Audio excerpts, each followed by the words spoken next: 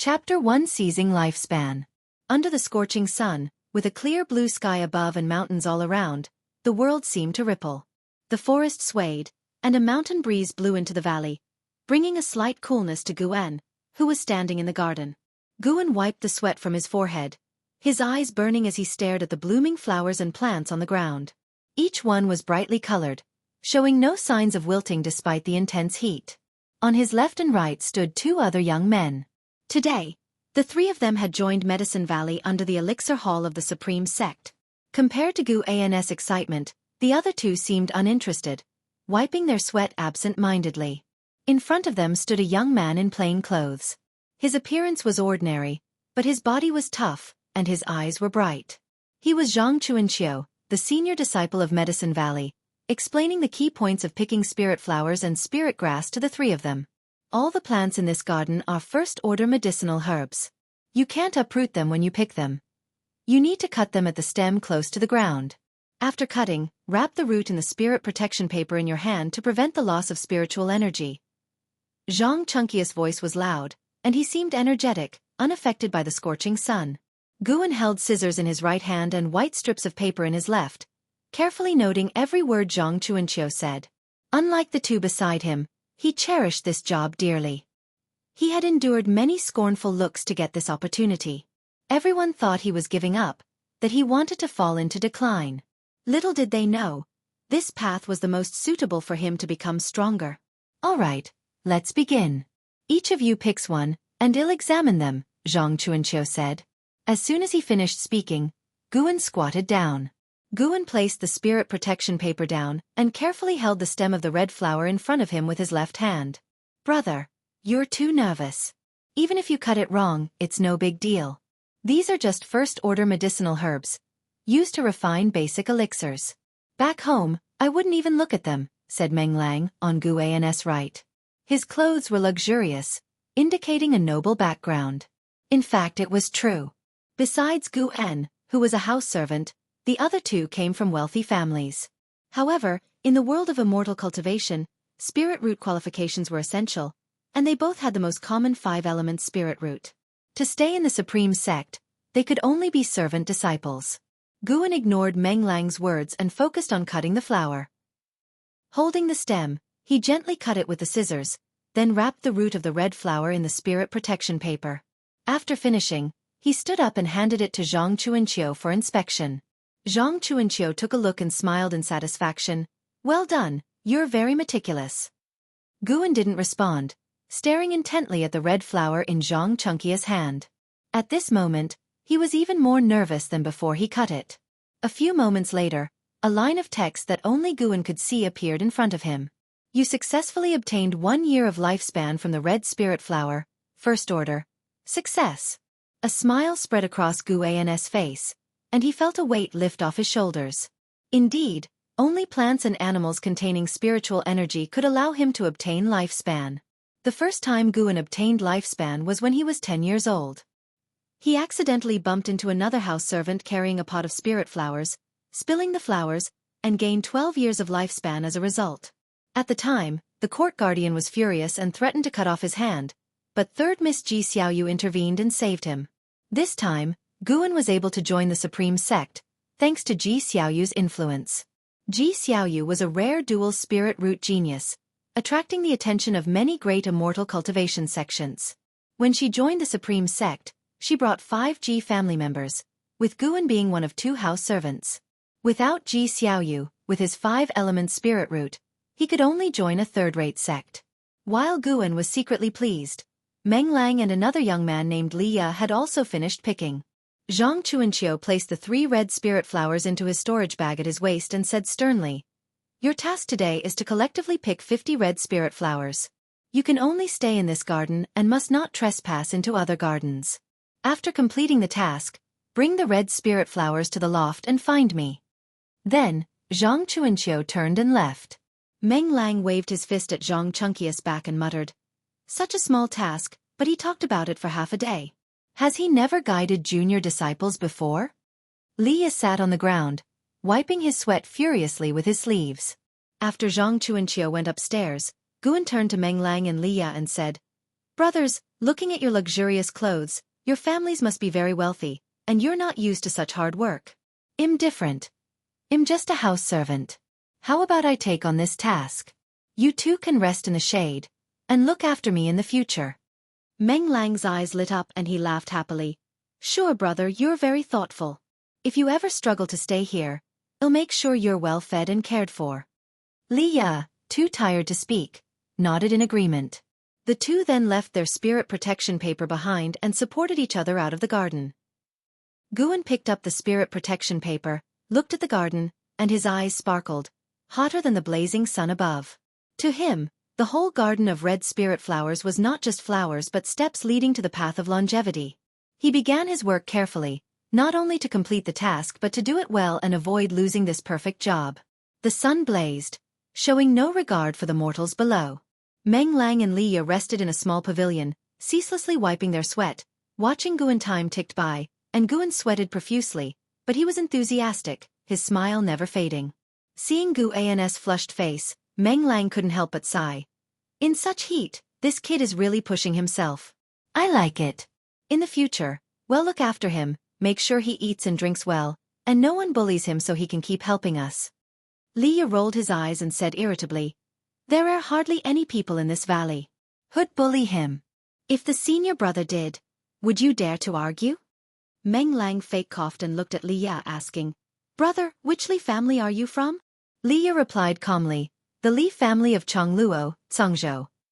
Chongluo? Isn't that the imperial city?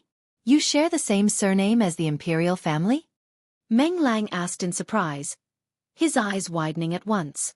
Li Ya didn't answer, staring quietly at Gu, and Meng Lang grew uneasy, realizing he had encountered an imperial family member here. But thinking it over, he felt it made sense. After all, this was the supreme sect, the top immortal cultivation sect of the Taizong dynasty. Sharing the Grand Tai character with the dynasty indicated its prestigious status. Meeting an imperial family member even at the lower levels here wasn't too surprising. After a long while, Guan finally finished picking 50 red spirit flowers. He placed all the wrapped red spirit flowers into a bamboo basket, slung it on his back, and glanced at the other gardens with anticipation. The valley had more than 15 garden areas, and the one they were in was just a small corner. He guessed the herbs in other gardens were more valuable. There's always tomorrow. Guan didn't want to expose his golden finger, so he decided to stop for the day. He walked towards the loft along the path, waving to Meng Lang and Li Ya as he went. The two got up and walked over. Brother Guan, I'll carry that for you, Meng Lang said cheerfully. The three had introduced themselves to the Valley Master before, so they remembered each other's names. Guan saw through Meng Lang's intention and smiled, nodding as he handed over the bamboo basket. Li Ya sneered, a look of disdain in his eyes.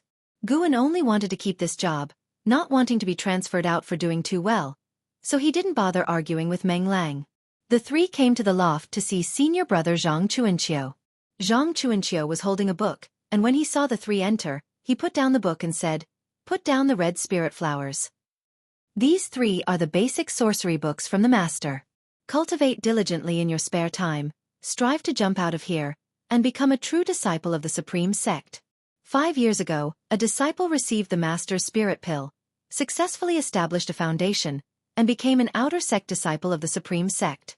As he spoke, he waved his right hand, and 3 secret books flew out from his sleeve towards the 3 of them. Guan caught one and read the title on the cover. Springwood Skill. It sounded so low level. Guan wasn't disappointed, knowing he was at the bottom of the supreme sect. Zhang Chuanqiu gave a few more instructions, then let them find rooms in the adjacent courtyard, specifically for servant disciples. Currently, there were only 4 disciples in Medicine Valley.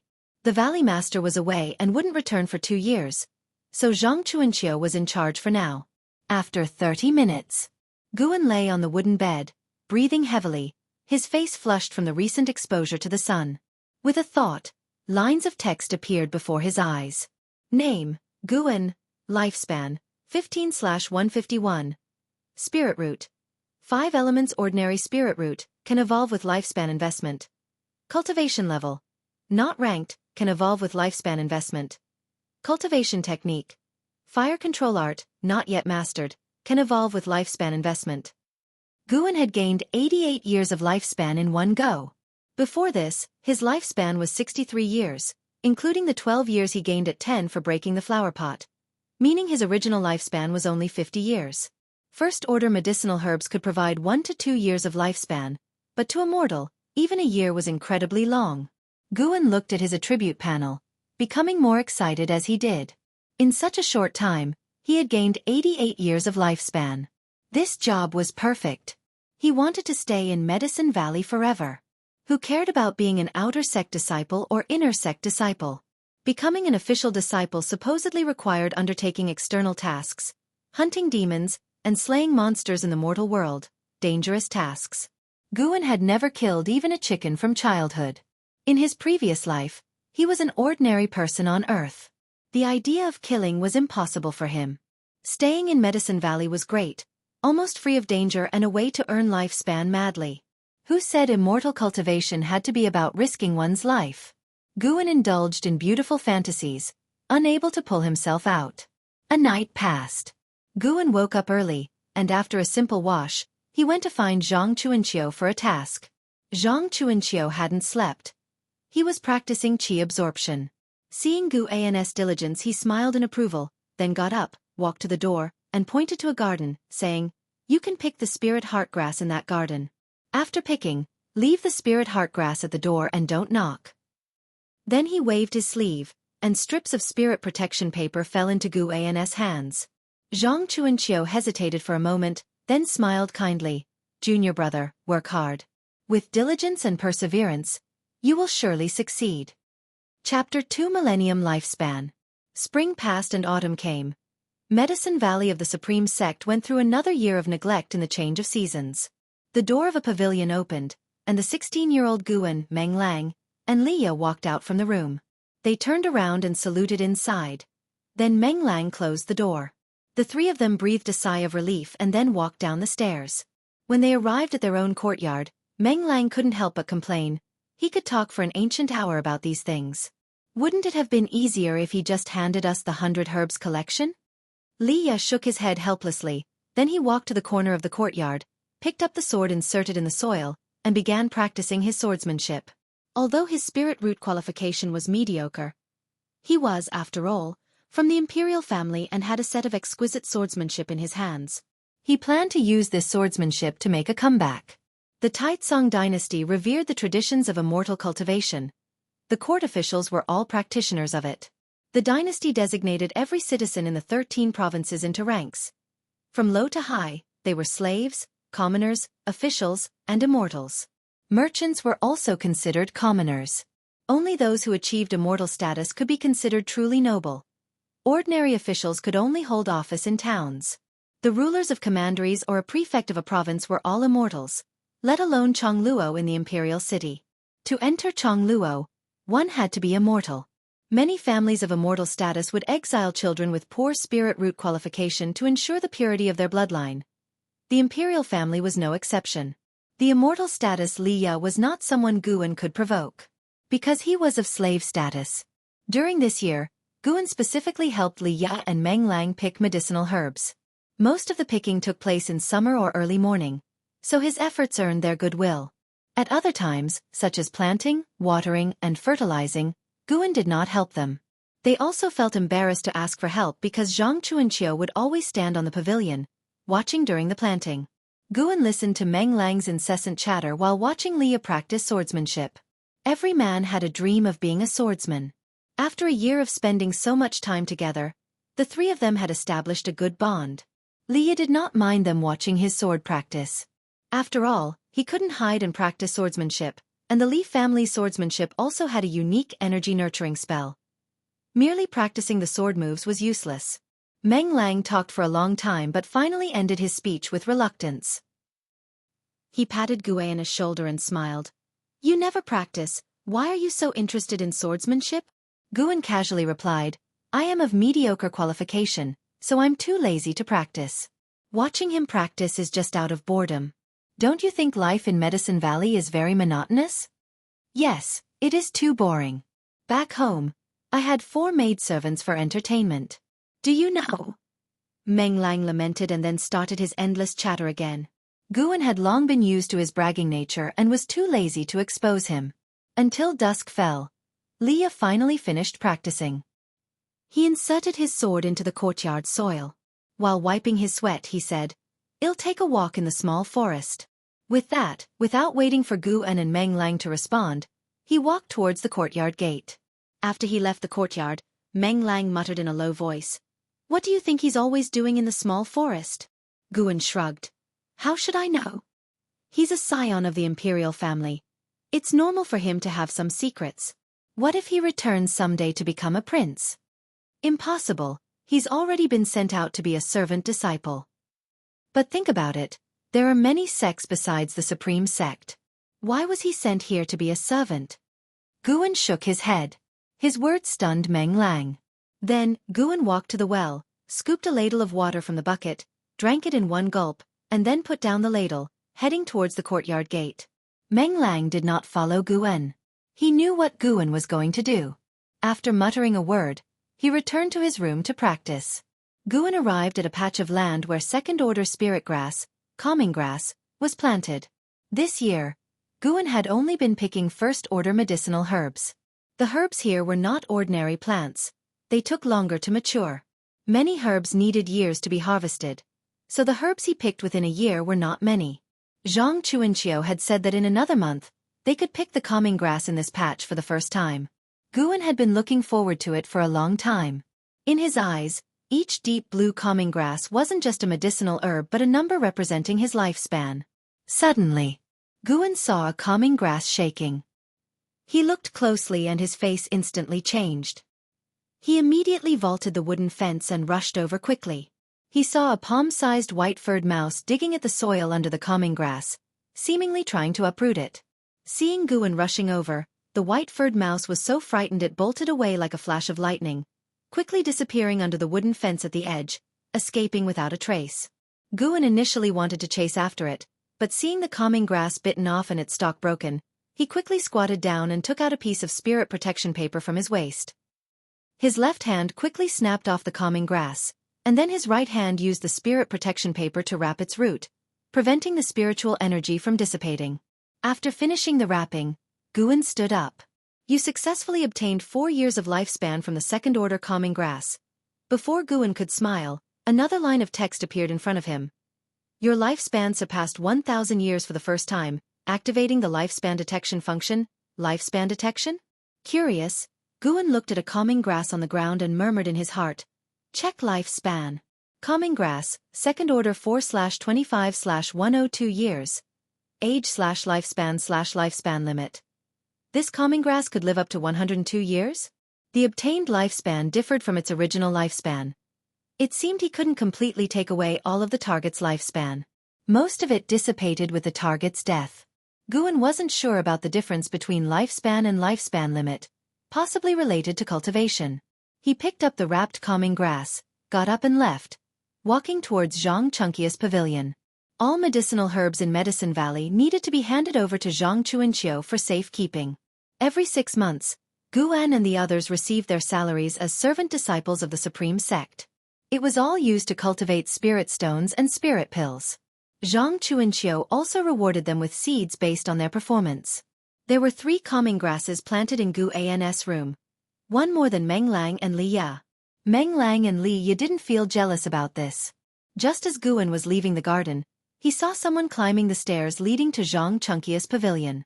It was an elderly man in black, wearing a black cloth hat and carrying a book box on his back, making him look very mysterious. Watching the elderly man from a distance, Guan felt stirred and checked his lifespan. Instantly, 2 lines of text appeared before his eyes. Cheng Xiandan, Energy Cultivation Realm 8th Layer 104/120/180, Cheng Xiandan. The Master of Medicine Valley and Guan's nominal master. He had only heard Zhang Chuanqiu mention him. Cheng Xiandan had been traveling for years, and today was the first time seeing him. The 104-year-old Cheng Xiandan had a lifespan of 120 years, with a lifespan limit of 180 years. So barring any accidents, he could live for another 16 years. Guan found lifespan detection interesting. It could help him identify others' cultivation levels and qualifications. He speculated that the lifespan limit could indicate a person's talent, but this guess needed to be verified repeatedly. Cheng Xiandan entered Zhang Chunkia's room and closed the door. Guan went into Zhang Chunkia's courtyard, placed the wrapped calming grass on a long table, and then turned around and left.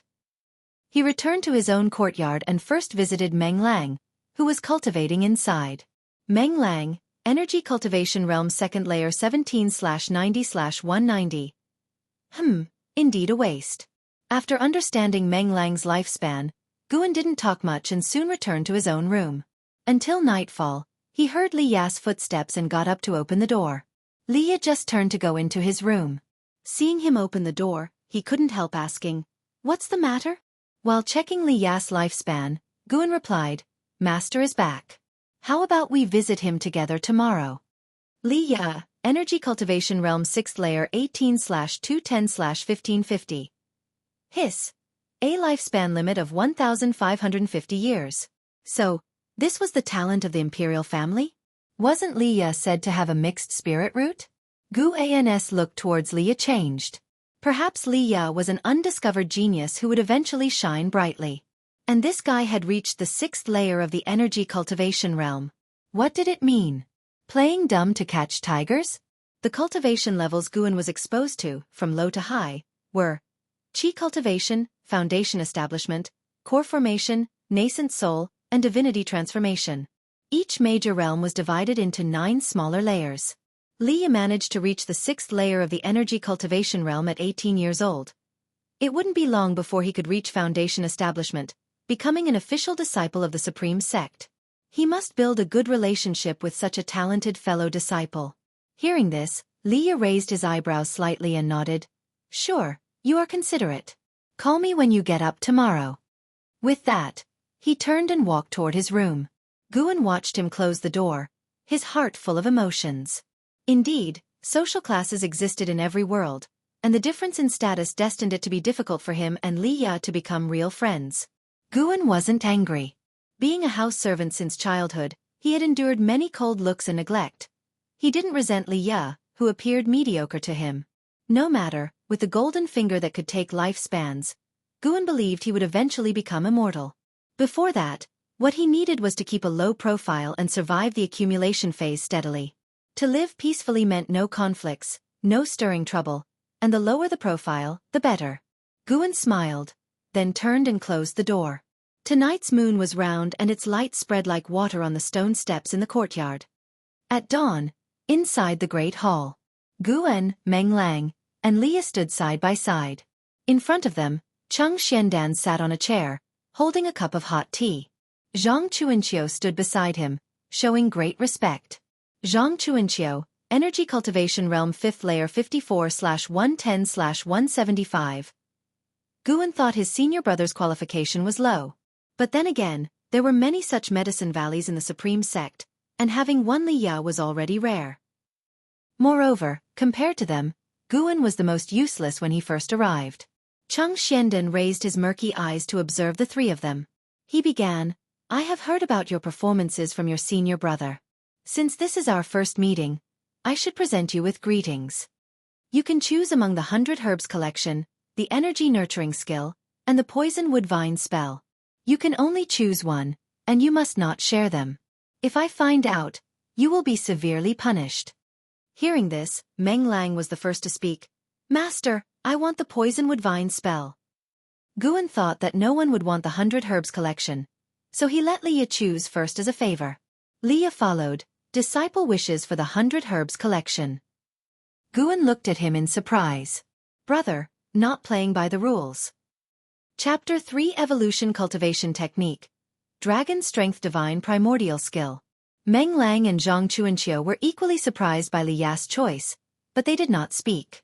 Cheng Xiandan looked at Li Ya approvingly, nodded slightly, and said, "Not bad, you have a good eye and are not impulsive." With a wave of his right hand, 3 secret books appeared on the table next to him. He gave Zhang Chuanqiu a look, and Zhang Chuanqiu immediately began distributing the books. From beginning to end, Guan didn't have time to speak. All right, ignored again. Guan, naturally optimistic, was not discouraged. "Though you are cold to me today, 16 years later, I will light incense for you without holding any grudges." Guan received the secret book with energy nurturing skill on the cover and pretended to be pleased. Recently, demons have infiltrated the Supreme Sect. The Medicine Valley is located on the edge of the Supreme Sect. Though there are disciples patrolling, risks remain. Do not stray outside the Medicine Valley during your daily routines. You can leave now. After Chang Xiandan finished advising, he waved his hand, and Guan and the others immediately bowed and retreated. Guan walked at the back and casually closed the door as he exited. Chang Xiandan nodded slightly and said, "That boy named Li Ya is not simple. He likely practices some technique to conceal his cultivation level. His essence, energy, and spirit are not inferior to yours. Pay more attention to him in the future. Also, he comes from the imperial family, so don't be too harsh on him." Zhang Chuanqiu nodded. He thought for a moment and said, "Master, Guan is the most diligent, and coupled with his poor aptitude, he will certainly stay in the Medicine Valley longer," Chang Xiandan calmly replied. Then you take him under your wing. He is your responsibility." Zhang Chuanqiu smiled and bowed to thank him. Elsewhere, Guan and the others returned to their courtyard. Throughout the journey, Meng Lang kept talking about demons, showing no fear but rather excitement. Leah paused, looked at Guan, and said, "Energy nurturing skill is actually not bad. It can conceal your breath and increase your lifespan.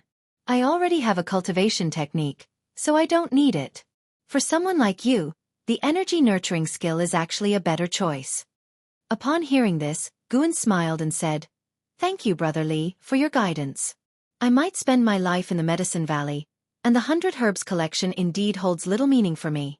Following senior brother, I can still learn about medicinal herbs." Leah nodded slightly, satisfied to see Guan take the advice. The three didn't chat much longer, quickly returning to their respective rooms. The daily chores in the Medicine Valley were not many, so they had ample time to cultivate. Sitting on his bed, Guan began reading the energy nurturing skill. Initially uninterested in the energy nurturing skill, after hearing from Li Ya about its ability to conceal breath and increase lifespan, he suddenly felt like practicing it, also wanting to test the ability to evolve lifespan.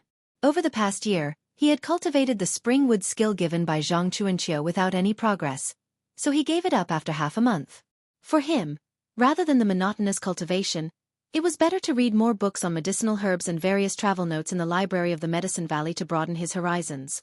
Day after day passed. Except for the daily inspection of medicinal herbs, Guan spent his time cultivating in his room. After 15 days of cultivating, he finally made energy nurturing skill appear on his attribute panel, still noted as unaccomplished. Looking at his attribute panel, Guan was full of expectations. Using lifespan evolution for the first time made him very nervous, unsure of how many years of lifespan it would take to deduce the energy nurturing skill. Although his lifespan had already exceeded 1,000 years, if it took several decades or even a century, it would still be a heartache. Staring at energy nurturing skill on the attribute panel, Guan silently chose to invest in lifespan evolution. Please enter the number of years of lifespan to invest. Seeing this line of text, Guan made a choice without hesitation. The next moment, 2 lines of text appeared before his eyes. You have invested 1 year of lifespan to deduce the energy nurturing skill. You cultivated the energy nurturing skill for a year. Due to your average comprehension and aptitude, there was no progress in cultivation level, but your essence energy improved. Suddenly, Guan felt his body relax, but this feeling came quickly and faded just as rapidly. Is that it?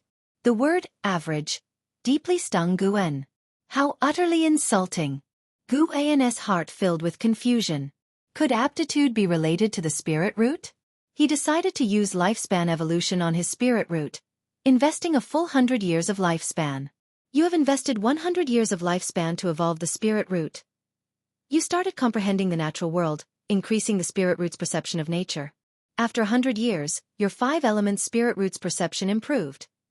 After reading these 2 lines of text, Guan brought up the attribute panel again, noticing his spirit root had changed from ordinary 5-element spirit root to better 5-element spirit root. Guan felt disappointed, his heart aching as he saw his lifespan shrink from 4 digits to 3. It seemed the evolution of the spirit root was a bottomless pit. How about trying the energy nurturing skill again? This thought popped into Guan's mind. After trying lifespan evolution once, he felt an itch to do it again. I only needed 1 year to earn 1,000 years into my lifespan. Today I'll invest a bit more, and work hard to earn the lifespan back in the future. Just this once, given it's the first time using this function. Guan took a deep breath and silently chose to invest 500 years of lifespan into the energy nurturing skill. You have invested 500 years of lifespan to deduce the energy nurturing skill. You cultivated the energy nurturing skill for a year. Due to your average comprehension and aptitude, there was no progress in cultivation level, but your essence energy improved. You cultivated the energy nurturing skill for 10 years. Due to your average comprehension and aptitude, there was no progress in cultivation level. You successfully mastered the energy nurturing skill and your chi blood improved. You cultivated the energy nurturing skill for 100 years. Years of cultivation made you gain insight into the energy nurturing skill, causing it to begin transforming. You cultivated the energy nurturing skill for 200 years. It merged with nature's spiritual energy, evolving into a technique of immortal cultivation. You cultivated the energy nurturing skill for 300 years. It ascended to the spirit nurturing skill. You cultivated the energy nurturing skill for 400 years. This day you had an epiphany, integrating the heaven and earth true meaning, and created the dragon image nurturing primordial skill. Your physical body and chi blood transformed. You cultivated the energy nurturing skill for 500 years. The dragon image nurturing primordial skill reached perfection, breaking through the limits of the technique and ascending to the dragon strength divine primordial skill. Your physique experienced a qualitative change. One line of prompt after another appeared before Guan's eyes. Before he could finish reading, a vast amount of memories flooded into his mind. The breeze outside the window swayed the curtain by the bed, also blowing Guan's black hair. With his eyes closed, he opened his mouth unconsciously, inhaling and exhaling as a faint dragon roar could be heard. After an unknown amount of time, Guan gradually awoke. He opened his eyes, and what greeted his sight was the dim forest outside the window. It was night. Guan had completely inherited all the cultivation memories of the dragon strength divine primordial skill, and he even had direct mastery of the technique. The dragon strength divine primordial skill was a cultivation technique based on the training of the dragon turtle. It could conceal breath, hide cultivation level, and also train the strength of a dragon. The energy nurturing skill was part of the foundational cultivation technique of the dragon strength divine primordial skill. Lifespan evolution was equivalent to deducing an incomplete technique to a complete one. Guan suspected that the dragon strength divine primordial skill originally existed and that the supreme sect only obtained fragments, hence naming it the energy nurturing skill. If he invested another 300 years of lifespan, what kind of transformation would the dragon strength divine primordial skill undergo? Guan forcibly suppressed the impulse to invest more lifespan, feeling his own physique.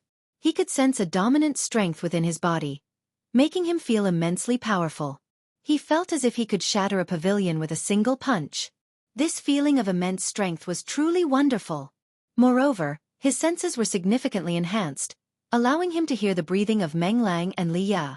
He could even hear the distant conversation between Zhang Chuanqiu and Chang Xiandan. That demon has already killed 13 disciples, most of them servant disciples from various medicine valleys. Master, we probably cannot protect them by ourselves.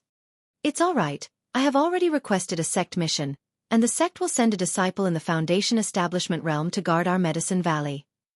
That would be great. This afternoon, there was an unusual fluctuation in the spiritual energy within the valley. I thought it was the demon coming. To my shame, I didn't even dare to step outside. You, growing up under my wing without venturing outside, it's understandable to have a timid nature. Listening to their conversation, Guan broke into a cold sweat. He was too careless. In the future, he must not act rashly when deducing techniques. Luckily, Zhang Chunqia's cultivation level was low, otherwise, Guan's cultivation would have been exposed. Listening for a while longer and confirming that Chang Xiandan and Zhang Chuanqiu were not discussing him, Guan finally relaxed. He continued to feel his new physique, while following the technique of the dragon strength divine primordial skill, suppressing his breath and chi blood, making his appearance look no different from when he had not cultivated, still seemingly weak. An ancient hour later, Guan opened his eyes and pulled up his attribute panel. Name, Guan, lifespan, 16/402. Spirit root. Better 5 elements spirit root, can invest lifespan for evolution. Cultivation level. Not in the mainstream, can invest lifespan for evolution. Cultivation techniques. Fire Control Art, unaccomplished. Springwood Skill, unaccomplished. Dragon Strength Divine Primordial Skill, mastery. Can invest lifespan for evolution. Dragon Strength Divine Primordial Skill. Mastery. Guan read this with satisfaction, though it was a pity that the Dragon Strength Divine Primordial Skill was a body cultivation method and could not cultivate spiritual power, so his cultivation level remained outside the mainstream. Even so, Guan believed he could easily overpower those in the energy cultivation realm. Next, he could wait for his lifespan to increase. His Dragon Strength Divine Primordial Skill had reached perfection, with strength energy surging within, automatically enhancing his lifespan, although the speed of increase was yet to be determined. That night, Guan found it hard to sleep. However, even after waiting until dawn, repeatedly refreshing the attribute panel, he saw no increase in lifespan and had to console himself that no technique could increase a year's lifespan in a single day. Indeed, the heavens would not disappoint those who invested lifespan. There would eventually be a surprise. Guan freshened up briefly, then stepped out of his room to stroll around the garden, looking at the medicinal herbs to calm his mind. Coincidentally, as he arrived at the garden, his gaze locked onto a white-furred rat. It was the same rat that had gnawed on the calming grass before. Guan looked around, confirming that no one else had left their rooms in the Medicine Valley, and he quietly approached the white-furred rat. The white-furred rat had its back to him, 10 meters away, unaware of someone approaching. When they were within 7 steps, Guan shot forward like an arrow, quickly grasping the white-furred rat with his right hand. The white-furred rat was terrified, lifting its tiny paws in surrender. Daring to steal my life, humph, you're done for. Guan chuckled triumphantly. As he captured the white-furred rat, he noticed its slow reaction. Too slow. Chapter 4 Demon of Greed. It was noon. Guan, Meng Lang, and Leah stood in front of a wooden fence in a garden. Meng Lang stared curiously at the white-haired mouse in Guan's hand. Leah pondered and said, "This should be a white spirit rat. They are very interested in treasures filled with spiritual energy, hence the name treasure hunting rat. It can barely be considered a spirit beast." Hearing this, Meng Lang couldn't help but ask, "What's the difference between a spirit beast and a demon beast?" Demon beasts are formed through self-cultivation, while spirit beasts are born with the ability to perceive nature's spiritual energy. They can also cultivate, but their aura isn't as bloody as demon energy. To put it simply, spirit beasts are not as dangerous as demon beasts, Leah explained. Upon hearing this, Guan suddenly didn't want to kill the mouse anymore. Meng Lang became more interested and chuckled. "Guan, why not give me this mouse?" Guan raised an eyebrow, inwardly cursing the audacity of the beast. Leah said coldly, "White spirit rats generally don't live alone. If there's one, it means there's a nest nearby. Go catch one yourself. It's a bit degrading to snatch a mouse." Meng Lang's face turned red with anger and he snorted, "Catch it? I will catch it." With that, he turned and left. Once he was far away, Guan said to Leah, "Thank you." Guan found that although Leah appeared cold, he was actually quite easy to get along with. He was generous and didn't mind Guan watching him practice swordsmanship. Moreover, today he spoke up for him. If Leah hadn't said anything, Guan would have been in big trouble. If he had made Meng Lang cry, the commotion would definitely have been huge because of the boy's loud voice. Leah looked at Guan, studying him carefully, and said softly, "It feels as if you've had some changes lately, but I can't pinpoint exactly what." He suddenly grabbed Guan's wrist with his right hand. His speed seemed slow in Guan's eyes, but Guan didn't dodge. Instead, he pretended to be surprised. "Brother Li, what are you doing?" "Nothing." Leah withdrew his right hand. After hesitating for a moment, he added, "Your aura is stable and your body has no major issues, except you have no spiritual power. Even if your aptitude is mediocre, don't forget to cultivate. As long as one works hard, there is hope." Guan nodded and began to chat casually with him. Leah seemed to be in a good mood and was very talkative today. Through him, Guan gained more knowledge about the world of immortal cultivation. One had to admit, imperial family disciples were different. Even without traveling the world, they were still well-read and knowledgeable. Half an hour later, Meng Lang walked rapidly towards them. "Something big has happened," Meng Lang said in a low, tense voice as he approached Guan Gu and looked up towards the entrance of Medicine Valley. Leah asked, "What happened?" Meng Lang's eyes widened as he said, There's a cultivator guarding the valley entrance. I went up to ask a few questions, and he said he's an inner sect disciple and has taken up our master's bounty mission to guard us for 1 month. I guess our master issued the mission because of the mysterious demon mentioned earlier. If that inner sect disciple can't stop the demon, wouldn't we be doomed? Guan could already see the figure of the inner sect disciple from a distance. With his current eyesight, he could make out the man's features. It was a young man wearing a blue robe. He looked graceful and distinguished, obviously not an ordinary person. Chu Jingfeng, Foundation Establishment Realm, First Layer 19/290/870. 19 years old and already at the Foundation Establishment Realm, First Layer? A genius. No wonder he became an inner sect disciple. Guan looked at the probing prompt in front of him and was filled with emotion. The Supreme Sect indeed lived up to its reputation as the foremost sect of the Taizong dynasty, filled with geniuses. Li Ya and Meng Lang began discussing the mysterious demon. Meng Lang thought it was absurd. How could there be a demon in such a powerful sect as the Supreme Sect? It's already been half a month, and they haven't caught it yet. Li Ya thought it was normal. According to him, the Supreme Sect was too big and Medicine Valley was in a remote area. It was normal for disciples to encounter danger. 100 years ago, there was an instance where a demon cultivator invaded the Supreme Sect, killing hundreds of disciples before leaving at will. That demon might know some secret techniques, making it hard to capture, Leah said with a melancholic tone. Not only in the Supreme Sect, but there's no absolutely safe place in the whole world. Every year, the dynasty provides enormous amounts of spirit resources to the demon-suppressing mansions across various regions. Leah began talking about the world, which intrigued Guan and Meng Lang. They listened intently. Guan's Ji family was a cultivation family, so Guan, who grew up in the Ji family, had little knowledge of the world. This was the first time he realized how dangerous the world was. Demons and evil spirits were everywhere, and 7 out of 10 immortal cultivators died at the hands of demons and evil spirits. After hearing this, Guan became even more fearful. In the future, he absolutely couldn't venture out. He had to stay in the Supreme Sect and accumulate lifespan. Live cautiously for 1,000 or 10,000 years until the Supreme Sect collapses. But our Medicine Valley has so many medicinal herbs and is very significant. Why did the sect only send 1 inner sect disciple to protect us? Meng Lang said indignantly. Li Ya shook his head. There are more than 50 such medicine valleys in the Supreme Sect. The herbs grown here are not considered precious. Inside the Supreme Sect, there are more valuable medicine valleys where every plant can change a mortal's fate. Hearing this, Guan's eyes lit up, and he began to inquire more about that medicine valley. However, Li Ya only knew of its existence and wasn't clear about the details. The 3 chatted for a while before parting ways. They each had to inspect their respective areas regularly to prevent any unexpected situations with the herbs. After the inspections, they returned to their rooms. Guan tied a rope around the white spirit rat to prevent it from escaping.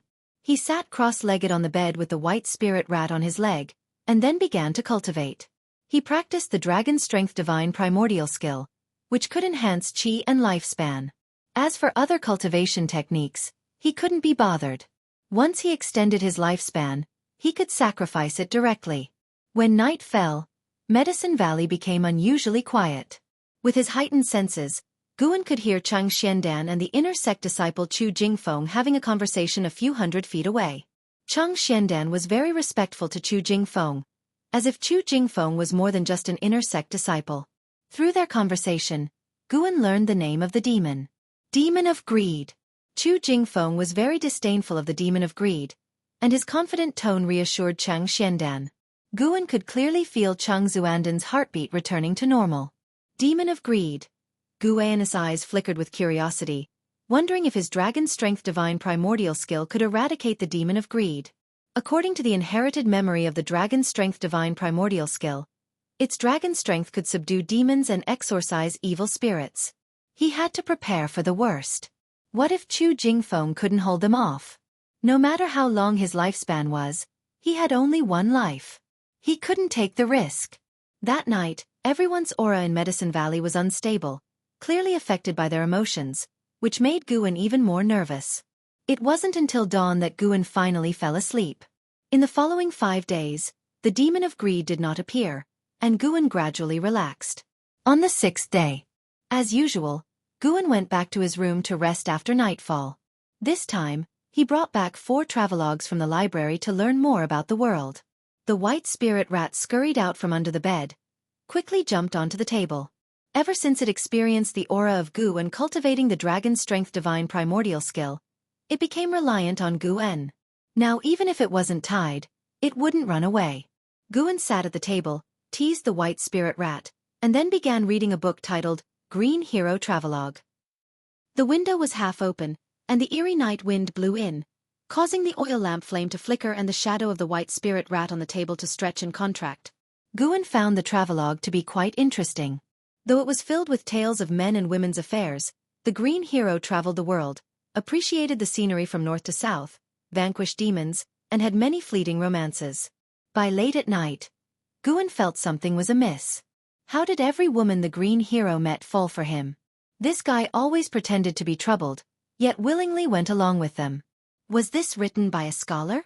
Guan silently despised the author but still read with great interest. Whoosh! A blast of cold wind blew in from the window. Even Guan, who had cultivated the dragon's strength divine primordial skill, shivered. He put down the book, got up to close the window. Before he reached the window, he suddenly heard some noise from afar. He stopped and listened carefully. "You demon!" Dang! Chu Jingfeng's low shout made Guan's hair stand on end. The demon of greed had arrived? But Chu Jingfeng didn't seem scared. He was excited and reliable. Ah! Guan's heart had just started to settle when he heard Chu Jingfeng scream. Frightened, he rushed to close the window and blew out the oil lamp. Guan retreated to a corner of the room. The white spirit rat sensed something, quickly jumping into his arms. The little beast was trembling too. Its trembling intensified Guan's fear. From childhood to adulthood, Guan had never encountered a demon or evil spirit. The Ji family was too safe. As a child, the scariest thing he encountered were the court guardians, who were like Zhang Fei and Li Kuei. Chu Jingfeng, you better live up to your boasts. And Li next door, I see you have unique talent and a special life grid. You're like the protagonist from a novel, slaying that demon and rising to greatness. Guan tried to calm himself. He clenched his fists, already gathering dragon strength within himself. Soon, he heard the door next door being pushed open. It was Li Ya, who charged out with a sword to assist Chu Jingfeng.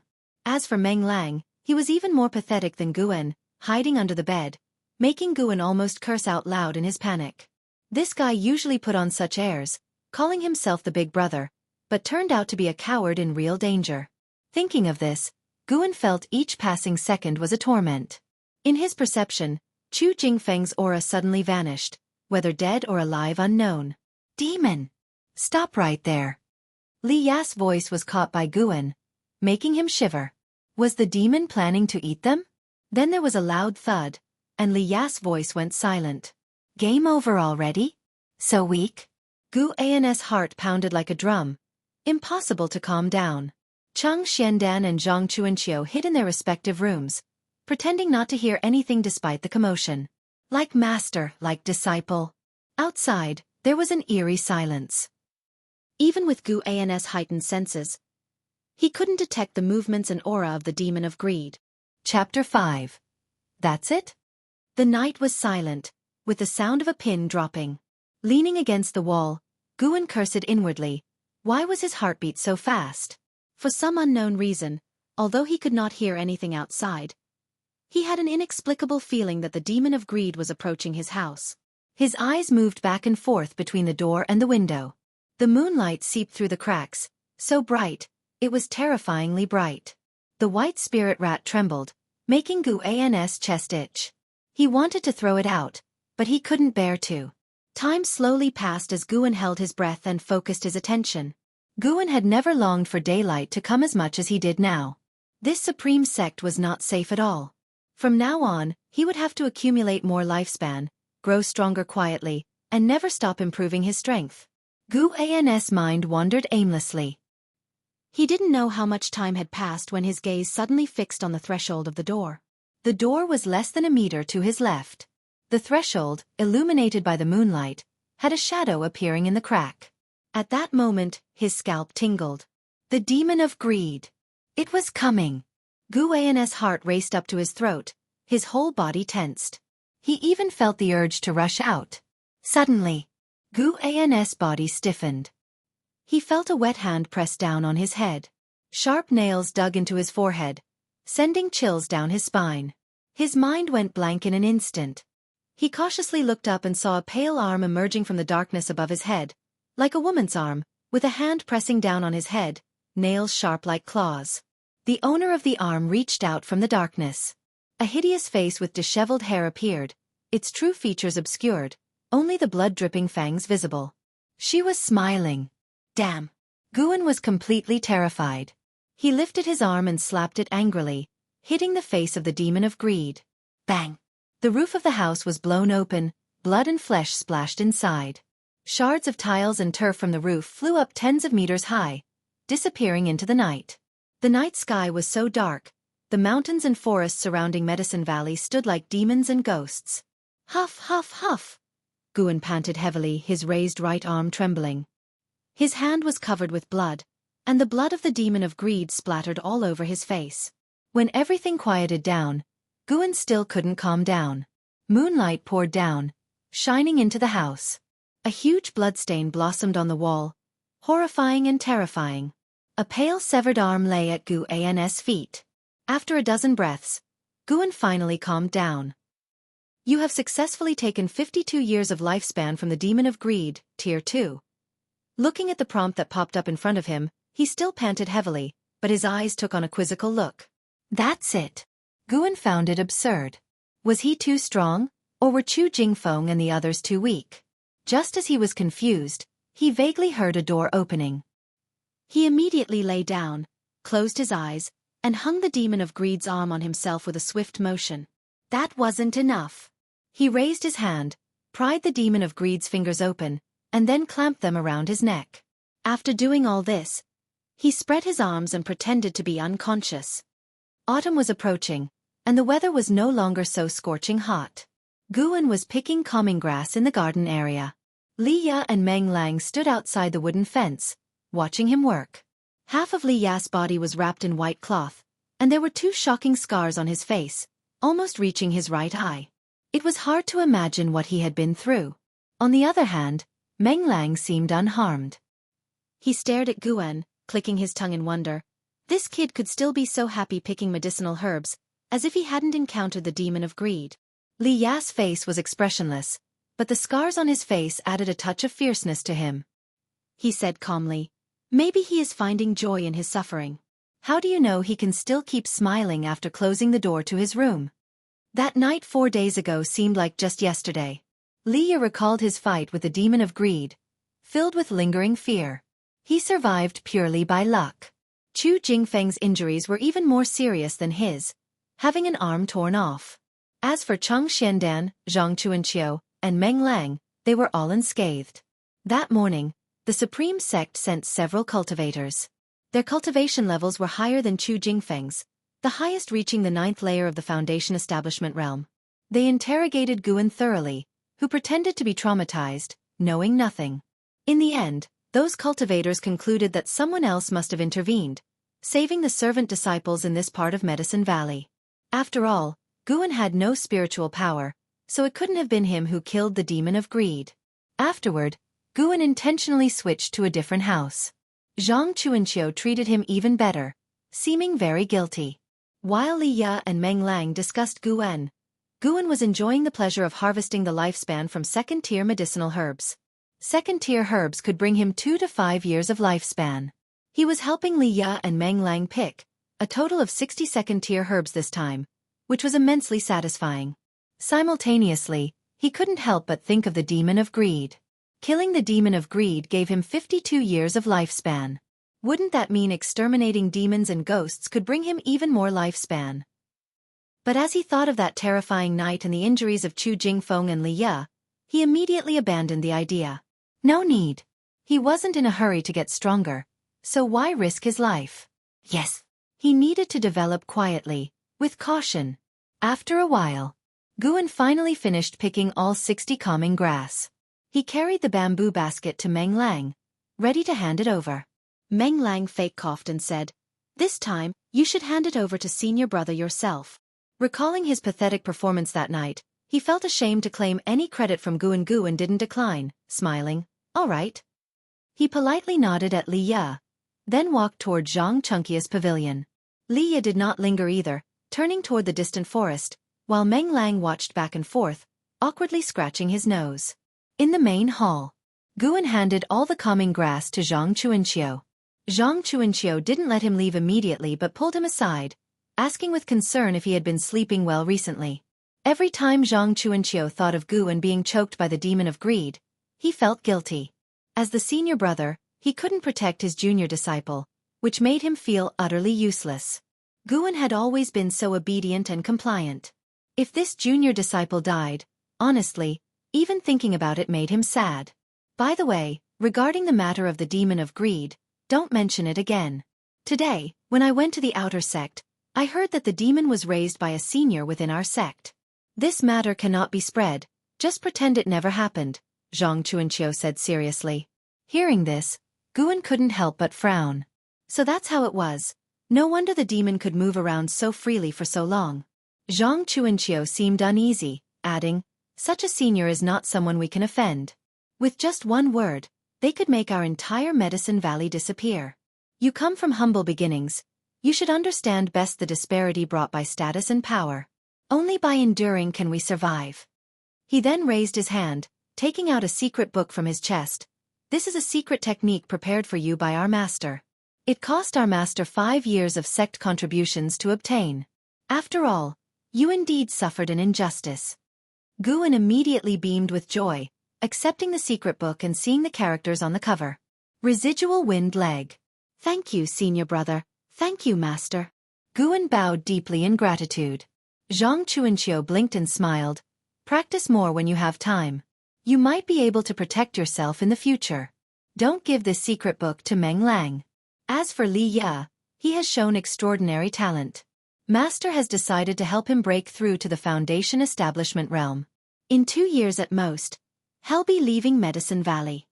Upon hearing this, Guan was not surprised. Someone with Li Ya's cultivation level staying in Medicine Valley was indeed a waste. Afterward, Zhang Chuanqiu exchanged a few pleasantries with Guan before allowing him to leave. As Guan closed the door behind him, Zhang Chuanqiu sighed softly. "Such an honest child, he will surely take care of master in the future. I can also go down the mountain." "Lotus, wait for me." As Guan was descending the stairs, his steps faltered for a moment before he resumed walking. The demon of greed's attack did not kill anyone in Medicine Valley, but it changed the atmosphere. Li Ya became increasingly mysterious, often hiding in the forest after completing his tasks, and even Meng Lang began to practice diligently. Guan practiced the secret technique residual wind leg for a month before he managed to barely display it on his skills panel. This frustrated him, and he decided to give up on the technique, planning to rely on lifespan extension in the future. Days and nights passed. Autumn leaves covered Medicine Valley. Guan's figure constantly appeared in various garden areas, making him the busiest person in Medicine Valley. Zhang Chuanqiu trusted him more and no longer supervised his work. As for Chang Xiandan, he was always confined in his room, focusing on alchemy, often unseen for months. Autumn ended, and winter arrived. White snow blanketed Medicine Valley. A new year began amid the snow. It wasn't until the snow started to melt that visitors came to the valley, specifically to find Guan inside his house. Guan closed the door, walked to the table, and poured hot tea for the young man already seated. The young man, wearing the blue robe of the Supreme Sect's outer disciples, looked around the room and asked, "How has the past year and a half been for you?" 5 among those who followed Ji Xiaoyu into the Supreme Sect included Guan and the young man before him, both house servants.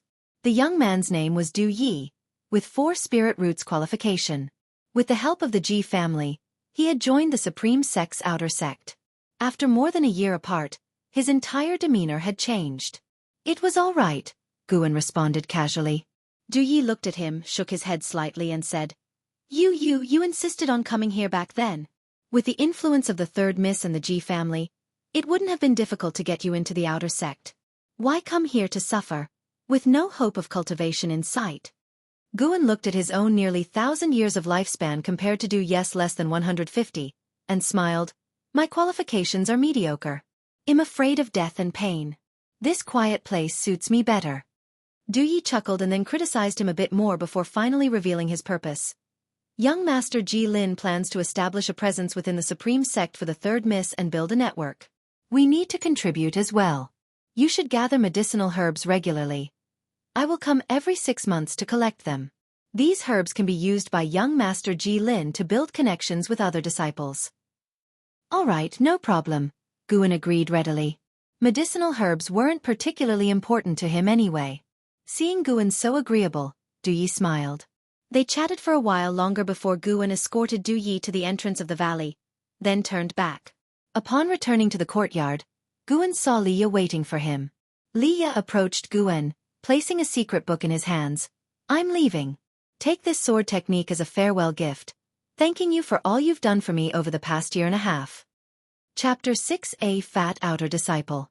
Guan caught the secret book, feeling a subtle emotion in his heart.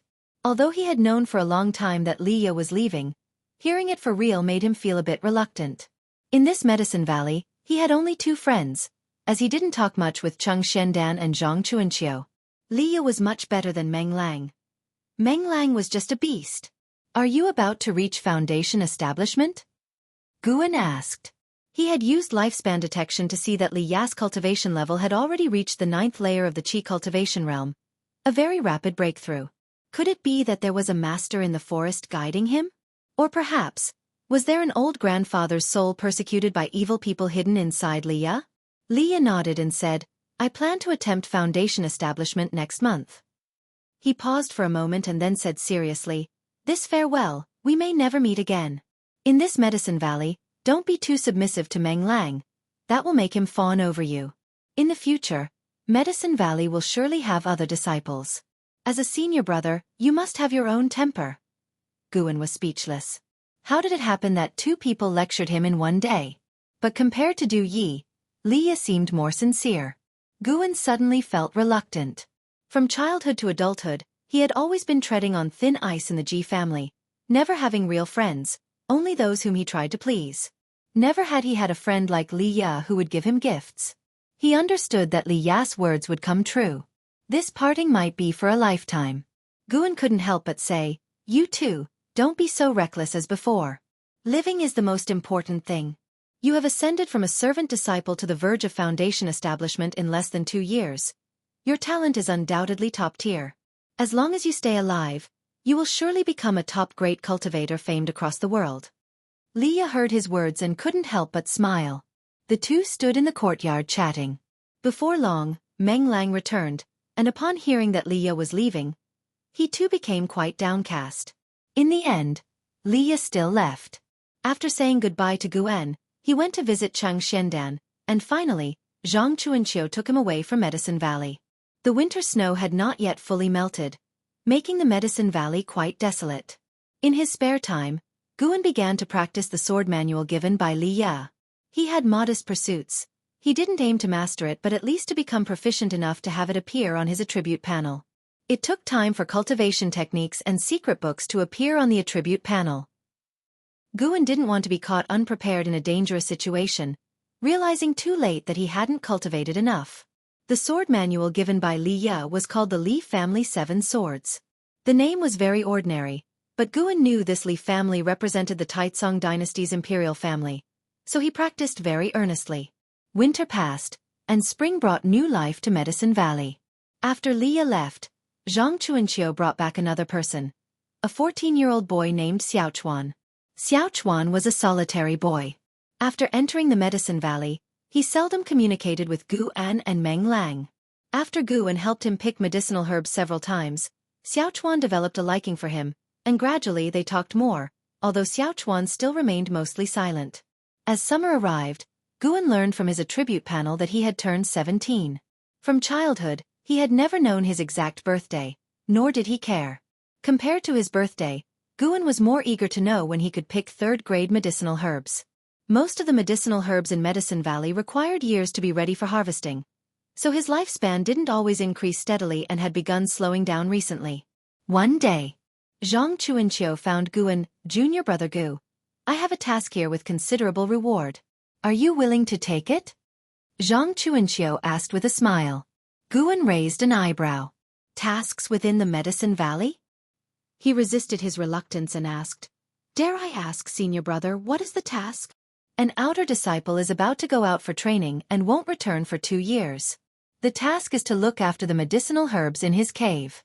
When he returns, he will reward you with 10 mid-grade spirit stones, Zhang Chuanxiu said with a smile. Guan was immediately tempted.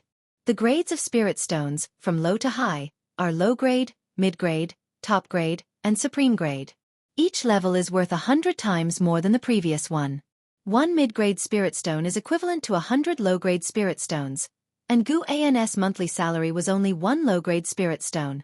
This task was equivalent to gaining 1,000 low-grade spirit stones over 2 years.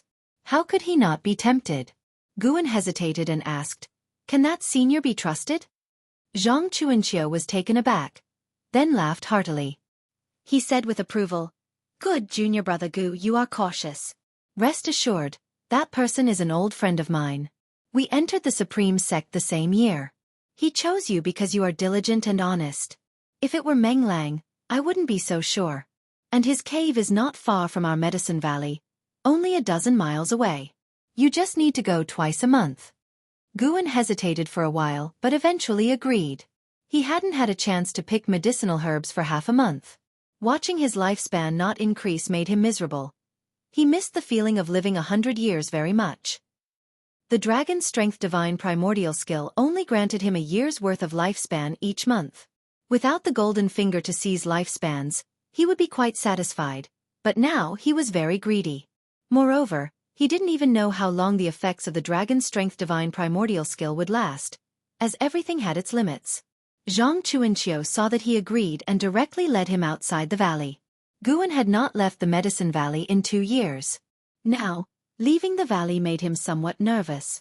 As he walked out of the valley entrance, he saw endless mountains and forests. Sunshine poured through the woods, forming circles of rainbow light, particularly beautiful. Zhang Chuanxiu patted his waist, and a long sword flew out from his storage bag.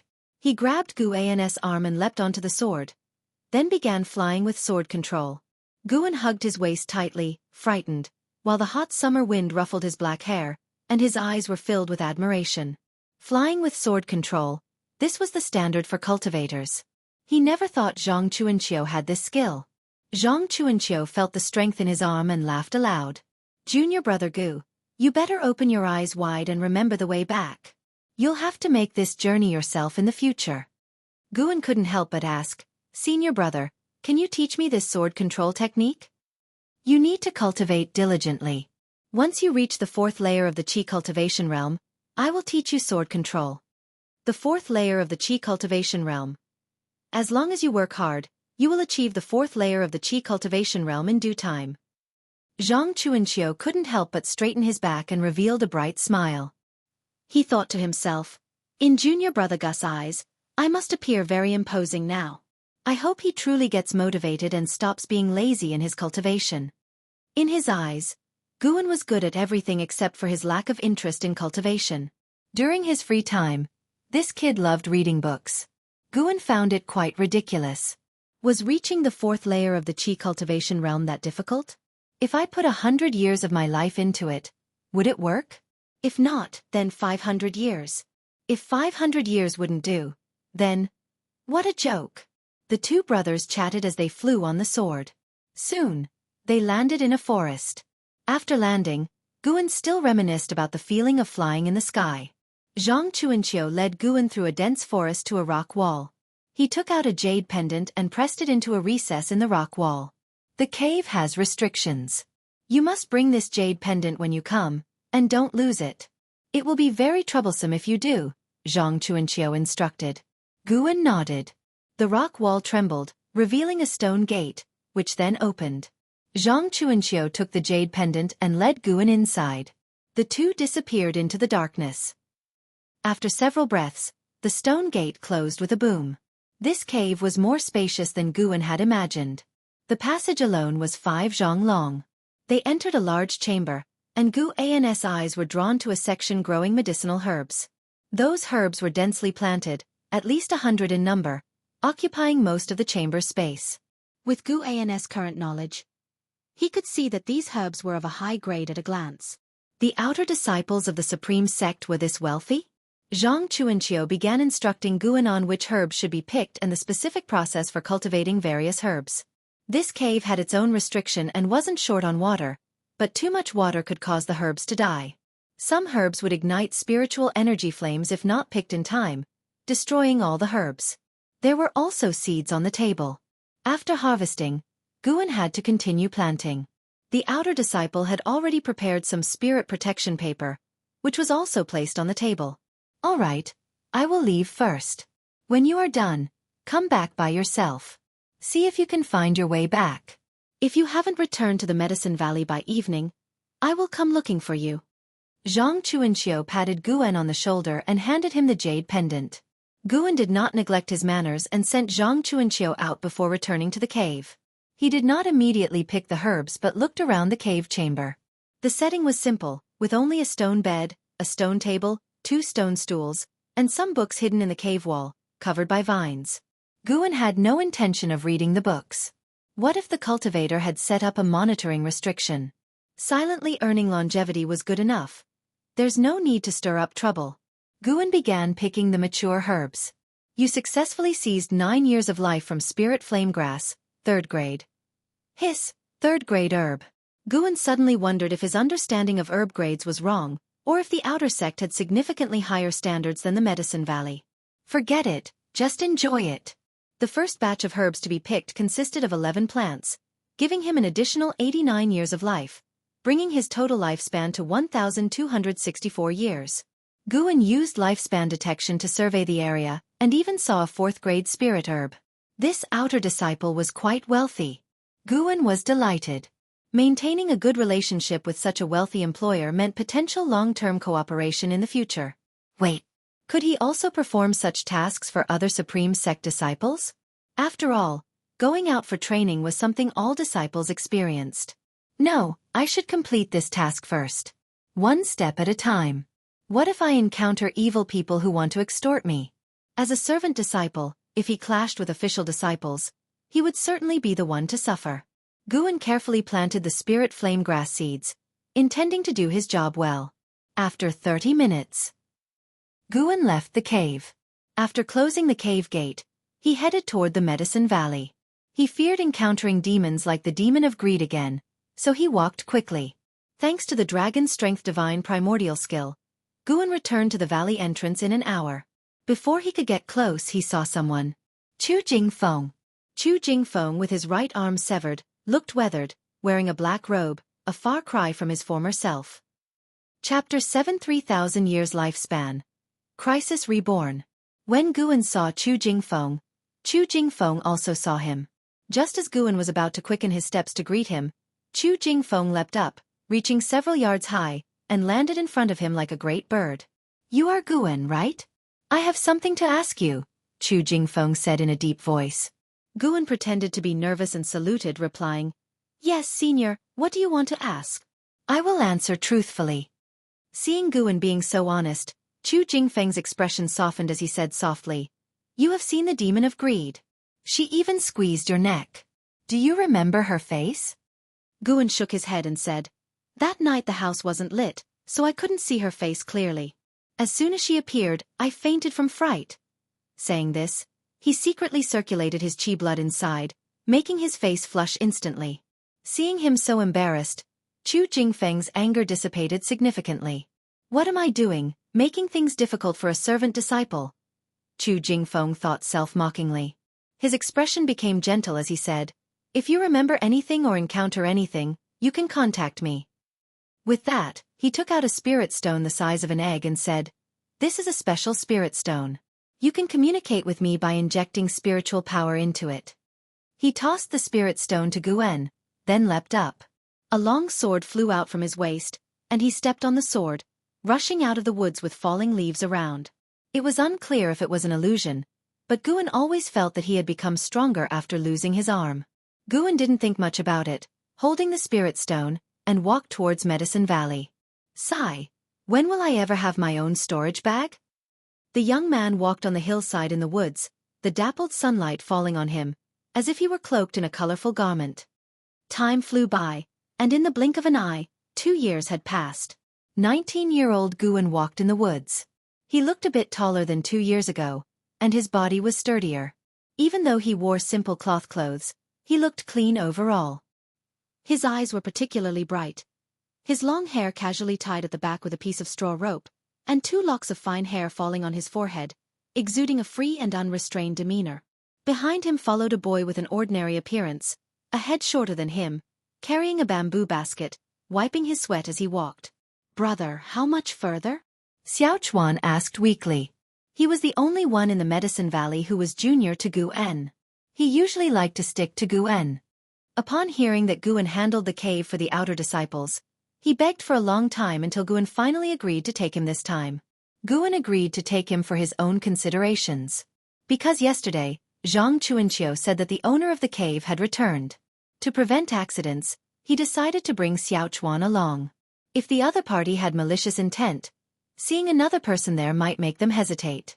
Guan didn't want to harm Xiaofan. If something really happened, his dragon strength divine primordial skill was not practiced in vain. "Almost there," Guan said without looking back. Honestly, he began to understand why Zhang Chuanqiu liked him. Having such an obedient junior was really reassuring. Xiaofan wailed, having heard these 2 words no less than 8 times. Had he known this, he wouldn't have come. Several miles were not short for ordinary people. Added with rough mountain paths and hot weather, Xiaofan felt he was on the verge of death. Guan didn't continue to comfort him because they were really close. After about the time it took for half a cup of tea to be drunk, Guan pushed aside the grass and came to the mountain wall.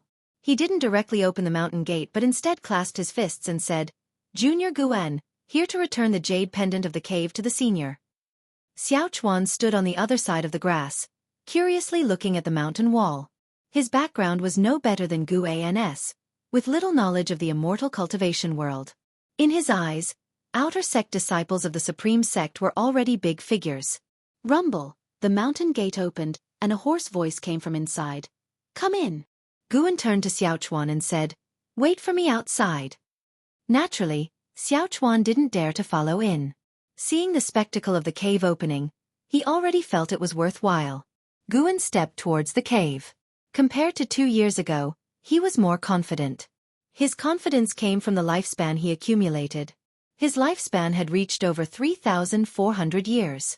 Besides the medicinal herbs in the cave, these 2 years, Cheng Xianden also began instructing him to pick 3rd-grade medicinal herbs, so his lifespan increased rapidly. People's confidence comes from strength. Although Guan had only cultivated a trace of spiritual power, he was already vastly different from before. Passing through the tunnel, Guan saw a person sitting at the stone table. It was a middle-aged man, slim. His robe seemed loose on him. His black and white hair, sunken eyes, and prominent cheekbones gave an impression of deep scheming. At the first glance of him, Guan felt that this person was not kind. Zhu Moyan, Energy Cultivation Realm, 9th layer 58/130/140. This lifespan limit was not even as high as Zhang Chunkius, indicating his aptitude was not as good as Zhang Chunkius. The reason why his cultivation level was higher than Zhang Chunkius was probably due to the elixir.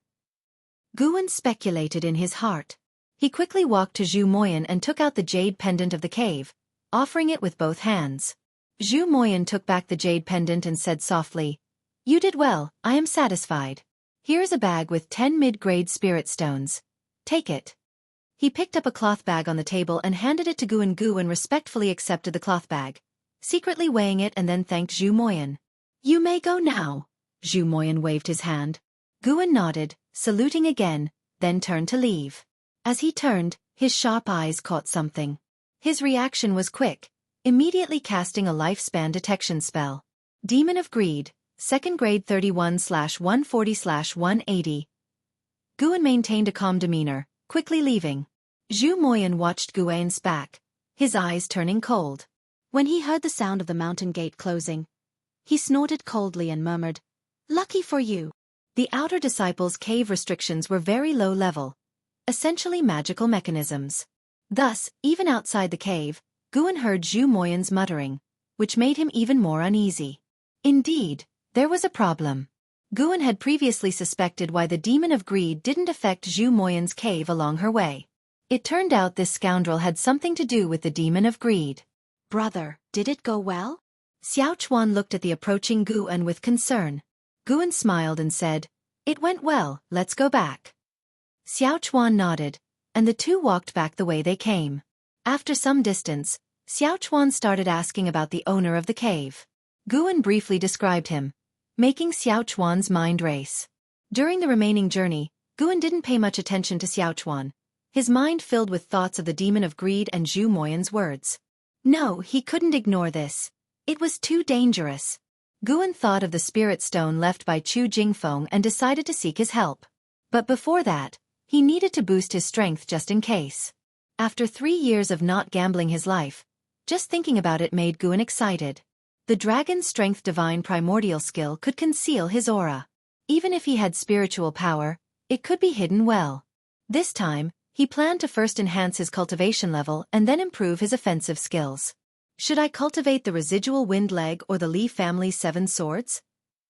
Guan began to ponder this question. An ancient hour later, the two finally returned to Medicine Valley.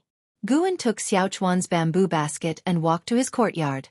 The bamboo basket was full of common herbs they had picked along the way. Exhausted, Xiaochuan had no energy for anything else and also headed straight to his courtyard.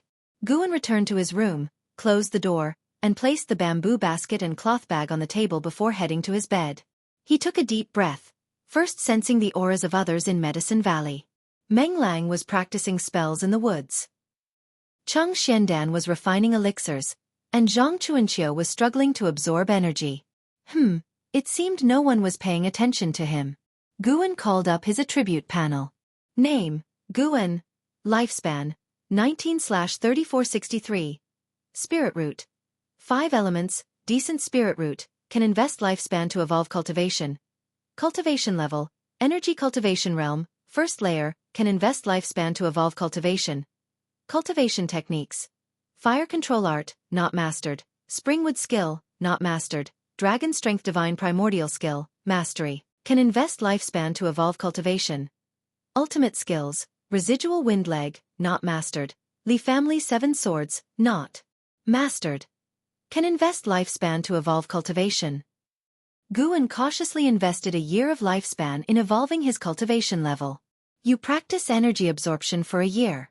Due to average aptitude and average cultivation technique grade, your cultivation level increased minimally. As this prompt appeared, Guan felt a change within him. A trace of spiritual power turned into 2 traces. Guan's mouth twitched. He had no choice but to focus on the springwood skill. He had only grasped this one energy absorption skill. As for the fire control art, it was a supporting skill, taught by an old slave in the Ji family when he used to collect firewood. As the name implied, it was about controlling fire. Forget it. I won't wait for a higher level technique. After all, I can evolve it with lifespan. Even the most ordinary cultivation technique can become an ultimate skill for me. With this thought, Guan's eyes became resolute.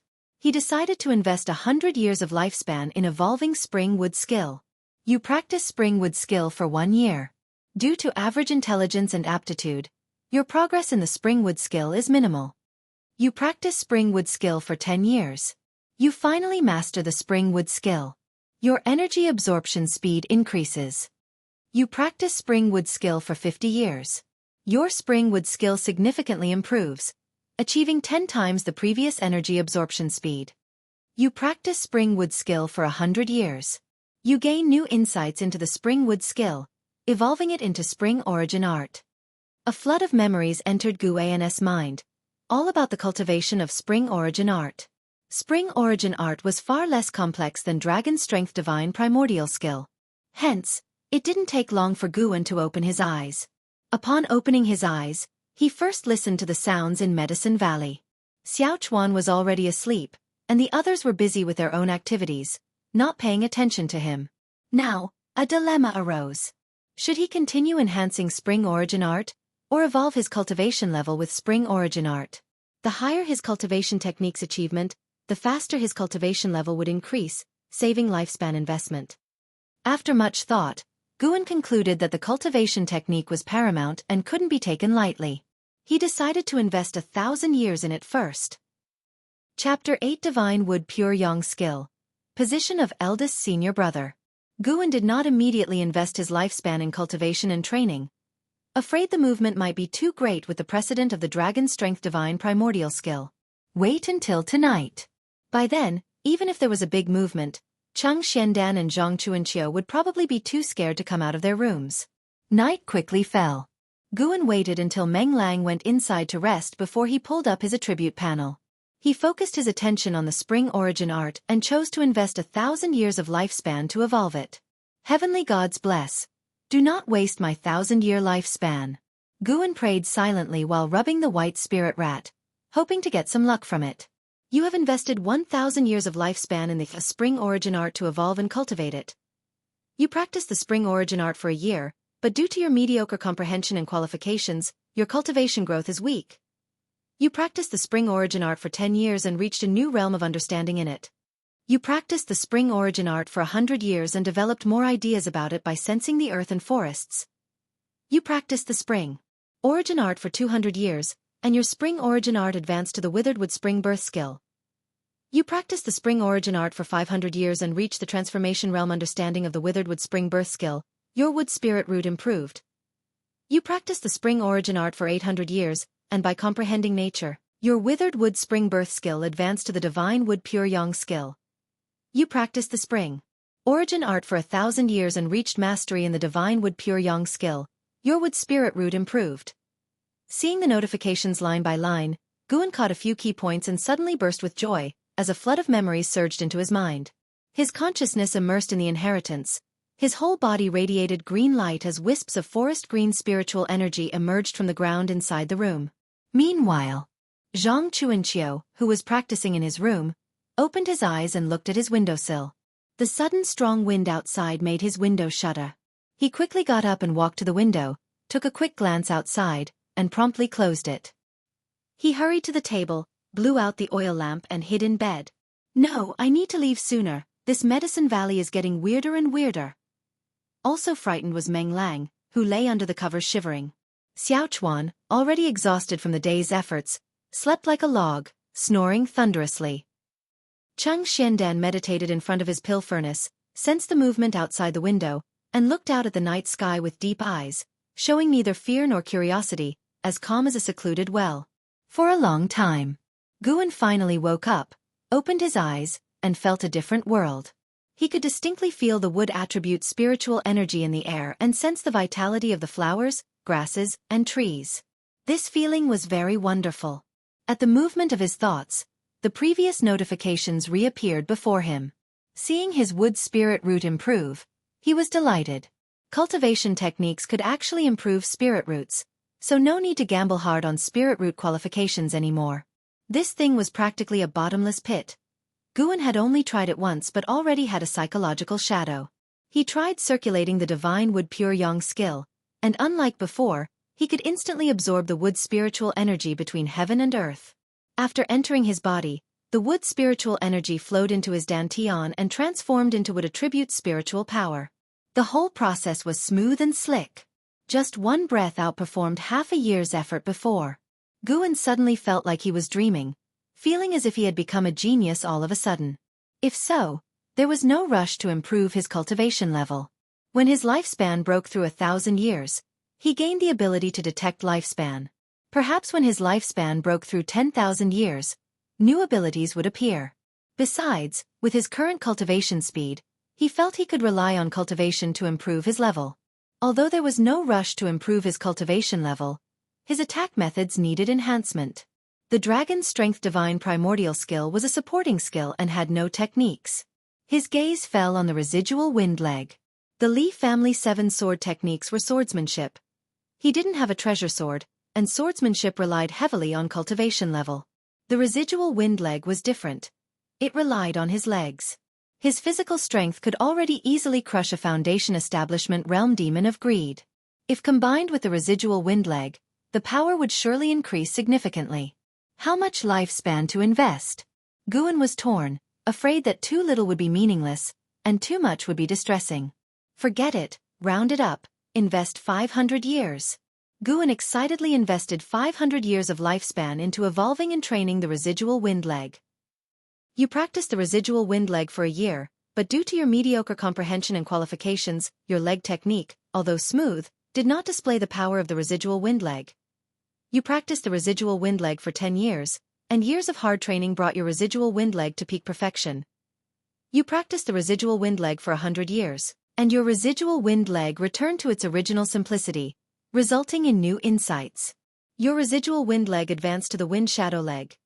You practiced the residual wind leg for 200 years, and your wind shadow leg became perfected. Your understanding of physical techniques increased. You practiced the residual wind leg for 400 years, and your wind shadow leg advanced to the gale shadowless leg. You practiced the residual wind leg for 500 years, and your gale shadowless leg reached the integrating realm. Your understanding of physical techniques and movement techniques increased. The understanding of physical techniques and movement techniques, could it be comprehension? Guan had just conceived this idea when his mind was immediately flooded with the memories of the gale shadowless leg. At dawn, the first ray of sunlight skimmed over Medicine Valley. Before it even touched the threshold of Guan's house, the door opened. Guan walked into the courtyard, faced the morning sun, and stretched lazily, his entire essence energy completely different. He wore a bright smile, still excited. He silently brought up his attribute panel. Name, Guan, lifespan, 19/1862. Spirit root.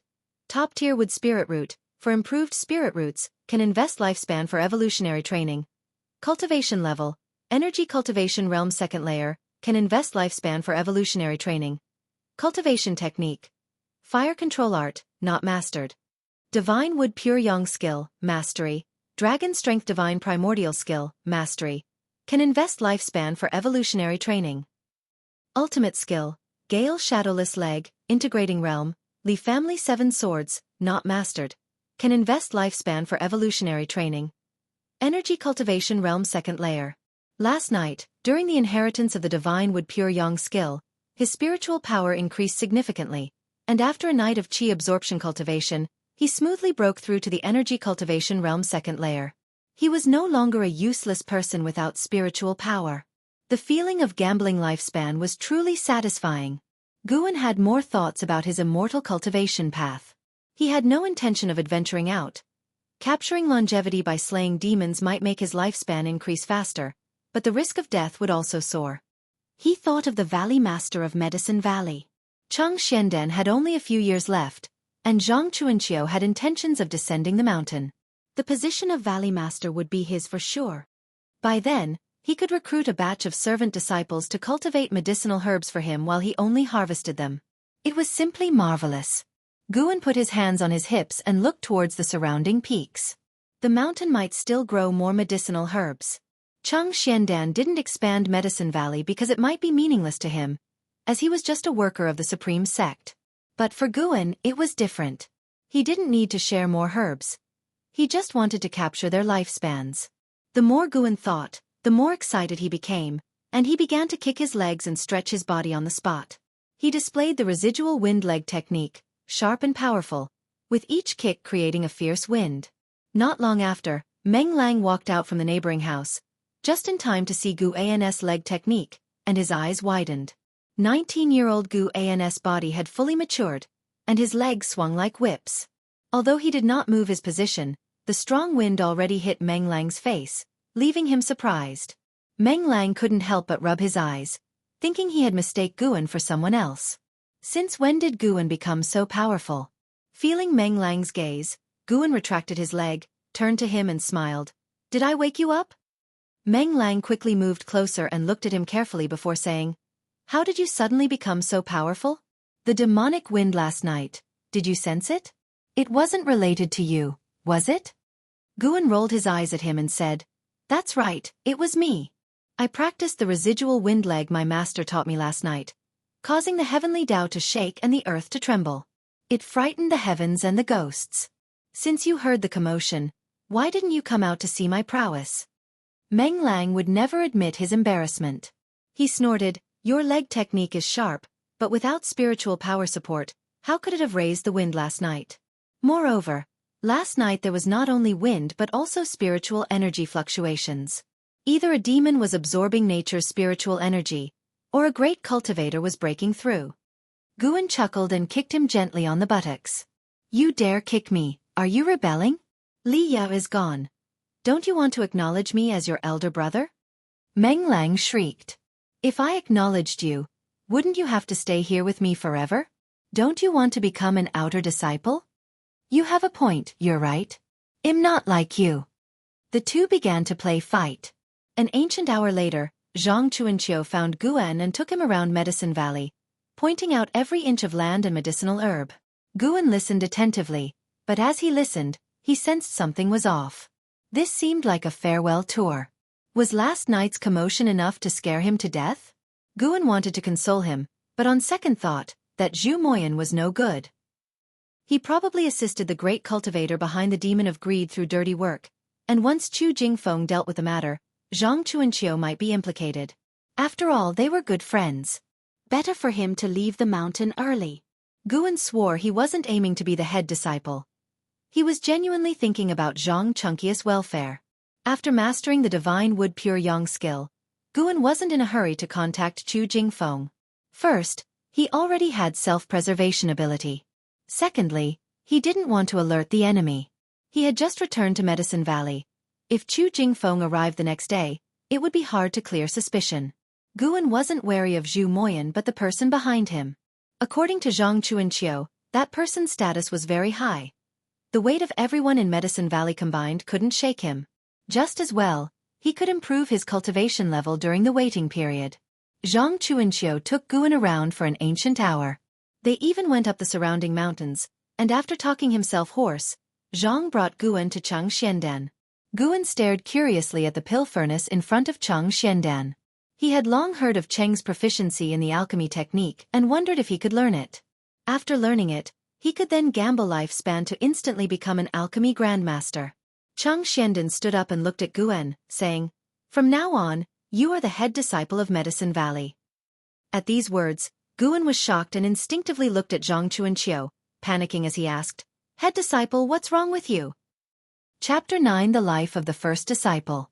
Looking at Guan, who was worried about him, Zhang Chuanqiu felt very gratified. As he was about to descend the mountain, Zhang Chuanqiu was most reluctant to part with not his master, but his junior brother Guan. He was too obedient, too honest. Zhang Chuanqiu shared the same sentiment as Li Ya, worrying for Guan, fearing that he might be bullied in the future. I have stayed in Medicine Valley for 40 years. It's time for me to descend the mountain. My aptitude for immortal cultivation is mediocre, and I have no hope of reaching foundation establishment in this lifetime. Rather than wasting away here, it's better to descend the mountain and enjoy the rest of my life. Junior brother Gu, you should take on the role of senior brother. Meng Lang is lazy and can't be the senior brother, Zhang Chuanqiu said seriously, patting Guan on the shoulder. Guan hesitated, but without you, senior brother, I'm afraid Chang Xiandan spoke, if you are unwilling, let Meng. I can do it. Guan interrupted hastily. Zhang Chuanqiu, who was trying to comfort him, was stunned. Chang Xiandan looked deeply at Guan without saying more. Guan fake coughed and said, I can't betray senior brother's intention.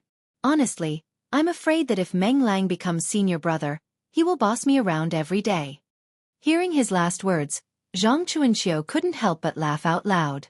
The atmosphere instantly eased, and Zhang Chuanqiu started encouraging Guan, who listened attentively. After chatting for a while, Zhang Chuanqiu rolled up his sleeves, kowtowed 3 times to Chang Xiandan, and then stood up and left, leaving Guan and Chang Xiandan alone. You see, people can't stay in Medicine Valley. If you don't want to stay here forever, you can say so in advance. As your master, I might be able to assist you, Chang Xiandan said calmly. Guan said quickly, disciple is willing to stay in Medicine Valley for a lifetime. Don't be in a hurry to answer, because it really might be for a lifetime. Master, I dare not lie. I truly want to stay here for a lifetime. To others, the work in Medicine Valley might seem dirty and tiring, but to me, these are the most contented days. Master takes good care of me, and the senior and junior brothers are very friendly. I really am willing to stay here for a lifetime. Guan said seriously. At this moment, he needed to show his sincerity. Chang Xiandan said quietly, you must have a background. It's not a coincidence that you survived the demon of greed, and the turbulent spiritual energy yesterday originated from your courtyard. Guan got anxious. Master, I really have no background. The only backer I ever had might be Ji Xiaoyu of the Ji family, but I am just her house servant. Ji family. Cheng Xuanden's eyes widened. This was the first time Guan saw such a drastic change in his expression. On his face, Guan saw fear, anger, and dread, various negative emotions mingling together, making his expression grim and terrifying. Terrible. This old geezer must have a grudge against the Ji family. Guan felt uneasy and thought he might have gone too far. I see. From now on, you will be the head disciple of Medicine Valley, Cheng Xianden said after taking a deep breath. The tide turned. Guan breathed a sigh of relief. Regardless of whether Cheng Xianden was sincere, he would take the head disciple position first. Even if Cheng Xianden had ill intentions, he wouldn't live long. Guan wasn't afraid of Cheng Xianden plotting against him. Could Cheng Xuanden's frail body withstand the blows better than the demon of greed? Disciple will definitely work diligently and not disappoint master, Guan assured hastily. Cheng Xianden waved his hand. Go and call Meng Lang and Xiaochuan. Upon hearing this, Guan immediately bowed and then turned to leave. After the time it takes for one incense stick to burn, Guan, Meng Lang, and Xiaochuan walked down from the pavilion. Xiaochuan was extremely excited, addressing Guan as senior brother non-stop. Meng Lang was indignant and angrily said, Why are you the senior brother? Why not me? My cultivation is higher than yours, and my background is better than yours. Guan didn't get angry at his words, but turned back and smiled. Meng Lang, being the senior brother is not an easy task. Once you take it on, it's for life. Master sees that you have the heart for immortal cultivation, so he let me take the position. Really? Meng Lang's anger subsided. Of course. Look at our senior brother. He stayed here for 40 years. How many 40 years do we have in a lifetime? Meng Lang fell silent. His expression changed, looking at Guan with sympathy. He patted Guan's shoulder. Guan, it's a disgrace for you. Xiaochuan also fell silent.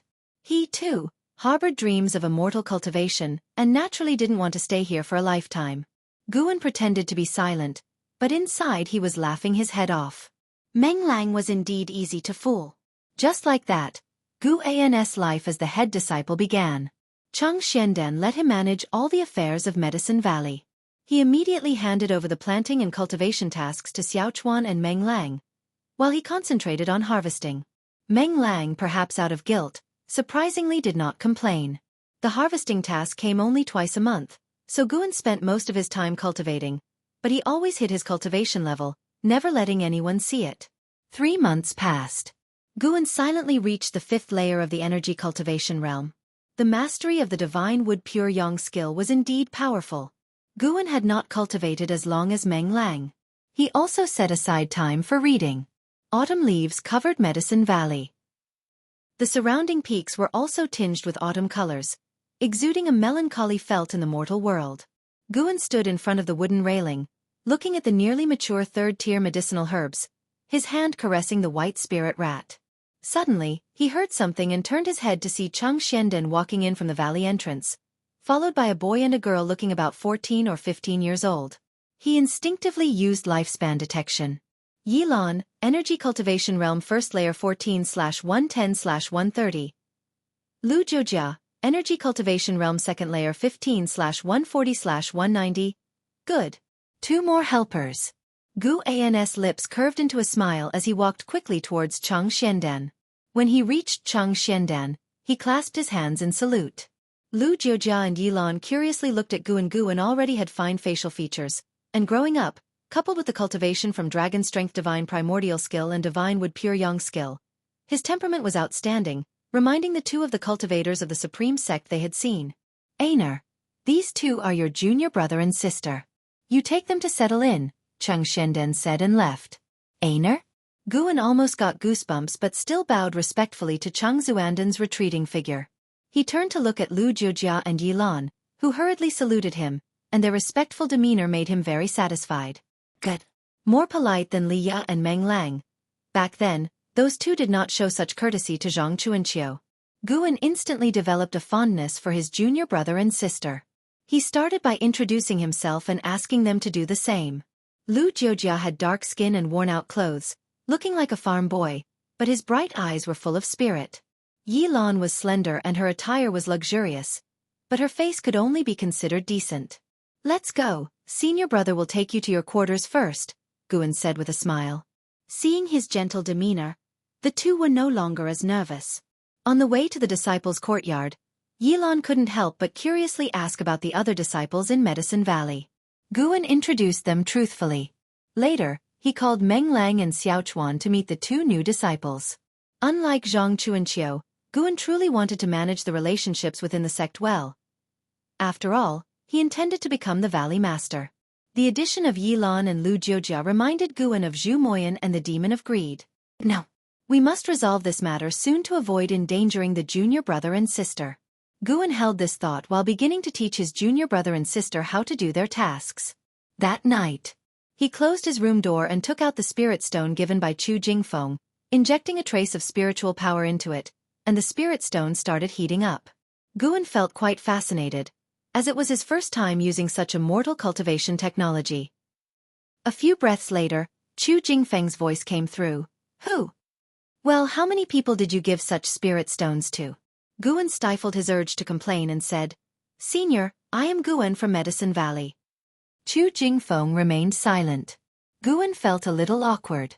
Fortunately, Chu Jingfeng soon spoke. "Do you have intelligence on the Demon of Greed?" "Yes," Guan replied firmly and then recounted what he had seen and heard. After he finished speaking, Chu Jingfeng asked in a deep voice, "Are you sure?" "Absolutely. Without any falsehood. He is not far from Medicine Valley." "I am just concerned he might harm us," Guan said seriously. "Good. I will handle this matter personally. I will go to the outer sect to find his cave address. You won't be troubled by this anymore." "Thank you, Senior. If this matter is resolved smoothly, I hope you won't mention me. I am of mediocre aptitude and wish to avoid trouble. I only seek a safe life." I will be discreet." With that, Chu Jingfeng cut off the connection through the spirit stone. Guan placed the spirit stone on the table, carefully pondering over his interactions with Chu Jingfeng and Zhu Moyan to see if there were any flaws. Such trouble. I hope this matter can pass smoothly. I just want to farm. Guan thought to himself. Compared to fighting, he preferred the peaceful life of picking herbs. After informing Chu Jingfeng, Guan patrolled daily, while also keeping a close eye on his junior brother and sister, fearing they might wander out of Medicine Valley. For 3 consecutive days, everything was calm.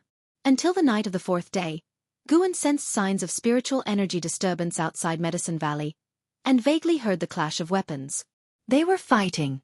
He crept outside and made his way to the valley entrance, intending to guard it to prevent the Demon of Greed or villains from sneaking into Medicine Valley and harming his junior brother and sister. The battle in the distance was fierce. By the time Guan reached the valley entrance, it still hadn't finished. The numerous peaks along the way prevented Guan from accurately assessing the battle, so he relied on his keen hearing to judge. Suddenly, Guan felt something and quickly turned around, looking back into Medicine Valley. His gaze fell on a pavilion where he saw Chang Xianden standing at the window, looking at him from afar. The bright moonlight shone down, and in the dim pavilion, Chang Xianden looked like a ghost, making Guan feel a chill in his heart. Trouble. He discovered me. Guan frowned, suddenly unsure of what to do. As he hesitated, Chang Xianden slowly closed the window, but his gaze remained like 2 beams of eerie light, making Guan uneasy. Guan wasn't afraid of Chang Xianden. He feared Chang Xianden would leak the information. Then he thought, it shouldn't be the case. If Chang Xianden were really connected to the great cultivator behind the Demon of Greed, why would he summon Chu Jingfeng to guard Medicine Valley? It would be superfluous. These servant disciples meant nothing to the sect. The other party didn't even need an excuse to report to the sect. Chapter 10. Alchemy, a Jade and a Promise. Guan tried hard not to think too much about Chang Xuanden's intentions. He focused his attention outside the valley to avoid any enemy attacks. He stayed on guard for the entire night. At dawn, Guan quietly returned to his room. Guan wanted to check the battlefield but feared it might be a trap, so he held back. The addition of Yi Lan and Lu Jiujia brought more vitality to Medicine Valley. The two of them ran around the valley with Xiaofan, full of youthful energy, making the usually quiet Xiaofan lively as well. Guan leaned against the wooden fence of a garden area, holding the green hero travelogue in his hands, enjoying the autumn breeze. His gaze occasionally drifted toward Chang Xuanden's pavilion. The confrontation from last night lingered in his mind. He wanted to talk to Chang Xiandan but feared shattering the delicate balance. At that moment, Lu Jiujia approached Guan and asked expectantly, "Senior brother, I heard from Senior Brother Meng that you are skilled in a profound leg technique. Could you teach me? I'm willing to take over all the picking tasks." Guan looked at him and smiled. "It's not that I'm skilled. If you want to learn, I can certainly teach you. As for the picking tasks, I'll handle them. I need to keep myself busy, and I enjoy picking." Hearing this, Lu Jiujia admired Guan even more. Senior brother really is a good person. He was extremely excited. Guan put away the book in his arms and began teaching Lu Jiujia the residual wind leg technique. Before long, Xiaochuan and Yilan also came to learn. As for Meng Lang, he couldn't put aside his pride and believed that Guan wasn't as strong as him. He mentioned Guan's leg technique only to avoid being pestered by Lu Jiujia. The residual wind leg techniques were fierce. Even with Guan holding back, the young teens were still amazed. An ancient hour later, just as Guan was thinking of finding an excuse to slip away, a voice came from a distance. "An heir, come over here." Guan turned his head to see Chang Xiandan standing by the window, waving at him. It had come. Guan immediately walked towards Chang Xuanden's pavilion. Xiaochuan and the other two thought nothing of it and continued practicing the residual wind leg. He walked all the way into Chang Xuanden's room, closed the door behind him, quickly approached Chang Xiandan, and bowed. Chang Xiandan was sitting in meditation in front of the pill furnace. He pointed to the other side of the furnace and said, "Sit." Guan walked to the indicated spot and sat cross-legged, preparing his words in his mind. "You are looking for Chu Jingfeng?" Chang Xuanden's first words interrupted Guan's thoughts. Straight to the point. Guan didn't pretend anymore and replied, "Yes, he found me before. He said that if there were any clues about the demon of greed, I should contact him any time. Senior brother Zhang recommended me to take care of the cave of an outer sect disciple named Zhu Moyan. When Zhu Moyan returned, I went to hand over duties and saw the demon of greed hidden behind the vines. His cave is too close to us, so I had to find Chu Jingfeng." Chang Xiandan nodded and said, "You did the right thing. Indeed, this matter can only be entrusted to Chu Jingfeng. Chu Jingfeng is extraordinary. Not only is he highly talented, but he also has an illustrious background. That's why he could become an inner sect disciple with his foundation establishment realm cultivation level. A big background? No wonder he dared to investigate the demon of greed." Guan felt relieved. He also worried that if Chu Jingfeng failed, the great cultivator behind the demon of greed would find him. Chu Jingfeng has always been investigating the demon of greed. That's why he took on our Medicine Valley's task. This is a game between his father and an elder in the sect. However, as your master, I am curious. Why did you only look for Chu Jingfeng recently, when it's been months since you returned from Zhu Moyan's cave? Chang Xiandan stared at Guan and asked. Guan replied helplessly, "Master, you should know me. I dislike trouble and don't want conflicts. Whatever Meng Lang orders me to do, I am too lazy to argue. So I initially pretended not to see anything.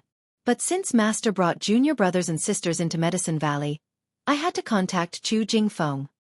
Guan's words were sincere. That was indeed the reason. Chang Xiandan gave him a deep look, then glanced at the pill furnace and said, "You did well. From now on, you will be my true disciple. I will teach you everything I know. As for this matter, let's both forget it. Neither Chu Jingfeng's father nor the big figure behind the demon of greed is someone we can provoke." Hearing this, Guan froze, staring at Chang Xuanden's profile, suddenly feeling that he had misunderstood his master. "Master!" Guan immediately stood up and bowed deeply to Chang Xiandan, very solemnly. Chang Xiandan looked back at him, showing a kind expression, quite different from his usual demeanor. "In the future, if there's anything you wish to know or learn, come to me. Don't feel like you're disturbing me. I don't have many years left, and the days I can teach you are limited." Chang Xuanden's eyes and tone were unprecedentedly gentle. Guan sat down and cautiously asked, "Master, Can you make youth-preserving pills? The standard equipment for an immortal cultivation protagonist is taking a youth-preserving pill right at the start and maintaining eternal youth. Guan didn't want to become an old man with white hair in the future. Cheng Xianden shook his head and laughed, then raised his hand. With a gesture, a jade bottle appeared in his hand. He poured out a pill and handed it to Guan. Guan didn't hesitate and swallowed it directly. The reason he was so bold was that both the Divine Wood Pure Yang skill and the Dragon Strength Divine Primordial skill had detoxification effects. Describing him as impervious to all poisons was no exaggeration. Seeing Guan completely unguarded, Cheng Xiandan felt gratified. After taking the youth-preserving pill, Guan didn't feel any different, as if he had just eaten a piece of icy candy that melted in his mouth. Do you have any thoughts about alchemy? Cheng Xiandan asked. Guan's eyes lit up and he quickly nodded. To be honest, Master, I've wanted to learn alchemy from you for a long time, but I was too embarrassed to ask. Cheng Xiandan stroked his beard and laughed heartily. The atmosphere inside the room became very warm. Cheng Xiandan began to teach him alchemy, starting with lighting a fire in the pill furnace. Having learned the fire control art, Guan learned quickly, making Cheng Xiandan mistakenly believe he had a talent for alchemy. Later, when Cheng Xuandan's discussion moved away from fire, Guan started getting confused, causing Cheng Xiandan to become silent for a while. After Guan and Cheng Xiandan established a true mentor-apprentice relationship, Medicine Valley became even more lively. Having stayed indoors for years, Cheng Xiandan started to come out, offering guidance on how to cultivate medicinal herbs. Lu Jiujia and Yilan grew more fond of Cheng Xiandan, often praising him as kind and amiable, which made Meng Lang sneer. Since that night's battle, there had been no more fights outside the valley. Chu Jingfeng and Zhu Moyan didn't come to Medicine Valley. Guan didn't dare to investigate and kept it in his heart. Time flew by. A year quickly passed. Guan turned 20. His lifespan had extended to over 2,800 years. One noon, Guan was lying on a cliff halfway up a mountain reading a book. Below was Medicine Valley, where he could see Xiaofan and Lu Jiujia practicing leg techniques. Ever since the words alchemy appeared on Guan's attribute panel, he had stopped bothering Cheng Xiandan. The process of learning alchemy was extremely tedious. It's worth mentioning that on Guan's suggestion, Cheng Xiandan exchanged more seeds from the outer sect. After truly becoming master and apprentice, Cheng Xiandan was very competent. Guan used his left hand as a pillow, holding the book with his right. He blew out a breath, using his qi to flip the pages. His eyes suddenly widened as he sat up abruptly. The latest Green Hero travelogue contained illustrations. This is something. Guan carefully examined the illustrations, muttering critiques as he did so. A screaming sound came from the sky. He looked up sharply, his eyes turning sharp. A white eagle with a wingspan of nearly 10 feet descended, releasing a letter close to Guan. He caught it easily. The eagle drew a perfect arc in the air and quickly disappeared behind the mountain. What a magnificent eagle! Guan couldn't help but think of his white spirit rat, which was only palm-sized and utterly useless.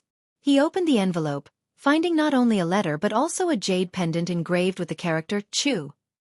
He attached the jade pendant to his belt, tucked the Green Hero travelogue into his bosom, and then read the letter. The letter was written by Chu Jingfeng. Chu Jingfeng briefly recounted the previous battle, stating that Zhu Moyan had died by his sword. Over the past year, he had collected evidence and brought down the great cultivator who manipulated the demon of greed. He advised Guan not to worry about this matter anymore. The jade pendant was a token of the Chu family.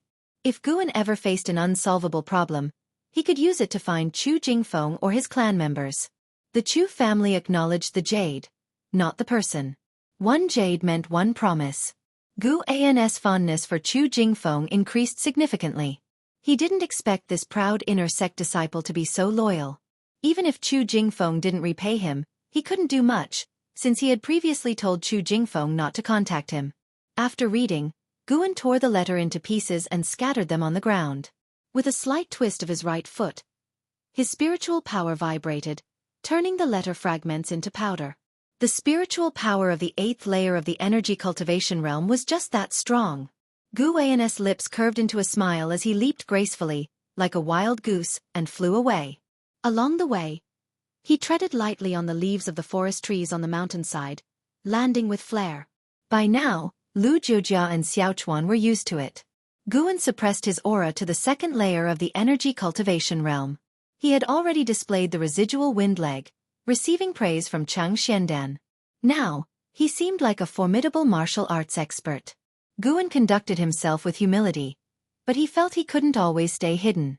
Showing a portion of his strength appropriately would help his farming life. As soon as he landed, the white spirit rat scrambled up his leg and perched on his shoulder. I haven't checked your leg techniques in days. Come on, let's spar. Both of you together. Guan smiled at Xiaochuan and Lu Jiujia. Xiaochuan and Lu Jiujia exchanged glances and immediately charged at Guan.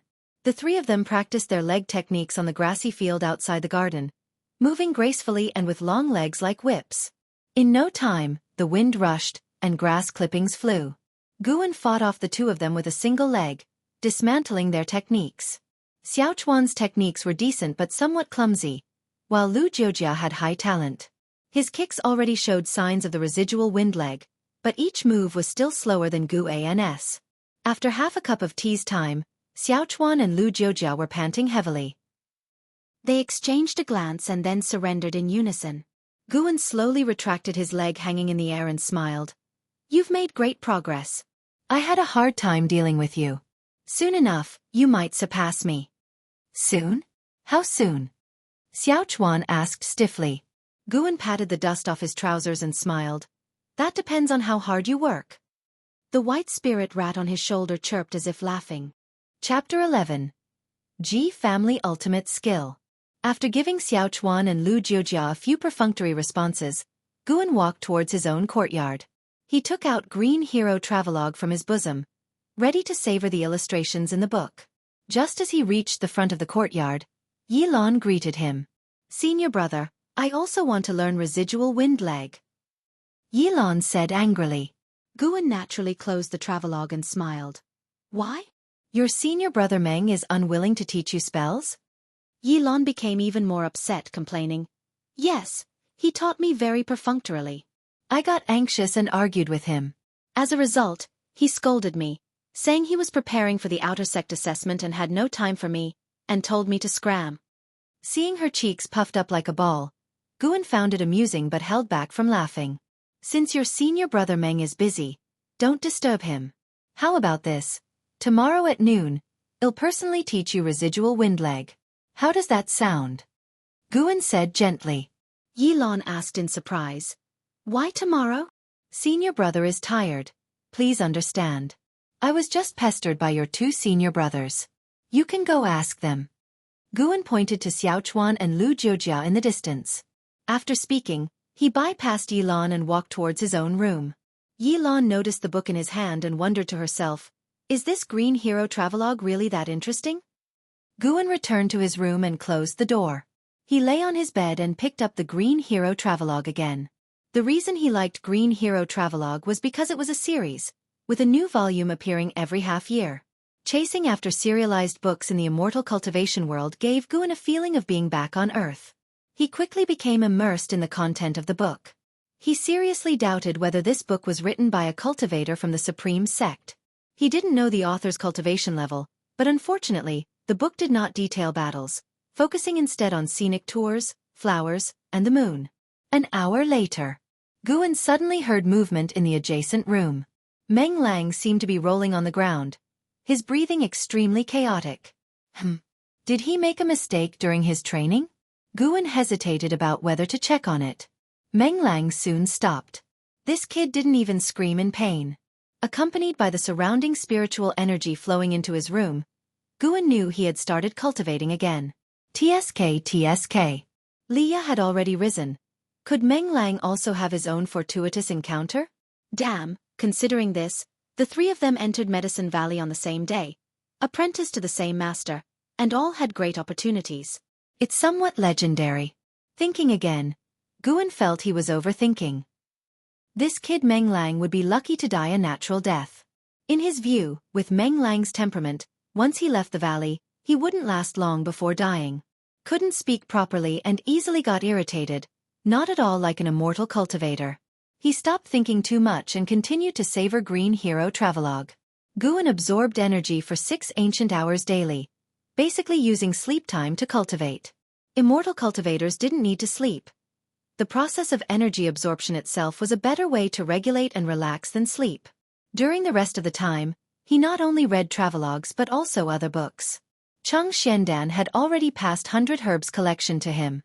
100 Herbs collection was created by the Supreme Sect, recording various spirit flowers and grasses from all over the world, with Cheng Xiandan specially annotating some medicinal properties.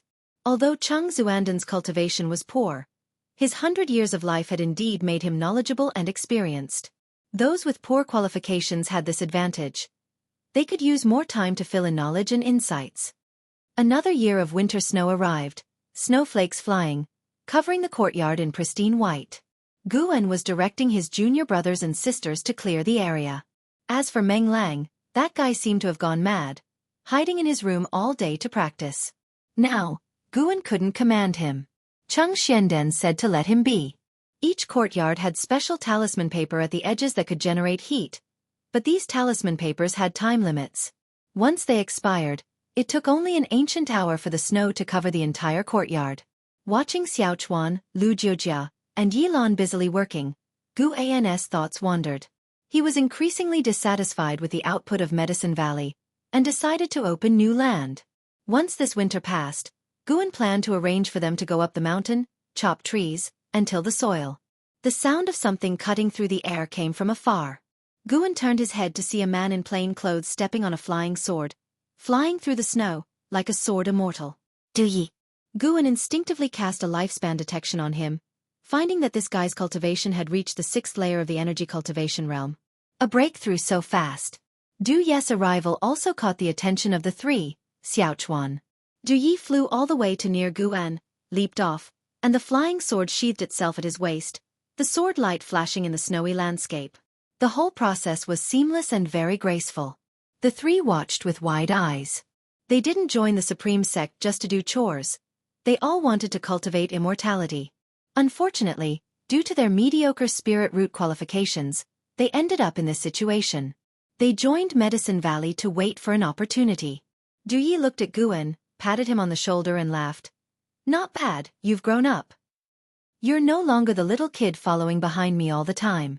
Guan smiled and exchanged pleasantries with Du Yi, but in his heart, he cursed. We're both house servants, so why act high and mighty? After circling around, Du Yi finally got to the point. He whispered, "How's the preparation of medicinal herbs?" "Come with me to get them." Guan smiled and nodded. He did have some medicinal herbs stored, the share a big disciple of Medicine Valley deserved. He planned to give them all to Du Yi. Although he could seize lifespans, that thing took time. Before he became invincible, he needed to maintain a good relationship with the Ji family, as he might need their help in the future. No matter how strong the Chu family, they were only powerful within the Supreme Sect. The Ji family, however, was different.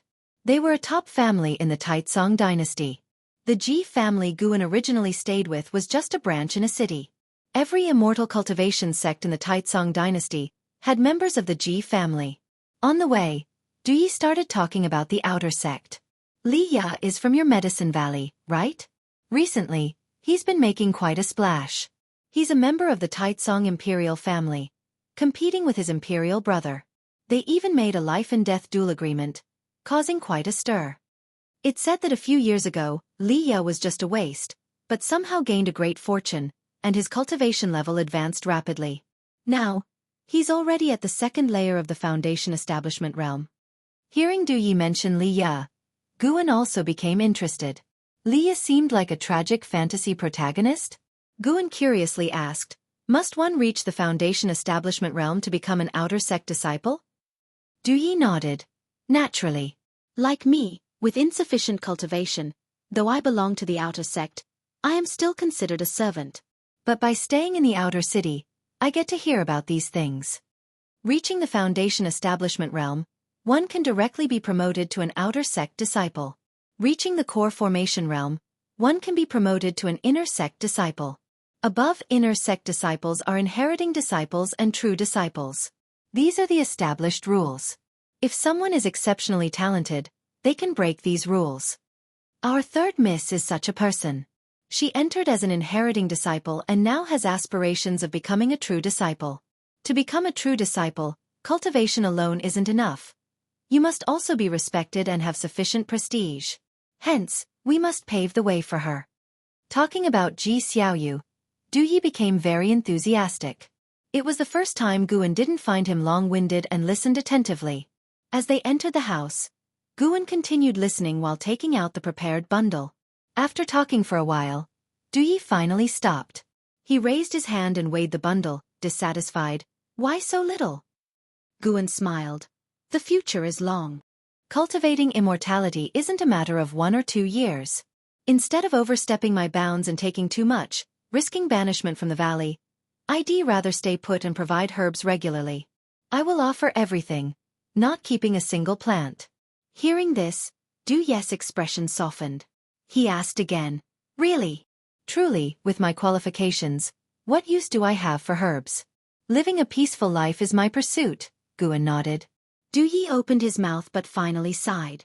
He reached towards his waist storage bag, pulling out a secret book and handing it to Guan. Guan looked at it and saw the words, 8 directions step. He was surprised. This guy had a conscience? Du Yi introduced, this is a step technique from the Ji family.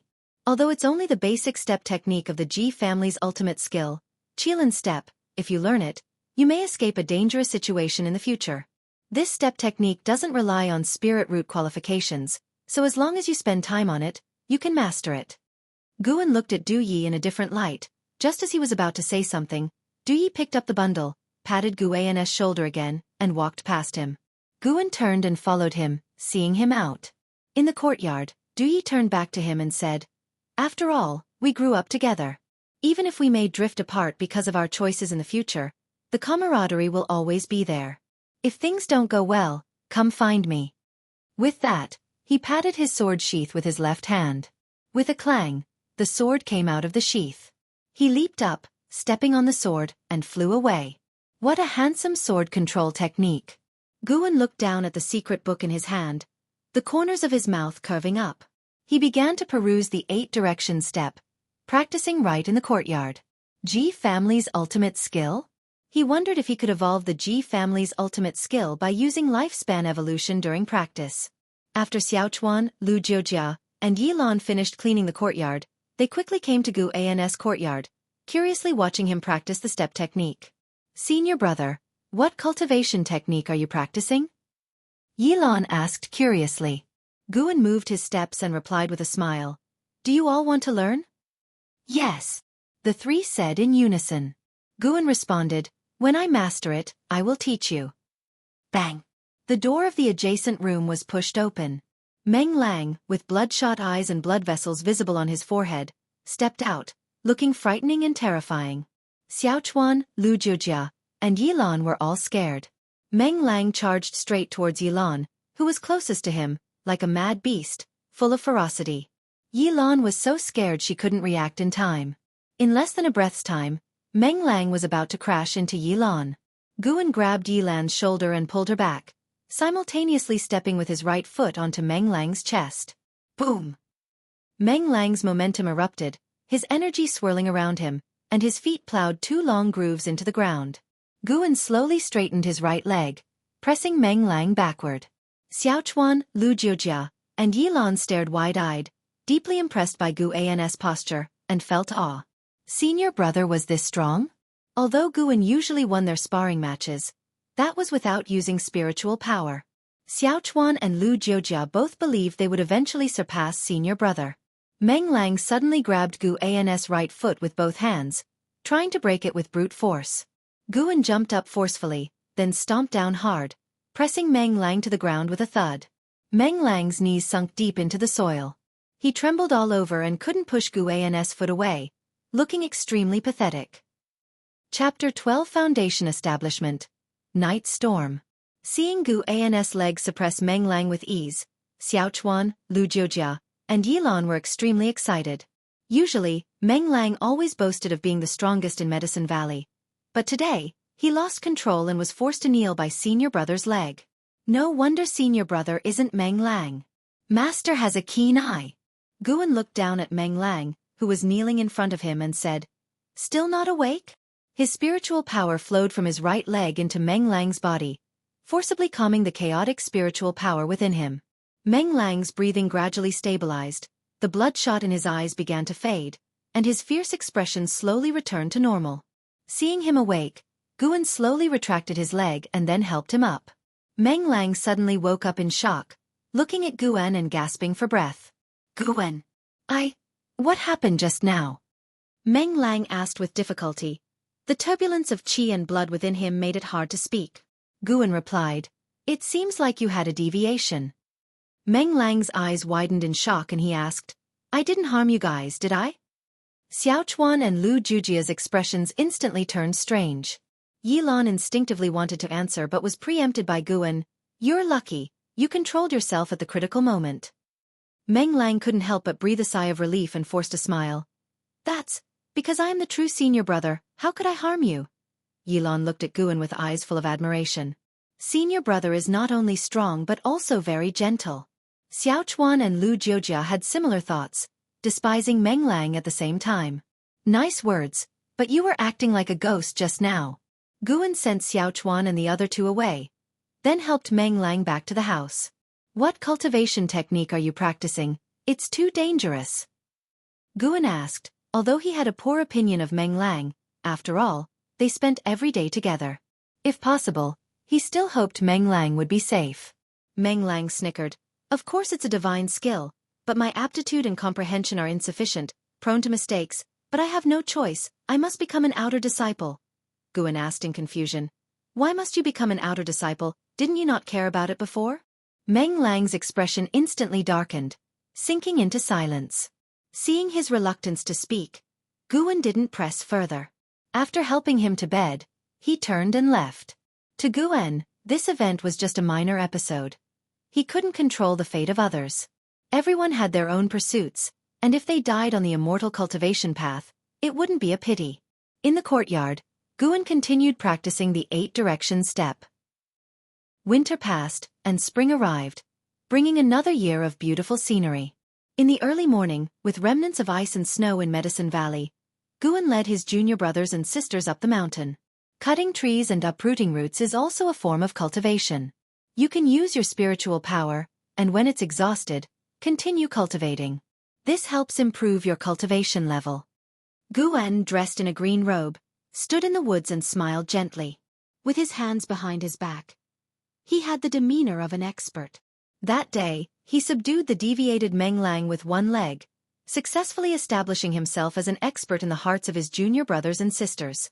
Guan even felt that his little junior sister had other thoughts about him, increasingly clinging to him. Fortunately, he timely guided Yilan to focus on cultivation, diverting her attention. How could immortal cultivation involve emotions? Guan didn't want to get entangled in a whirlpool of feelings too early in this life, as it would lead to losing oneself. Xiaochuan turned back and asked, "Senior brother, should we use our hands or our legs?" Guan maintained his smile and said, "Use whatever is convenient. Cultivation is one aspect, completing tasks is another. Make sure to find the right direction." Is this what Zhang Chuanqiu felt before? Saying nonsense is quite exhilarating. Senior brother Xiaochuan, let's compete to see who is faster. Lu Jiujia eagerly said. Xiaochuan agreed wholeheartedly, and Yilan also clamored to join, but was ignored by the two. They didn't like competing with girls. Guan watched them pull up trees while planning a new garden area. What medicinal herbs should be planted on this mountain? Guan fell into deep thought. Although the three were cultivators, their cultivation level wasn't high. It took them half a day to clear an area. Guan brought the seeds of the third-tier medicinal herb, soul-shaking grass, and had them plant them. After completing all this, the brothers descended the mountain together, chatting and laughing as the setting sun elongated their shadows on the slope. Guan had his junior brothers and sister talk about their goals. All three aimed to enter the outer sect, but their motives were different. Xiaochuan simply wanted to become stronger, Lu Jiujia wanted to prove himself to his family, and Yilan seemed to have some hidden trouble, speaking ambiguously. Guan listened with great interest, believing everyone should have their own story. Listening to different stories also made his life fuller. A month had passed since planting the soul-shaking grass. That night, the moon was dim and stars were sparse. Guan was in his room, sitting cross-legged on his bed, staring at his attribute panel, conflicted. Name, Guan. Lifespan, 20/3163. Spirit root. First class wood spirit root. 4 elements good spirit root, can invest lifespan to evolve cultivation. Cultivation level. Energy cultivation realm 9 layers, can invest lifespan to evolve cultivation. Cultivation techniques. Fire control art, unmastered. Divine wood pure yang skill, mastery. Dragon strength divine primordial skill, mastery. Alchemy, initial insight, can invest lifespan to evolve cultivation. Ultimate skills. Gale. Shadowless leg, proficient. Li family 7 swords, unmastered. 8 direction step, unmastered. Can invest lifespan to evolve cultivation. Should I invest my lifespan to advance my cultivation realm? Cheng Xiandan had the ability to refine foundation establishment pill, and he was currently kind to Guan, so he might seek it out. However, Meng Lang's abnormality made Guan wary of Cheng Xiandan. Meng Lang had no prominent background. If he possessed a divine skill, he would have already practiced it. So why wait until after Li Ya and Zhang Chuanqiu left to start? Given Guan's current senses, he was sure that Meng Lang hadn't had contact with strangers in the past 2 years. At most, he was summoned by Cheng Xiandan, and Guan wouldn't eavesdrop on their conversations every time. Forget it. Relying on oneself is better. Be cautious. The path of immortal cultivation, even a slight mistake, could lead to destruction. Guan immediately invested a year of lifespan into his cultivation for evolution. Special reminder. Cultivation level is real. During the evolution process, it turns illusion into reality, consuming more lifespan than actual cultivation. You focused on energy absorption cultivation for a year. Without the foundation establishment pill and lacking luck, you did not break through to the foundation establishment realm. 2 notifications appeared before Guan due to his failure to break through. His cultivation level did not increase. Guan remained unfazed and continued to invest lifespan, year after year. Failure, failure, failure. After 9 attempts, his expression grew tense. Damn. I don't believe it. Invest 100 years. With anger rising, Guan invested 100 years of lifespan into his cultivation for evolution. You practiced energy absorption cultivation for 10 years, forcibly breaking through to foundation establishment realm with a great accomplishment in divine wood pure yang skill, but failed. You practiced energy absorption cultivation for 20 years, forcibly breaking through to foundation establishment realm with a great accomplishment in divine wood pure yang skill, and succeeded. You practiced energy absorption cultivation for 30 years, breaking through to foundation establishment realm second layer. You practiced energy absorption cultivation for 50 years, breaking through to foundation establishment realm third layer. You practiced energy absorption cultivation for 70 years, breaking through to foundation establishment realm fourth layer. You practiced energy absorption cultivation for 100 years, breaking through to foundation establishment realm fifth layer. Lines of notifications appeared rapidly before Guan's eyes. Before he could feel happy, he sensed something amiss. Such rapid breakthroughs surely caused a commotion? Just as this thought emerged, his body started to heat up. The divine wood pure yang skill began to operate automatically. He quickly got up and leaped out through the open window. His steps were extremely fast and silent. In less than 3 breaths' time, he dashed into the woods, his feet striking the mountain wall like a monkey, swiftly climbing to the peak. By then, nature's spiritual energy had already begun to converge upon him. He jumped and plunged into the dark woods, his right foot stepping on a branch to borrow strength and soar through multiple leaps before landing lightly. Spiritual energy poured into his body, forming a vortex around him. His absorption rate of spiritual energy increased, causing him to break into a cold sweat, relieved at his quick reaction.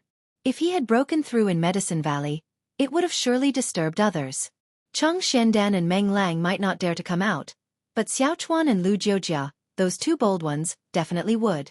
While thinking, Guan sprinted quickly like a spirit fox, causing the woods to sway and emit rustling sounds in the night. With the gale shadowless leg, Guan moved at high speed, traversing mountains and ridges swiftly. He moved farther and farther from Medicine Valley. Before he could stop, his cultivation realm began to break through. The brutal surge of spiritual energy impacted his meridians and transformed his dantian. It hurts. Guan frowned but didn't slow down. After running for dozens of miles, He finally stopped in a forest and sat down to cultivate. While cultivating, he mused. Unexpectedly, 100 years of lifespan allowed him to break through from Energy Cultivation Realm 9 layers to Foundation Establishment Realm 5th layer. The consumed lifespan proved to be substantial. Of course, the main reason for his quick breakthrough was the mastery of Divine Wood Pure Yang skill. If he invested 1,000 years of lifespan, could he reach the Core Formation Realm or even touch the Nascent Soul Realm? Guan indulged in endless imagination. The spiritual energy he absorbed increased, making the forest shake like in a storm, leaves falling like demonic ghosts looming in the night. This commotion is a bit too much. Guan bitterly thought. The drawback of using lifespan to evolve cultivation emerged, making too much noise and attracting trouble. After evolution, it wasn't about gaining cultivation out of nothing but compressing all necessary spiritual energy into a short period for rapid breakthrough. Breaking through from Energy Cultivation Realm 9 layers to Foundation Establishment Realm 5th layer caused such a commotion. What would happen when he broke through from Core Formation Realm to Nascent Soul? If other cultivators were drawn during the process, it would be disastrous. Guan preferred to always consider the worst scenario. No way. He needed to be even more cautious in the future. Guan decided to invest a year of lifespan into his cultivation each day, gradually progressing. Time flew by quickly. Under the night sky, the wind howled, Guan's robe billowing, and his spiritual power grew rapidly. After a while, his aura suddenly changed. Foundation establishment succeeded. His dantian transformed, boosting the production of spiritual power, and stimulating his muscles and bones to strengthen. It wasn't over yet. His cultivation continued to rise, dust mixed with grass scraps swirling around him in a grand display. Foundation Establishment Realm 2nd layer. Foundation Establishment Realm 3rd layer. Foundation Establishment Realm 4th layer. Chapter 13. I only remember his leg techniques being very fast. Guan was not happy about the rapid breakthrough. His mind was constantly tense, afraid that someone would come. The Supreme Sect was so vast that it was hard to see any trace of people within 100 miles around Medicine Valley. It shouldn't alarm a great cultivator, right? Just as Guan was thinking this, he suddenly felt two powerful auras coming from afar, stronger than Chu Jingfeng back then. What you fear will always come. He was in the process of cultivation, from the 4th layer to the 5th layer of the Foundation Establishment Realm. It was inconvenient to get up, and it would be hard to escape those two even if he ran now. Big trouble. Guan nervously felt those two approaching auras. When they were less than 100 feet away, they stopped, with a mountain peak between them. He was in a dark forest, wearing a dark green robe. Coupled with the dust flying around, it was hard for people to see his true appearance clearly.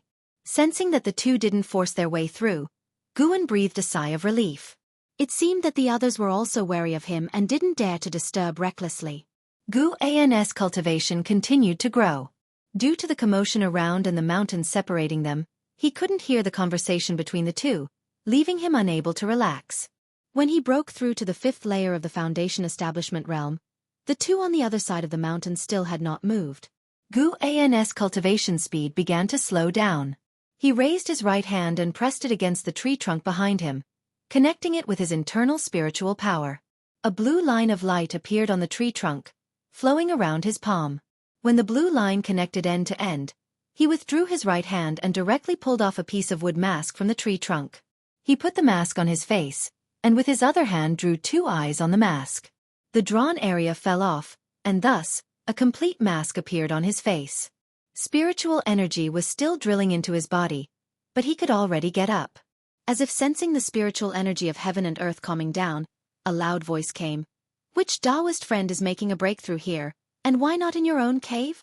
This voice was very serious, clearly doubting that Guan was not a disciple of the Supreme Sect.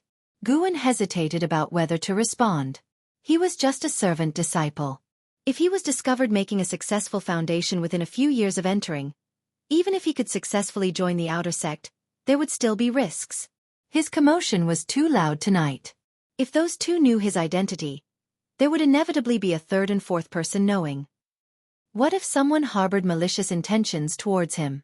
No wonder Guan thought too much. Growing up as a house servant, he had seen the dangers of human nature. While binding the mask with vines, Guan was thinking, his eyes flashing with cold light, shining in the night. Impossible. Cannot be exposed. Guan didn't want to get into trouble. Even if he became an outer sect disciple, it would not be a good thing for him. The supreme sect would not keep disciples for nothing. Outer sect disciples had to take on sect tasks, inevitably falling into life-threatening situations. When his cultivation completely stabilized, he stood up. His face was covered by the mask, revealing only a pair of eyes, and a cyclone still surrounded him. At this time, he felt the two auras quickly attacking from the mountain, clearly regarding him as an intruder. Guan dared not make a sound because he judged that the other party's cultivation was not too strong. If he felt the other party was unbeatable, he wouldn't have dared to think so much. He immediately turned around and rushed deeper into the forest. Whip! A breaking sound came from behind Guan. He turned to look, seeing a cold light dashing through the dark forest, breaking branches along the way, followed by a woman. This woman was dressed in white, her right arm stretched out, her palm facing the sword hilt, connected by spiritual power. The sword blade burst out with sharp sword chi, unstoppable, flying through the forest like a startling swan. In an instant, her sword almost reached Guan's back within half a zhang. Guan's left foot landed, his body twisted backward, and his left leg crouched down. The sword blade just flew over him. The woman in white widened her eyes. The night made her face fall into darkness, but the sword light illuminated her eyes, showing astonishment in those bright and dazzling eyes. In a flash, as Guan crouched down, his right leg kicked backward, hitting the woman in white's abdomen. An immense force she had never experienced attacked her. Her consciousness instantly went blank, and she spat out a mouthful of blood. Bang! The woman in white was sent flying backward, crashing into a big tree and falling on the grass, life or death unknown. How dare you! A shout came, and Guan looked closely, seeing a blue figure quickly leaping, leaving shadows along the way. So fast! Guan's eyes couldn't keep up with the other's movement technique. In a panic, he directly used the Gale Shadowless leg. He had no combat experience. Dealing with the demon of greed back then was just a slap, so facing a powerful opponent, he didn't dare to get too close. Spiritual power poured into his right leg. He took a step back, and his right leg kicked out fiercely. With this kick, a gale suddenly sprang up, whistling towards the blue figure. Inside the blue figure was a man holding a sword. His pupils suddenly dilated, filled with leg shadows. Dust flew up, rows of trees were knocked down, and leg shadows carrying an overwhelming force submerged the swordsman, sweeping several zhang away, making a huge commotion. Guan retracted his leg and turned into the darkness. The forest gradually fell silent. When the dust settled, the swordsman was seen lying on the ground, not moving. In the morning, Yilan walked out of the house, her gaze habitually looking at her senior brother's courtyard. Over a not-so-high wall, she saw her senior brother's figures. So diligent, I can't let them leave me behind. Yilan thought secretly, walking quickly. Entering the courtyard, she quickly walked to Guan's side, greeting obediently, "Senior brother." Guan nodded at her with a smile. "Senior brother, are you going to work today?" Yilan asked curiously. Guan was wearing cloth clothes, which were his old clothes, only worn when picking medicinal herbs. Guan replied, I plan to find some time to go up the mountain in the afternoon." Yilan didn't think much and continued, "The wind was strong last night, scaring me from cultivating. I was afraid the spiritual energy would be disrupted during energy absorption, affecting my luck. Senior brother, I heard from Senior brother Meng that you encountered a demon attack. What was it like then?" Guan watched Xiaofan and Lu Jiujia practice the residual wind leg while explaining the situation back then. He was always patient with everyone.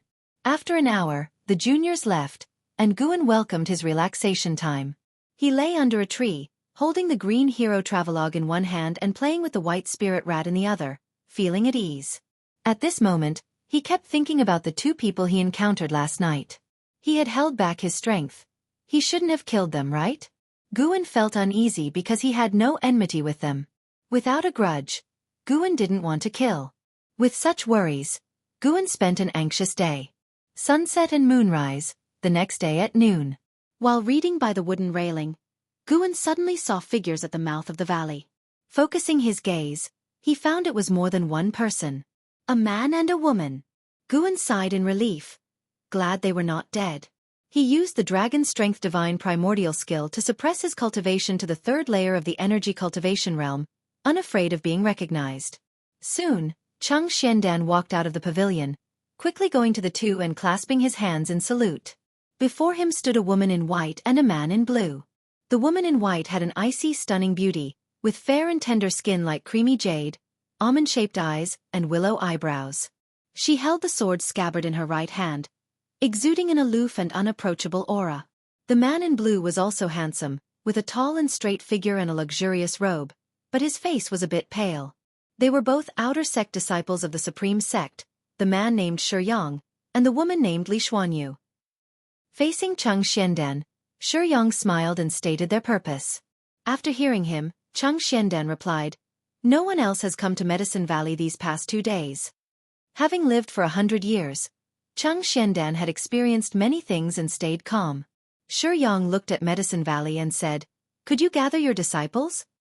Cheng Xiandan had no objections, turned, gathered his qi to his dantian, and called loudly. Upon hearing him, Guan and the others ran over. "Xiaochuan, go get your senior brother Meng out too," Cheng Xiandan instructed. Xiaochuan immediately ran off to find Meng Lang. Shi Yang and Li Xuanyu started scrutinizing Guan and the others, frowning silently. Cheng Xiandan stayed silent, waiting for Meng Lang to arrive. Guan took this chance to probe the lifespan of the two outer sect disciples. The previous night he was in too much of a rush to check their lifespan. Li Xuanyu, Foundation Establishment Realm 4th Layer 24/245/1670. Shi Yang, Foundation Establishment Realm 5th Layer 25/298/1304, wow. Both were geniuses, having Foundation Establishment cultivation in their 20s, and their maximum lifespans reaching over 1,000 years, with Li Zuanyus exceeding that of Li Ya. Both bearing the surname Li. Could she be from the imperial family? Guan was secretly stunned, grateful that he hadn't revealed his identity the previous night. Soon, Xiaochuan returned with a frustrated-looking Meng Lang. Seeing Meng Lang, Shi Yang squinted his eyes and transmitted a message to Li Xuanyu beside him. "Junior Sister Li, this guy's aura is chaotic, showing signs of deviation. Although his cultivation is low, he might be related to the person we're looking for." Li Xuanyu stared at Meng Lang, her cold eyes seeming to see through him. Feeling their gazes, Meng Lang saw their distinguished attire and immediately reined in his expression. He lowered his head and stood beside Guan, followed by Xiaochuan. Cheng Xiandan asked, "The night before last, about 10 miles from Medicine Valley, a mysterious cultivator was breaking through. Suspected to be a demon path spy. Have you seen anyone recently?" "Wah! Even demon path spies are here." Guan inwardly complained, but outwardly frowned, showing tension. Meng Lang, wide-eyed, exclaimed, "Is there another demon invasion?" "Another? What do you mean?" Shi Yang asked, staring at Meng Lang. Meng Lang couldn't hold his tongue and immediately talked about the demon of greed incident. Hearing that it involved an inner sect disciple, Shi Yang's face changed slightly. This place was so dangerous? Shi Yang instantly lost the desire to investigate further. Guan took the opportunity to ask, "Seniors, did you see that demon path spy? Can you give us some clues?" The others nodded, becoming tense at the mention of the demon path. Shi Yang pondered. "It was too dark that night. I only remember the speed of his leg technique." Chapter 14 Daily Plan. Medicine Poison. The leg technique is very fast? Xiaochuan, Lu Jiujia, and Yilan all had a slight change in their expressions. They simultaneously thought of Guan, but they didn't look at him, only pondering in their hearts. Meng Lang asked, "What do you mean? You two haven't fought that demon cultivator?" Shi Yang's face turned sullen at once. He took a deep breath and said, "Indeed, we were outmatched. My cultivation level is in the 5th layer of the Foundation Establishment Realm, and my cousin's is in the 4th layer.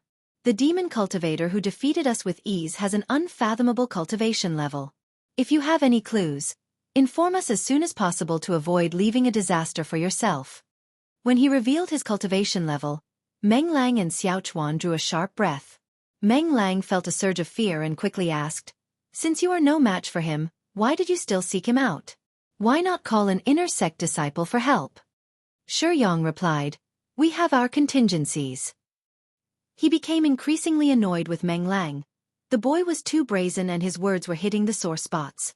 Guan seized the chance and said, "If the opponent is truly a demon spy and easily defeated you two, that doesn't make sense. I see that the injuries of you two seniors are not severe.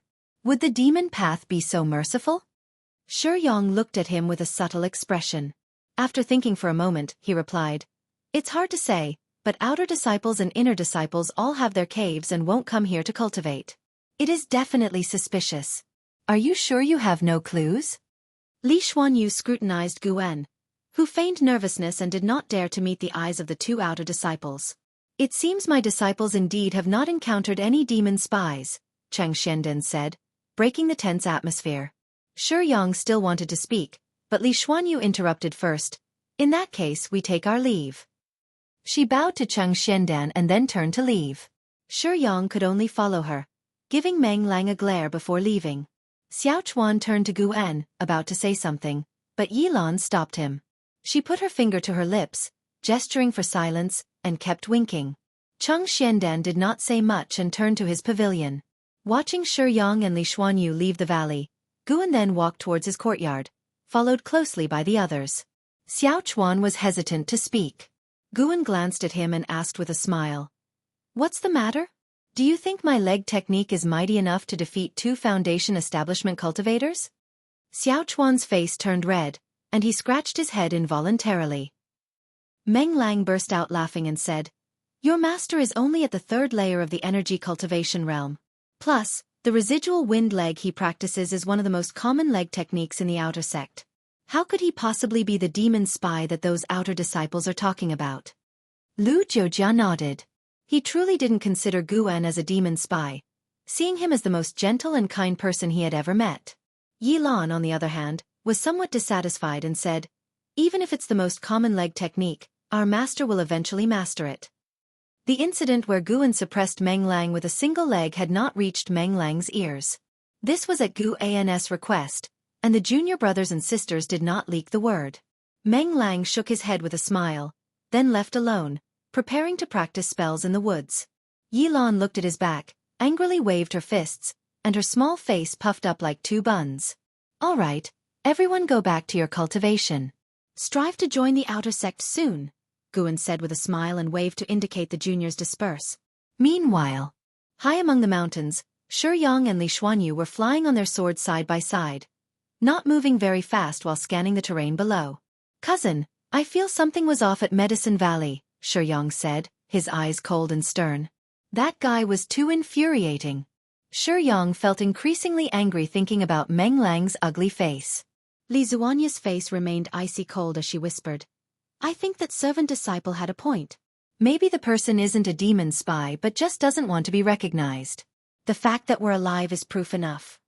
Shi Yong frowned and said, "Is there really someone like this among the outer sect? It felt like he had at least the 9th layer of the foundation establishment realm, and that leg technique was something I had never seen before. It must be some ultimate skill.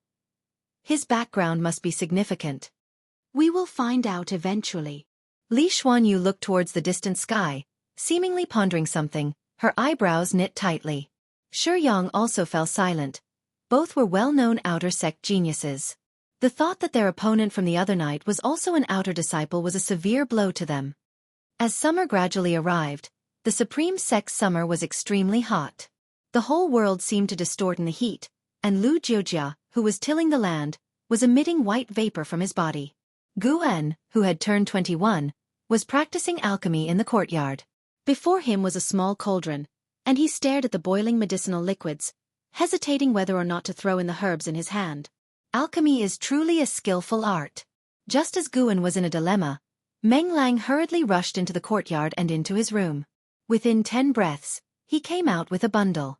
"Guan, I'm going to take the outer sect examination. When I make a name for myself, I will come back to take care of you." Meng Lang left with those words, excitedly departing. Outer sect examination? Guan was surprised. Meng Lang was only in the 7th layer of the energy cultivation realm. How could he take the examination? If one couldn't show extraordinary talent upon entry, one had to wait until achieving the foundation establishment to join the outer sect. This was the Supreme Sect, the foremost sect in the Taizong dynasty. A foundation establishment cultivator would be revered in some third-rate sects, but in the supreme sect, they were only an outer disciple. Guan looked in the direction Meng Lang had left and saw that Cheng Xiandan was coming down the stairs. Cheng Xiandan was actually taking Meng Lang out of the valley. Guan sensed something was amiss, but even if he tried to stop Meng Lang now, he wouldn't listen. Meng Lang had become obsessive about becoming an outer disciple. What do I care? In pursuing the path of longevity. If I worry about this and that, how can I ever find peace?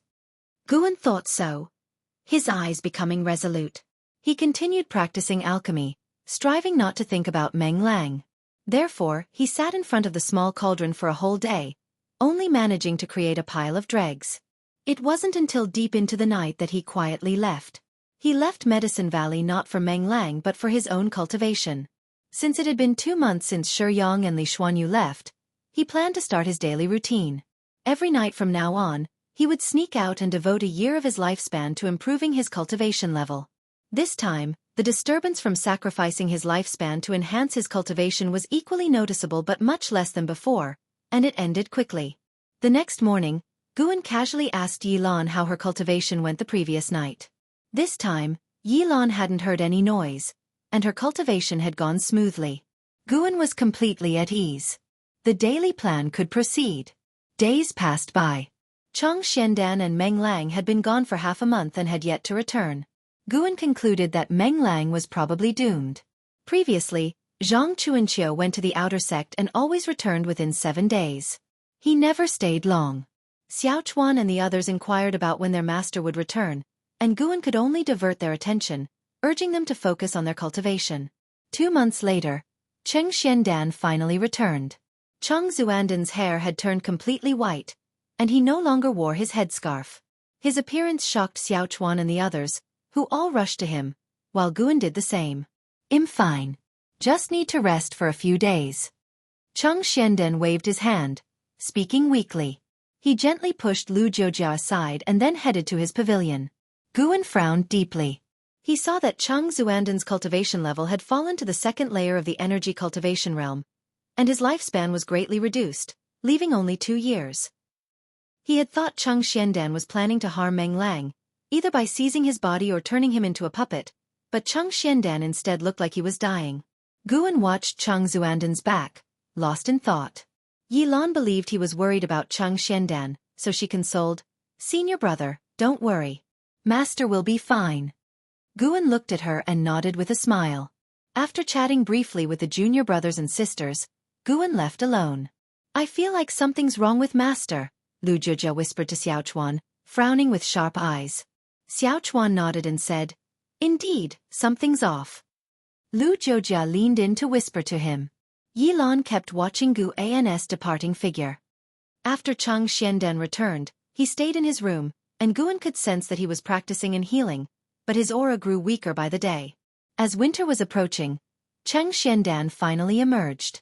From afar, he called out to Guan, who quickly ran over. "Master." Guan greeted respectfully. Cheng Xuandan's hair was completely white. Even his beard and eyebrows had turned, and his face had brown spots, looking incredibly aged. "Let's go. I'll take you to the outer sect." Cheng Xiandan stroked his beard and smiled kindly. Guan couldn't help but ask, "What are we going to the outer sect for?" "Don't you want to become the Valley Master?"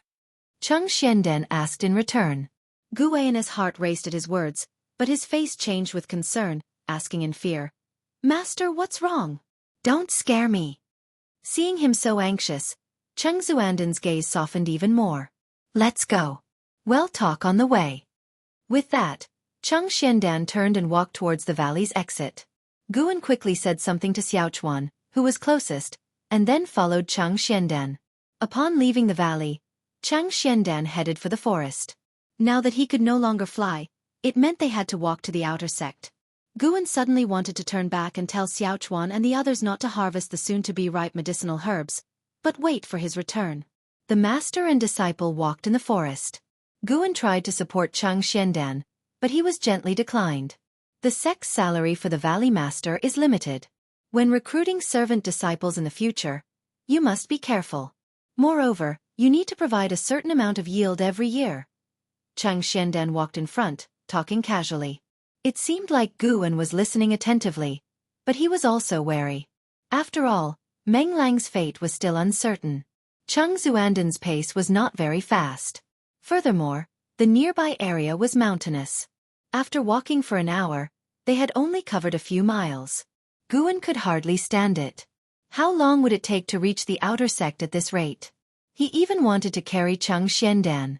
As they crossed a small brook, Cheng Xiandan suddenly asked ahead, "Why haven't you asked about Meng Lang's whereabouts?" Guan pretended to be puzzled and asked, "Didn't he go for the outer sect examination? Did he not pass?" "I lied to him. He has been refined into a medicine poison by me," Cheng Xiandan replied as he walked, seemingly not afraid of Guan attacking from behind. Hearing this, Guan's expression didn't change. He carefully perceived their surroundings, confirming there was no one else around. Chapter 15. Thousand Autumn Pavilion. Master of Mystic Valley. Medicine poison? Master you? Guan asked, pretending to be horrified. Could it be that Cheng Xiandan also wanted to make a move against him? Cheng Xiandan didn't turn back as he brushed away the tree branches blocking the path, bent down, and walked through.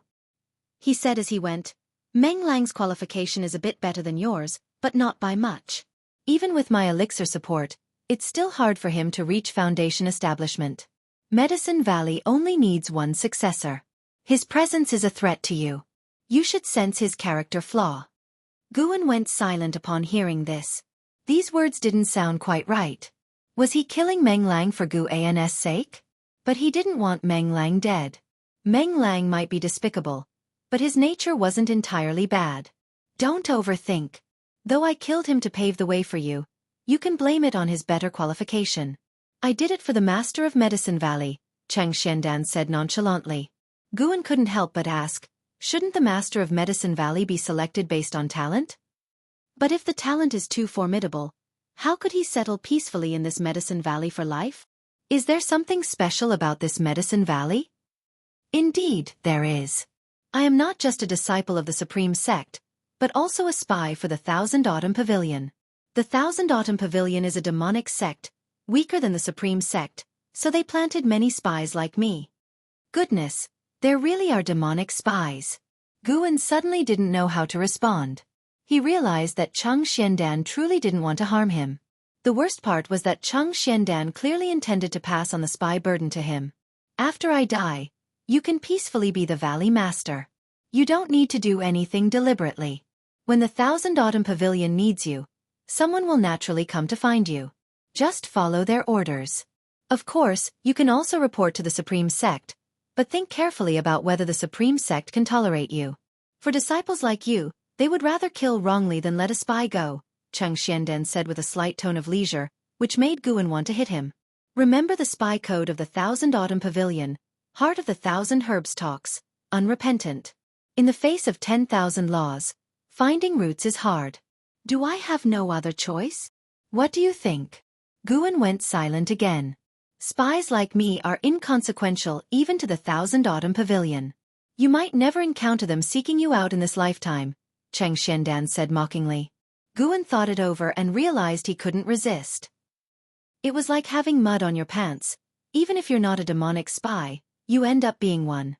Master, if you are a cultivator of the Thousand Autumn Pavilion, there must be a reason why you stay in Medicine Valley. Why hide it? Guan asked solemnly. You're indeed smart. Yes, there is a 7th-level spirit tree hidden under Medicine Valley. When we return, I will take you to see it, Cheng Xiandan said. Say, 7th level? Guan's voice trembled, and his eyes lit up. Tiny flakes of winter snow fluttered in the air. A majestic city stood among the mountains, with city gates reaching 10 zhang high. People walked into the city. Some disciples of the Supreme Sect flew using sword control, and others rode mounts. Guan walked on the mountain path, gazing at the outer gate city of the Supreme Sect from afar. His eyes filled with wonder. What a huge city! The Supreme Sect has 8 outer gate cities. Further in are the 4 inner gate cities, and within those lies the main city of Sect. Only prodigies and those with high status can step foot there. Seen from the sky, the layout of the Supreme Sect is said to resemble an intricate compass, with each mountain possessing its own mysteries, Cheng Xiandan explained. his tone filled with emotion and a hint of regret in his eyes. Guan couldn't help but ask, just how big is the Supreme Sect? They had been traveling for over half a month, indicating the distance between Medicine Valley and the city. Vast beyond measure. Even I am not sure, Chang Xiandan replied, continuing towards the outer gate city, with Guan following closely behind. When Guan first joined the Supreme Sect, he hadn't come to the outer gate city.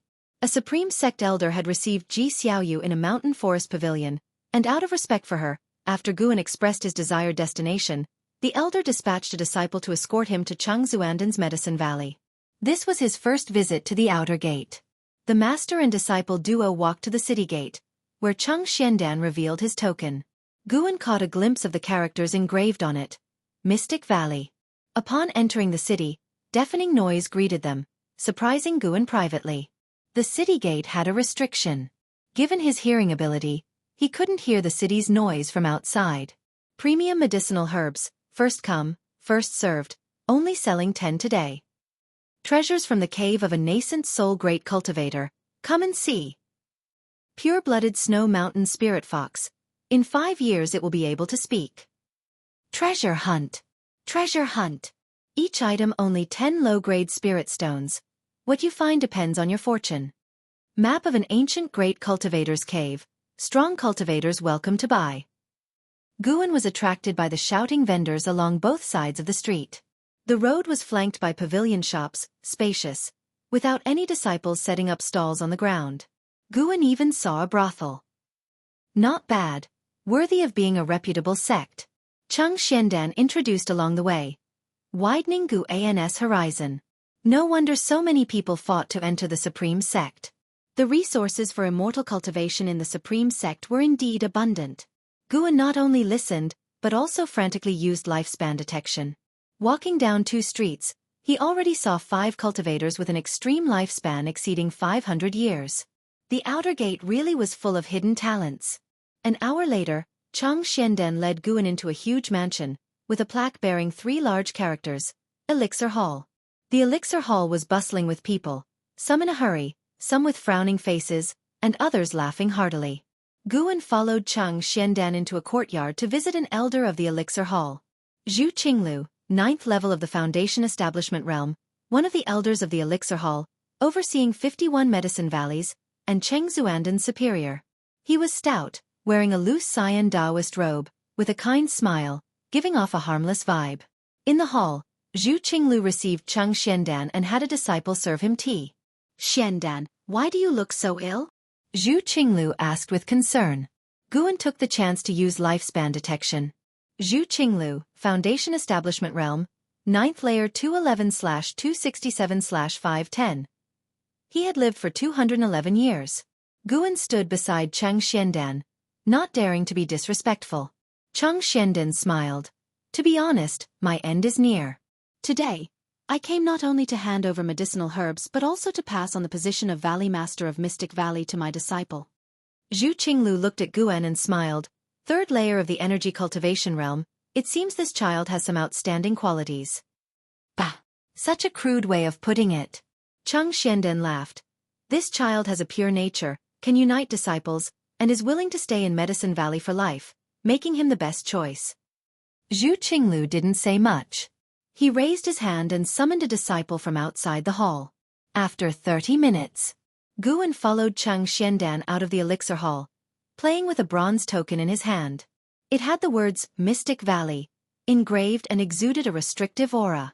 From now on, within the Elixir Hall of the Supreme Sect, his identity was the Master of Mystic Valley. The storage bag of the Valley Master is with me. I will pass it to you. Chang Zuandan's voice from ahead interrupted Guan's thoughts. Guan quickly asked, Master, where are we going next? He wanted to go back, as some medicinal herbs were ready for picking.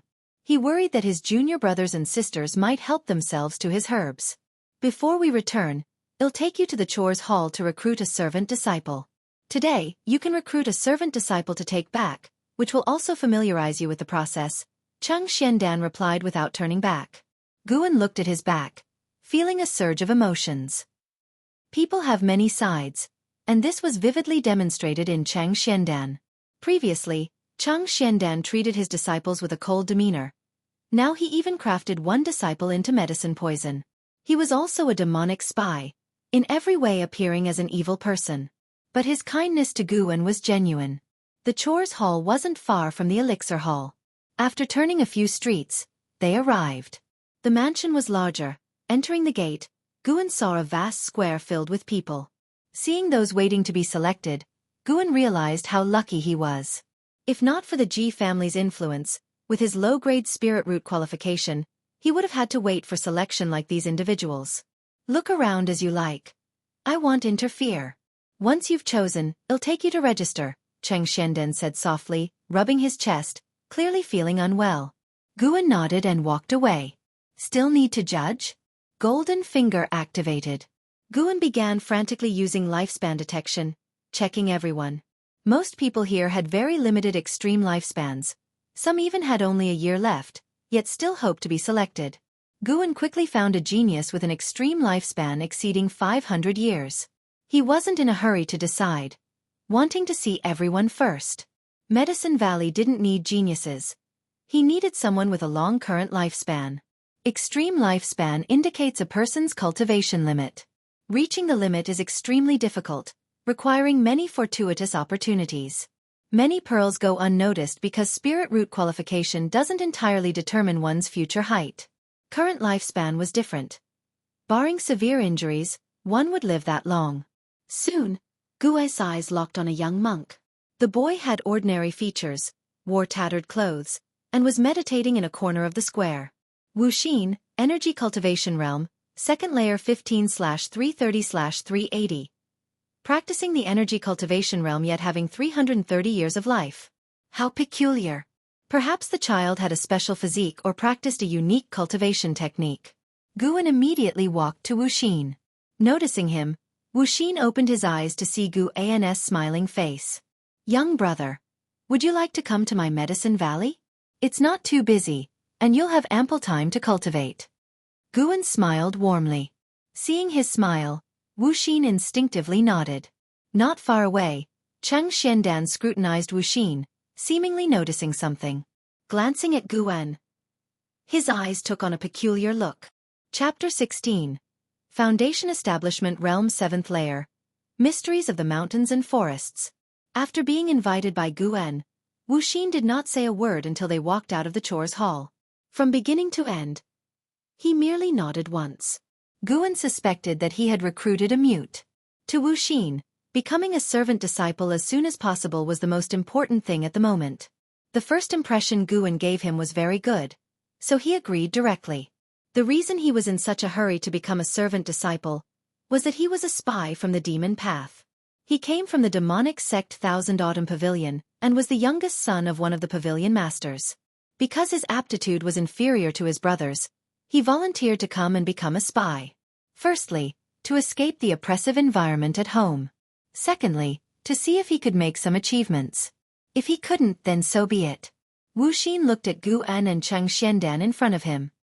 He had already made a preliminary judgment about the two. One was a kind, simple ordinary cultivator. The other, an old man nearing his grave. Judging from their words, Medicine Valley indeed seemed very idle, and the atmosphere must be very good. Heavy snow fell, and Mystic Valley was engulfed in whiteness, with only one color in the world. Bam! Wuxia was kicked down into the snow, with snow splashing onto his face. He clutched his chest in pain. Lu Jiujia, why are you being so serious? Reproached Yilan from the side. Lu Jiujia stood in the snow and slowly retracted his leg. He raised his chin and snorted. You have to be serious in a sparring session. Only then can you make progress. His cultivation level had already reached the 5th layer of the energy cultivation realm, making him the strongest person in Medicine Valley on the surface. Yilan's cultivation was at the 4th layer of the energy cultivation realm. Xiaochuan and Guan were both at the 3rd layer of the energy cultivation realm. Wuxia, at the 2nd layer of the energy cultivation realm, was completely defenseless in front of Lu Jiujia. Damn it! Why are the servant disciples so strong? Wuxia's mentality almost collapsed. He saw that Lu Jiujia was practicing his leg technique, so he couldn't help but try it. He didn't expect to be defeated by Lu Jiujia in just 2 kicks. What he didn't know was that Lu Jiujia had a good senior brother. Over the years, Guan would always set aside time every day to practice with Lu Jiujia. Even though Lu Jiujia put in his full effort every time, he could never win. Day after day, his leg technique became very refined, and his physical strength was also substantial. Wuxia didn't believe in giving up. He thought it was because he let his guard down, so he stood up and charged at Lu Jiujia again. Bam! Bam! Lu Jiujia kicked twice, once again sending Wuxia flying to the ground. Wuxia felt as if his forearm was about to break. The 15-year-old lay in the snow, shedding tears of humiliation. Why did it turn out like this? This wasn't the life of a spy he had imagined. Even if he had to climb mountains of swords or plunge into seas of fire, he should at least be defeated on the path to stealing information. He was actually defeated by a seemingly ordinary servant disciple. If I hadn't practiced this skill with my talent, how could I endure such humiliation? Wuxia clenched his fists, and the sound of Yilan and Lu Jiujia arguing rang out, sounding extremely harsh to his ears. Lu Jiujia looked at Yilan in front of him, dissatisfied. He's a boy, not a fragile girl. Move aside and stop favoring him. When I was kicked to the ground by senior brother, why didn't you say anything? Yilan glared at him and said, How could I not say anything? I spoke for you then, and you yelled at me. Moreover, senior brother didn't exert himself like you did. Think about it carefully. When senior brother sparred with you, didn't he wait for you to use all your leg techniques before he lightly defeated you? But you're hard and reckless. What could junior brother Wuxia learn from sparring with you? Lu Jiujia's face changed with dissatisfaction as he thought back carefully, realizing it was indeed like that.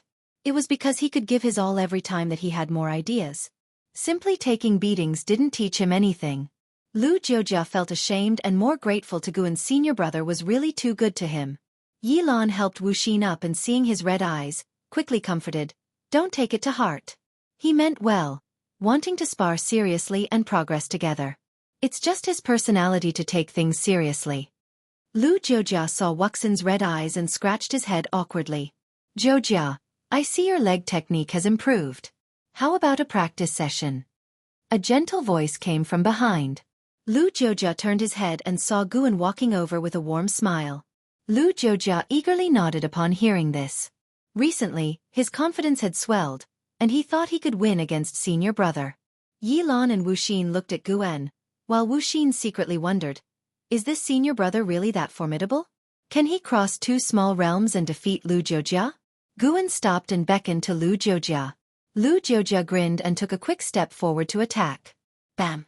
Lu Jiujia flew out a dozen meters, carving a long trench in the snow. Stars danced before his eyes, and he nearly fainted, feeling as if his internal organs were shifting locations. The pain was excruciating. Wuxia was stunned. What a fast leg! He hadn't even seen how Guan had moved his leg. Yilan, however, laughed so hard her eyes turned into crescents. She quickly stepped forward towards Guan, complimenting senior brother's increasingly fast legs. Guan petted her head, then looked at Wuxia and asked, Wuxia, do you want to learn leg techniques in the future? Wuxia's potential lifespan was higher than others, making him a genius with potential. He couldn't let Lu Jiujia ruin him. I want to. Wuxia replied firmly, in a strong and forceful tone, unlike his usual meek demeanor. From afar, Lu Jiujia's wails drew Guan's attention. Guan walked over, looked down at him and snorted, Stop pretending. Tell me, do you like this kind of sparring? Lu Jiujia lay on the ground, slightly turned to the side, peeking at Guan with one eye. When he saw his serious expression, he closed his eyes again and cried out in pain, Senior brother, I was wrong. Guan pulled him up, dusting off the snow on him and whispered, A true strong person isn't one who defeats someone stronger but one who can control his arrogance and not bully those weaker. Lu Jiujia rubbed his chest, earnestly pondering Guan's words. Yilan and Wuxia also heard, especially Wuxia, who felt shaken. He didn't expect such a wise person to be hidden within the small medicine valley. In the Thousand Autumn Pavilion, bullying the weak was the norm. He was weak, and even his father and brothers bullied him. It was right. They could not be considered strong. Wuxia thought to himself, and his gaze towards Guan changed. You will teach Wuxia leg techniques first. Guan patted Lu Jiujia's shoulder. Lu Jiujia nodded quickly, not daring to refuse. Afterward, Guan took Yi Lan up the mountain to look after some newly planted seeds. Xiaochuan was already up there. As for Chang Xiandan, after returning, he shut himself in his house and didn't come out. Guan visited him once, and Chang Xiandan said he was recuperating, so Guan didn't dare disturb him again. Day after day passed. With Wuxian's addition, Medicine Valley became livelier, with Lu Jiujia and Xiaochuan loving to tease him. The sound of their playful fighting often echoed in Medicine Valley.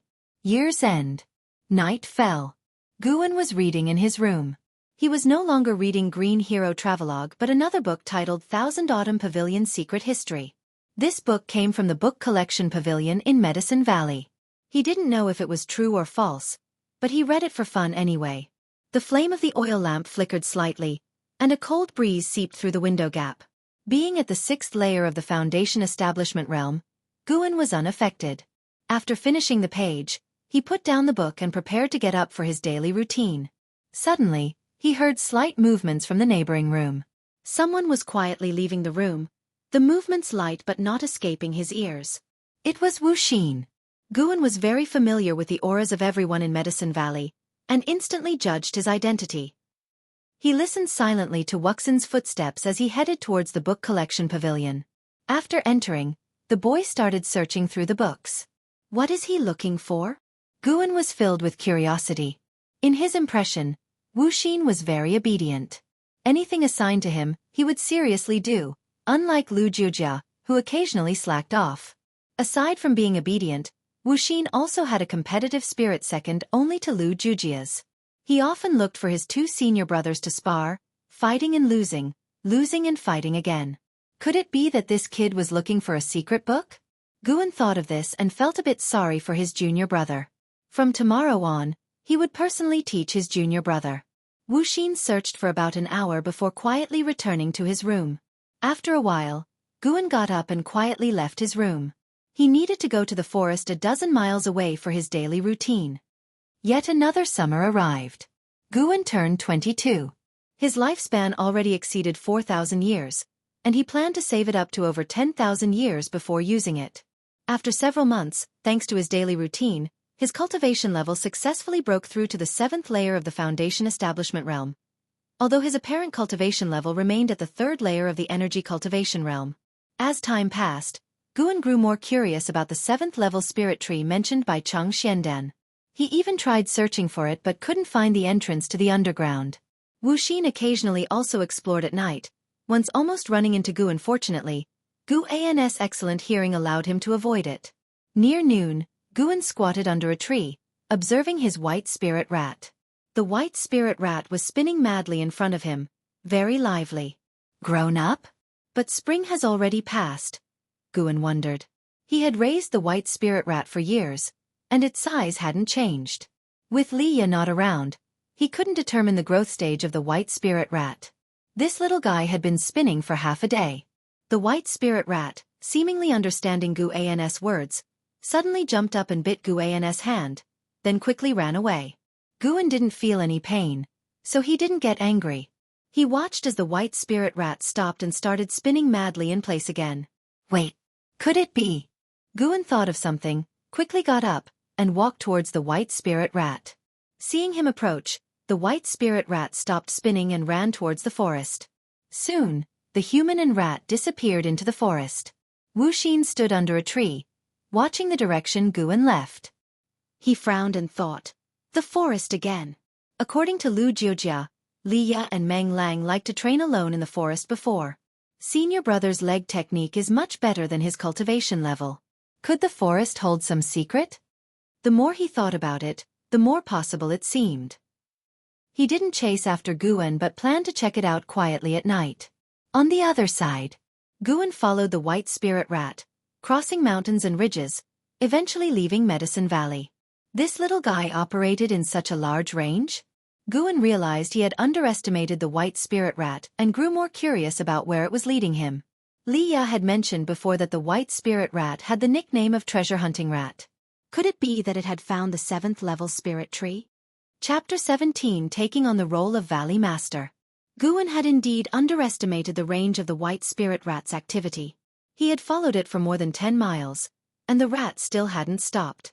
The farther they got from Mystic Valley, the less enthusiastic he became. Although he had been to the outer sect, it was only a single route. With Mystic Valley as the center, if he went beyond a radius of 20 miles, he felt there would be danger, even though he was already at the 7th layer of the Foundation establishment realm. Fortunately, the white spirit rat didn't keep going. When they were almost 20 miles away from Mystic Valley, the rat finally stopped. It was still mountainous terrain. A small stream flowed down from the mountains, and the white spirit rat stopped by the stream and began circling around. Guan walked over. The vegetation on both sides of the stream was abundant, and there were many stones of various sizes. He picked up the white spirit rat and then swept his right leg across.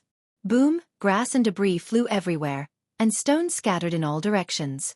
With just one sweep of his leg, Guan cleared a large open space. He focused his eyes and saw that there was a square stone slab by the stream. Goodness! A stone cover? Guan squatted down before the slab. The stone slab was engraved with mysterious patterns. Whether it was text or drawings, he had never seen anything like it before. He could feel a trace of spiritual energy leaking from the edge of the slab. Perhaps that was why the white spirit rat had found this place. In the Foundation establishment realm, one already had divine sense, an invisible and intangible power. When probed by divine sense, it was like having a heavenly eye, able to see through objects.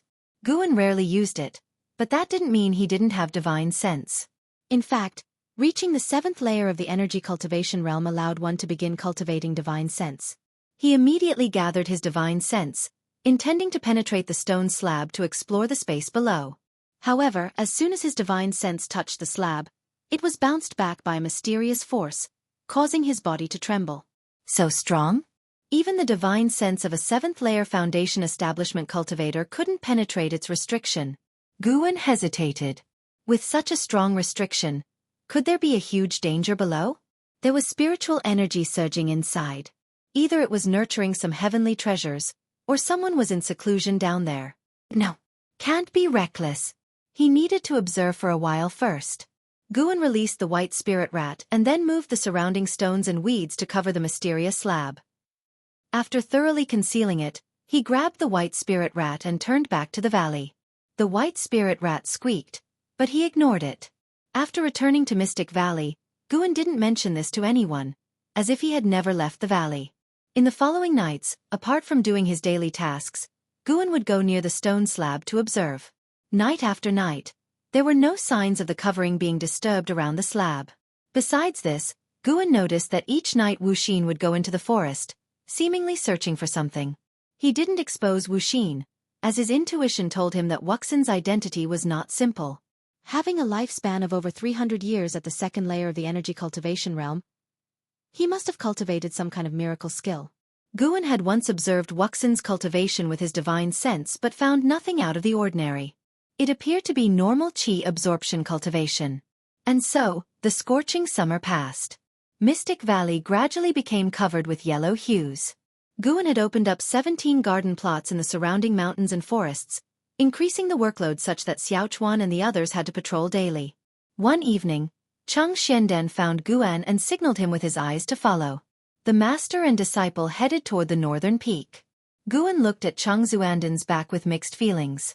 Cheng Xuandan's lifespan had decreased further, with his age matching his current lifespan, indicating he was about to die.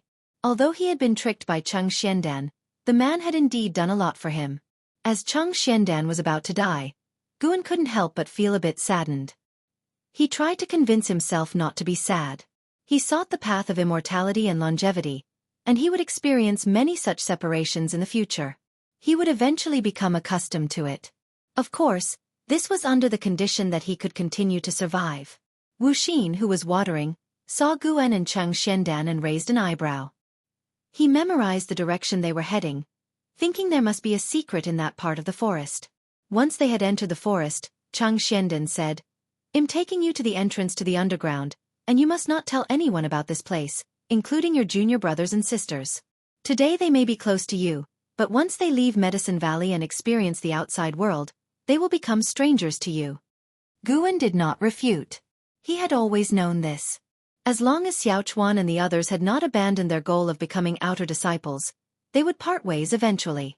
After hesitating for a moment, Guan asked, Master, were you originally a person from the Thousand Autumn Pavilion, or were you chosen by them later? Cheng Xuanden's steps were heavier than before. He replied, My experience is the same as yours. My identity comes from a lineage. Guan fell silent. He suddenly felt that Cheng Xiandan was also a pitiful person. After helping my master with some tasks, this identity became inescapable, but I don't regret it, Cheng Xiandan said. Hearing his master's words, Guan hesitated. He hadn't done much yet. Could he still get out? Cheng Xiandan began to recount his interactions with his master, describing a temperamental mentor who was sometimes strict and sometimes whimsical, like a child. In Cheng Xuanden's words, his master was like an old child who never grew up. Taking a winding path behind the peak, Cheng Xiandan stopped in front of a moss and vine-covered rock wall. Master, is the Grand Master still alive? Guan couldn't help but ask. He thought of the stone slab he had been observing. It wasn't far from Mystic Valley, and given that the master of Mystic Valley was a demon path infiltrator, he suspected that the slab might have been left by Cheng Xuanden's master. Cheng Xiandan replied, He left before his death, and I will follow his example. I'm leaving tomorrow. Everything in Medicine Valley will be in your hands. Guan frowned, contemplating not Cheng Xiandan but his master. So, Cheng Xuanden's master might still be alive? Cheng Xiandan took out a compass from his sleeve. He pushed aside some vines on the rock wall to reveal a recess, then placed the compass into it. As he channeled his spiritual power into the compass, it began to tremble and emit a faint light. Guan could clearly sense that Cheng Xuanden's aura was becoming even more frail. He couldn't help but worry that Cheng Xiandan might suddenly die here. The rock wall began to tremble, with a low rumbling sound. Soon, a cave entrance appeared, which Guan had to stoop to enter. Cheng Xiandan said, You go in, I'll wait for you outside. Guan hesitated and said, Master, give me the compass. After you leave, I'll go in. Cheng Xiandan laughed, then removed the compass and handed it to Guan. A stone door emerged from within the cave entrance, sealing it again seamlessly, making it appear as if there were no entrance at all. Cheng Xiandan turned and walked down the mountain, with Guan following. The underground space has its complete formation. If you want to plant some spirit grasses or spirit flowers that you don't want anyone to know about, you can choose to plant them down there, Cheng Xiandan said softly, as if making his final instructions. Guan listened attentively, feeling conflicted. He was grateful for Cheng Xuanden's actions, but he always retained a bit of caution in his heart. Until the end, he couldn't relax. After all, Cheng Xiandan was going to die soon. He could relax after his death. Guan would burn incense for Cheng Xiandan every year and honor him then.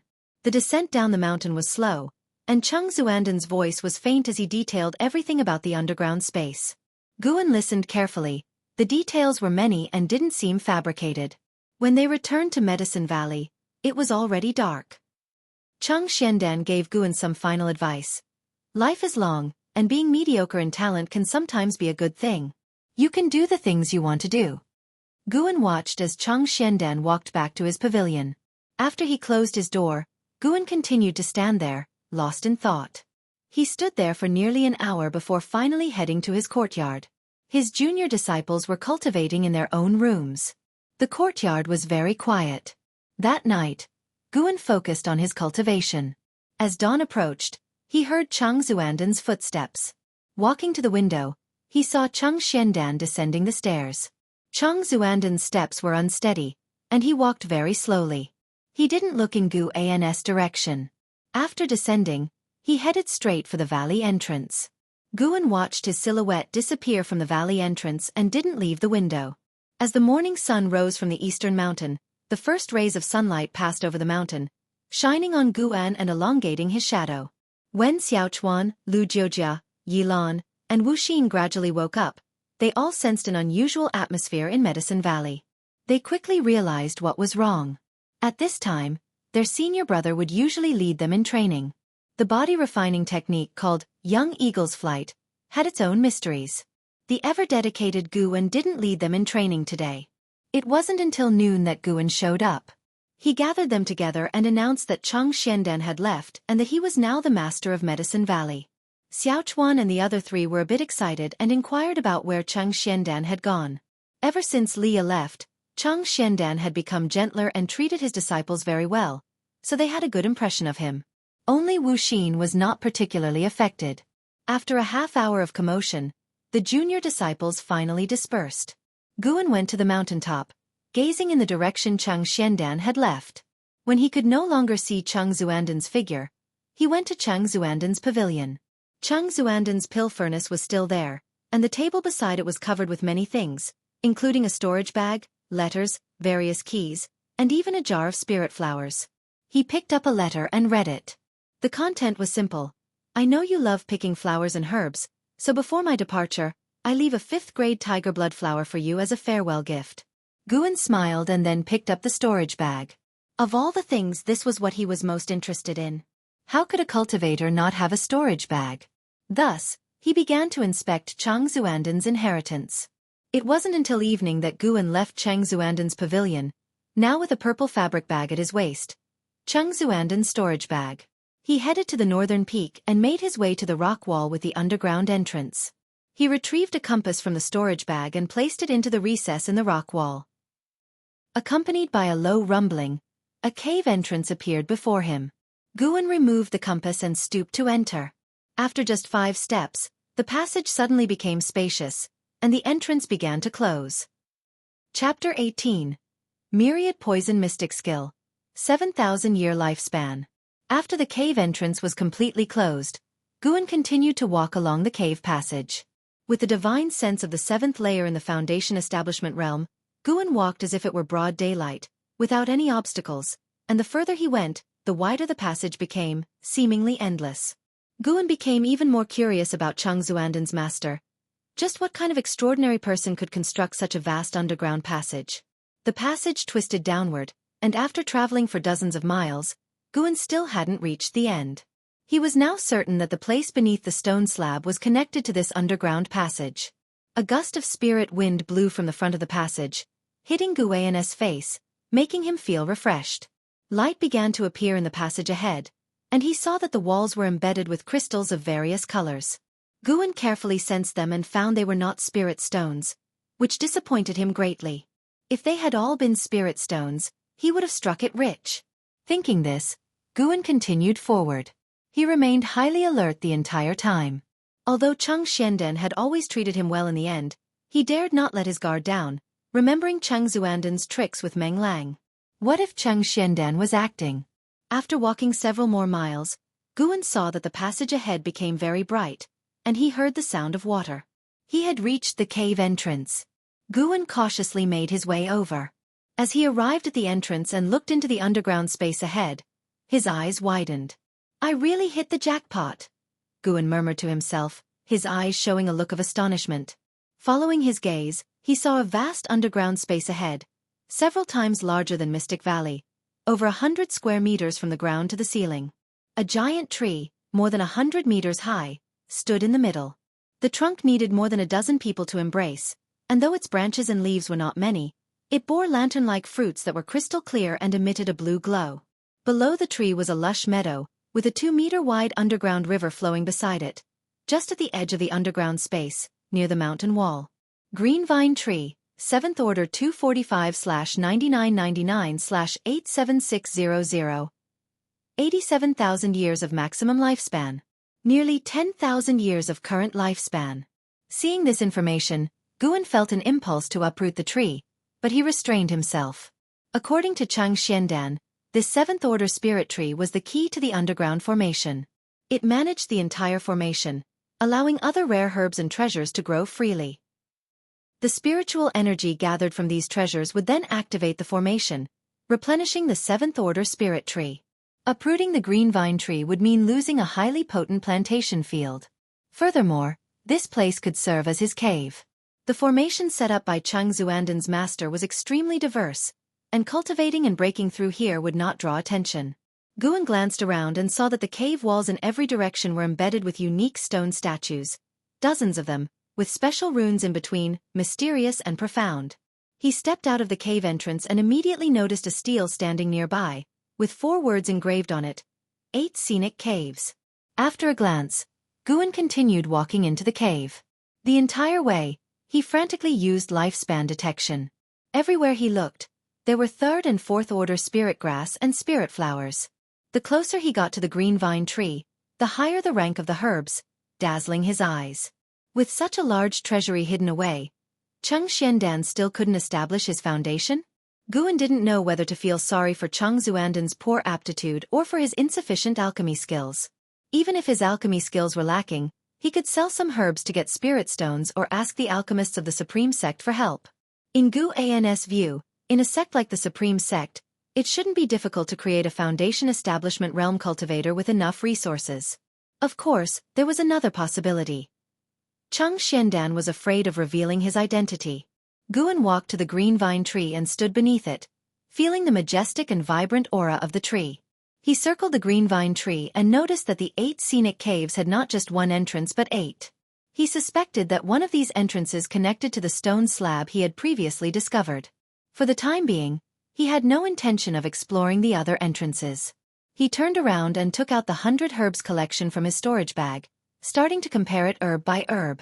If any were mature, he would harvest them directly. The harvested herbs could be taken to the outer sect to exchange for more high-rank seeds, ensuring continuous development. The thought excited Guan.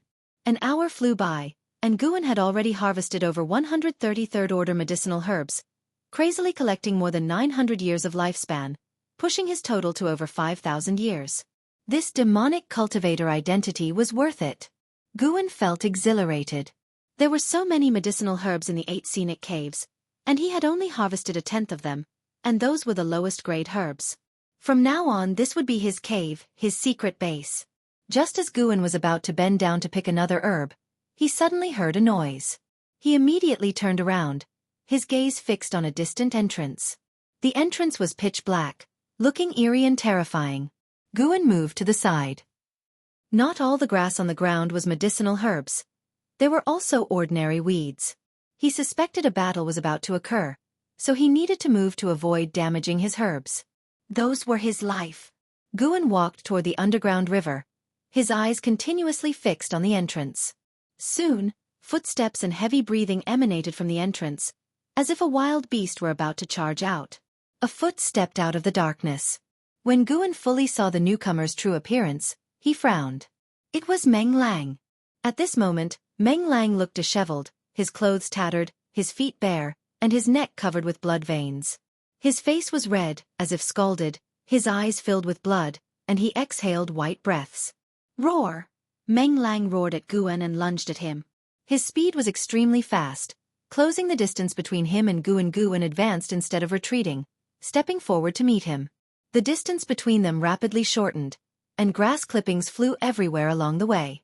Meng Lang leapt, trying to pounce on Guan. Guan sidestepped, ramming his knee into Meng Lang's abdomen, sending him flying back. Guan frowned even more tightly. His right leg felt slightly numb. Goodness! How did Meng Lang become so tough? Guan felt that even the demon of greed wasn't as tough. Although he hadn't used his full strength or any spiritual power, he could make a rough judgment. He had held back to see if Meng Lang could still be saved.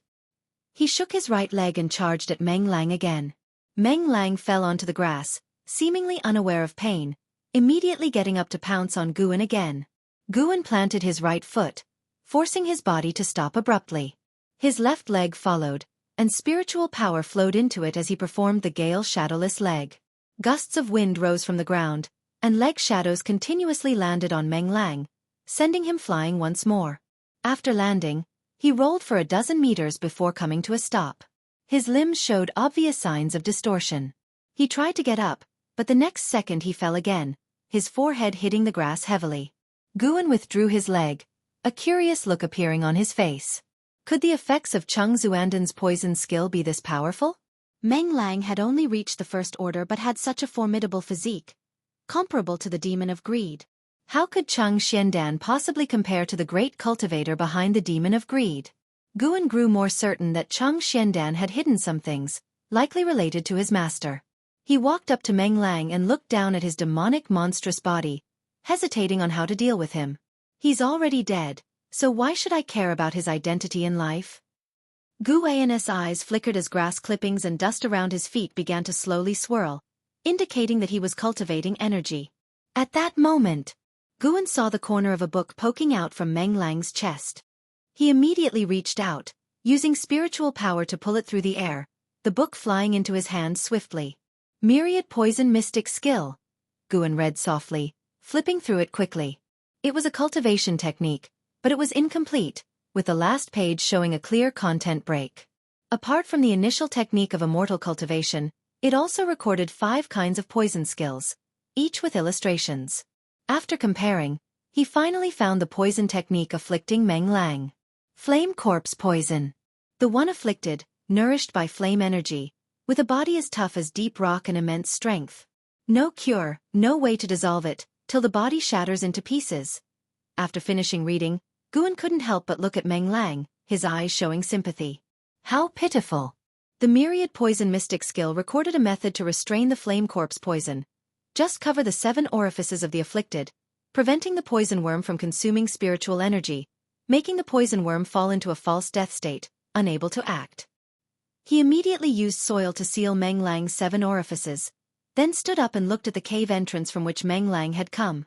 He didn't explore it immediately. Instead, he put the Myriad Poison Mystic skill into his storage bag and turned around to continue harvesting herbs. Even if Cheng Xuandan's master was still alive, since the other didn't act against him, a Qi cultivation realm cultivator, they either had no killing intent or couldn't move. In that case, why alert the enemy? The longer time passed, the more advantageous it was for Guan. After an hour, satisfied, Guan left the 8 scenic caves. His lifespan had reached an astonishing 7,000 years.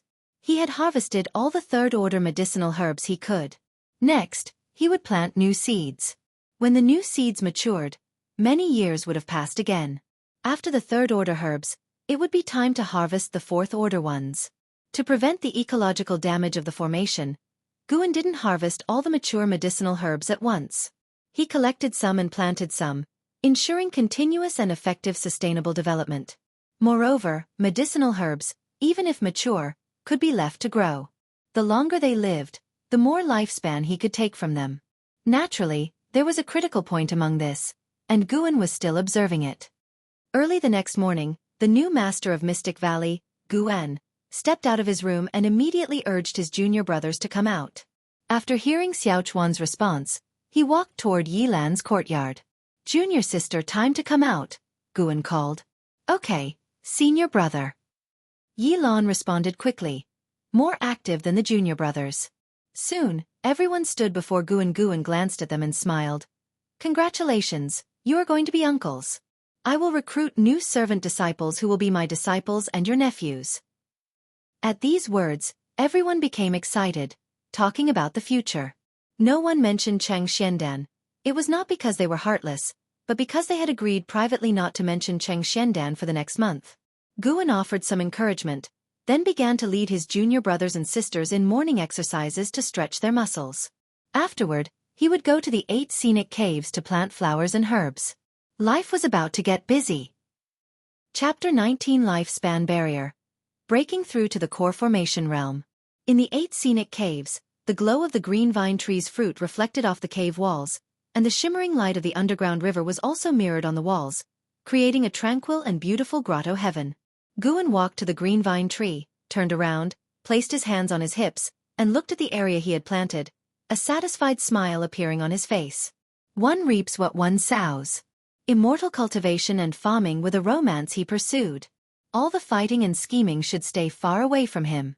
Guan felt self-satisfied as his gaze shifted. He wanted to build a pavilion in the 8 scenic caves so he could occasionally hide here to rest. He was still young now, but in 50 or 60 years, he could learn from Cheng Xiandan, making the first disciple manage everything while he enjoyed life. However, it was still early for his first disciple. After all, Medicine Valley was his foundation. He had to find the right person. It wasn't just about being the first to become his disciple and handling all matters. Many plans emerged in Guan's mind. First, he needed to nurture a deputy valley master. Xiaochuan was worth considering, low aptitude but honest, though too blunt in speech and demeanor. Lu Jiujia would eventually go to the outer sect, so he was excluded directly. Yilan. No, better to send her away early to avoid ruining his Taoist heart. As for Wuxia, let's see. Still need to recruit more disciples. Guan thought as he looked up. He was very curious about the green vine tree's fruit. Some natural treasures were fruit-shaped, but picking the green vine tree's fruit individually, would it extend his lifespan? He decided to act on his thoughts.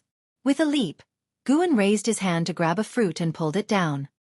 He landed on the grass and then appraised the fruit in his hand, which was as large as a pumpkin. He estimated it weighed 7 or 8 pounds. Guan took out a piece of spirit protection paper from his storage bag and wrapped it around the long stem at the top of the fruit to prevent spiritual energy leakage and nutrient loss. These were valuable. After about 10 breaths, a line of text appeared before his eyes. You have successfully extracted 85 years of life from the green vine fruit, 6th tier. Wonderful. 85 years of life. Guan's eyes changed as he looked at the green vine tree. This was a money tree. Absolutely must not uproot it. It must be nurtured well and revered in the future. Guan became excited. He tossed the green vine fruit into his storage bag and counted the fruits on the tree. There were 16 fruits as large as the one he had just picked. The smaller ones couldn't be touched. He began to take action immediately. Some of the green vine fruits were very high up, requiring him to climb the tree.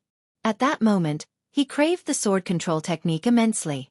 Foundation Establishment realm cultivators couldn't fly in the sky directly, and he had no other flying or levitation means. After a long struggle, Guan finally managed to pick all 16 green vine fruits, gaining a total of 1,360 years of life. His total lifespan reached 8,400 years, getting closer and closer to the 10,000-year mark. Enough! All in one go. After reaching 10,000 years, he could improve his cultivation, explore the other 7 cave entrances. Once everything was clear, eliminate all potential dangers, then enjoy peace and tranquility. With a plan in mind, Guan began to implement it. The 8 scenic caves were abundant with medicinal herbs. He focused on his attribute panel while picking, stopping once he accumulated 10,000 years of life. An hour later, a prompt appeared before Guan's eyes. Your lifespan has surpassed 10,000 years for the first time, unlocking the lifespan barrier function. Lifespan barrier.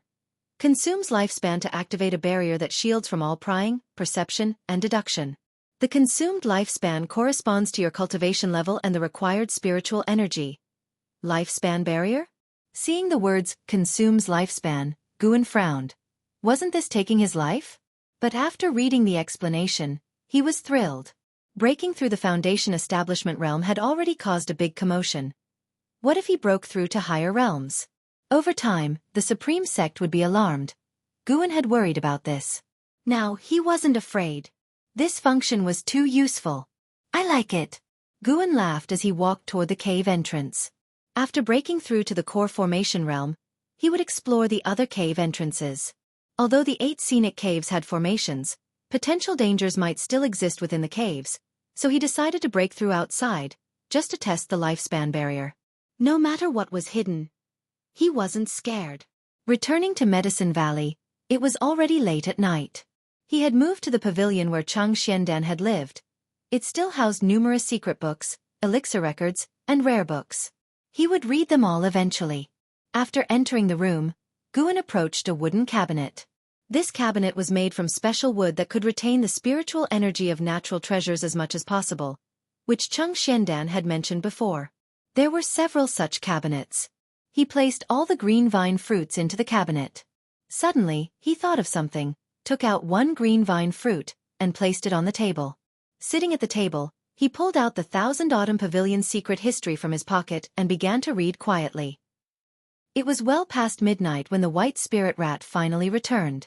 It ran up to Guan's shoulder, its tiny eyes staring intently at the green vine fruit on the table. Guan gently picked it up and set it on the table, then waited. The white spirit rat approached the green vine fruit, sniffed, then began to nibble gently. Unclear about the green vine fruit's effects, as the 100 Herbs collection didn't document treasures above the 5th tier, Guan had to test it with the white spirit rat. He let the white spirit rat choose. It was a spirit beast. If the fruit were poisonous, it should be able to smell it. If it couldn't, Guan would bury it properly. The green vine fruit was 10 times the size of the white spirit rat, making it difficult for the rat to nibble. Guan didn't assist it. Finding waiting boring, he decided to break through that night. Guan stood up and left the pavilion stealthily, leaving Mystic Valley and heading west, crossing mountains and valleys, traveling nearly 20 miles. He first jumped onto the top of a tall tree, observing in all directions to confirm no cultivators were around. Then he sat on a grassy patch between the mountains to meditate. Having not advanced his lifespan for a while, he was quite eager. With the lifespan barrier, he could cultivate without worries this time. Let's try 1,000 years first. Guan thought lavishly, sitting on 10,000 years of life. What was 1,000 years at once? A mere drop in the bucket. He directed 1,000 years of lifespan towards his cultivation level to cultivate and advance. You cultivated energy absorption for 30 years, breaking through to Foundation Establishment Realm 8th layer. You cultivated energy absorption for 100 years, breaking through to Foundation Establishment Realm 9th layer. You cultivated energy absorption for 150 years, forcing your way to the core formation realm with a great accomplishment in the Divine Wood Pure Yang skill, beginning tribulation crossing, but you failed to endure the minor heavenly tribulation, and the crossing failed. You cultivated energy absorption for 200 years, forcing your way to the core formation realm with a great accomplishment in the Divine Wood Pure Yang skill, beginning tribulation crossing, but you failed to endure the minor heavenly tribulation, and the crossing failed. You cultivated energy absorption for 450 years, forcing your way to the core formation realm with a great accomplishment in the Divine Wood Pure Yang skill, beginning tribulation crossing, you successfully endured the minor heavenly tribulation and formed a golden core, stepping into the core formation realm. You cultivated energy absorption for 500 years, breaking through to core formation realm 2nd layer. You cultivated energy absorption for 600 years, breaking through to core formation realm 3rd layer.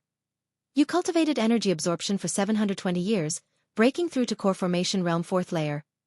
You cultivated energy absorption for 850 years, breaking through to core formation realm 5th layer. You cultivated energy absorption for 1,000 years, breaking through to core formation realm 6th layer. Line after line of prompts crazily popped up before Guan's eyes. Seeing the 6 consecutive failed tribulation crossings made Guan almost choke. How could it be this difficult? Was tribulation crossing that hard? With the last prompt falling, Guan's body autonomously began cultivating energy, instantly feeling the spiritual energy of nature becoming volatile. He hastily activated the lifespan barrier. Activating lifespan barrier, lifespan consumed, 0 years. This prompt hovered before his eyes. As nature's spiritual energy flowed into him, the 0 changed directly to 1. Hope the consumption isn't too high, Guan silently prayed. As the vast spiritual energy fervently surged into his body, he felt entirely unblocked, an indescribable pleasurable sensation. This time, he didn't move during the breakthrough, so he didn't feel the pain. Centered around him, the ground formed ripples of air, converging from all directions into his body. Vaguely visible was a translucent barrier, about 5 yards in diameter. Guan looked outside the barrier. There were no wind waves outside, the flowers, grasses, and trees were very calm, apparently not affected by him. He immediately became curious. Why was there no impact? Soon he understood. With the barrier activated, he absorbed spiritual energy from the ground during cultivation. Now he was completely reassured. It didn't take long for his cultivation level to reach Foundation Establishment Realm 9th layer, and the barrier's lifespan consumption grew to 5 years, making him a bit distressed. This thing was too expensive. It reminded him of some mobile game experiences from his previous life. One word: dark. While Guan internally complained, he suddenly noticed a bright light in the distant mountain forest. Narrowing his eyes, he vaguely saw a scene of cultivators battling. 10 miles away. Above the mountain forest, Xiaofan swung his sword, unleashing waves of sword chi like fierce wind sweeping through the forest, scattering leaves. Li Ya, dressed in black, stood atop a tree, raising his sword to block. A powerful energy burst from his body, forming a faint golden bell shadow that resisted all of Xiaofan's sword chi. Xiaofan's black hair flew wildly in the wind, a sinister and arrogant smile on his face, as he laughed loudly. Li Ya, is this all you got? You want to fight the 4th prince? Can you even live to enter the inner sect? Li Ya's face was stern, glancing toward Mystic Valley. Not good. If this continued, it would alarm people in Medicine Valley. Li Ya didn't want to trouble Guan and others, so he immediately pushed his sword, dispersing the sword chi, then flew in the direction opposite to Mystic Valley. Xiaofan chased closely, and the two rode their swords, quickly disappearing into the night sky.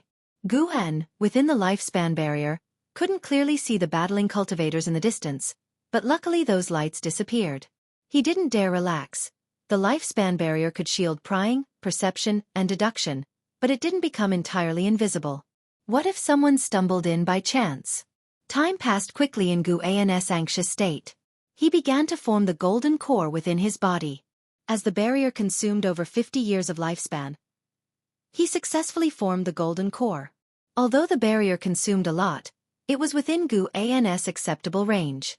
Before starting, he worried this thing might be too much, draining him dry at once. Now his worries were gone. Another thought emerged. 1,000 years to reach core formation realm 6th layer. Should he continue? Chapter 20. Spirit Root Transformation. Nascent Soul Realm Cultivator. The night sky was silent, occasionally filled with the cries of birds, and the mountain forest lay quietly in the darkness. Guan meditated within the lifespan barrier, appreciating the moonlight. Tonight's moon was so beautiful, just like his mood.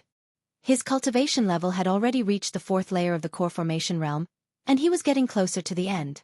He planned to continue investing until he broke through to the nascent soul realm, and then acquire an ultimate skill, as the Gale Shadowless leg could no longer satisfy him. What kind of great cultivator in the nascent soul realm uses leg techniques? He needed a sword. Guan decided to favor the 7 swords of the Li family.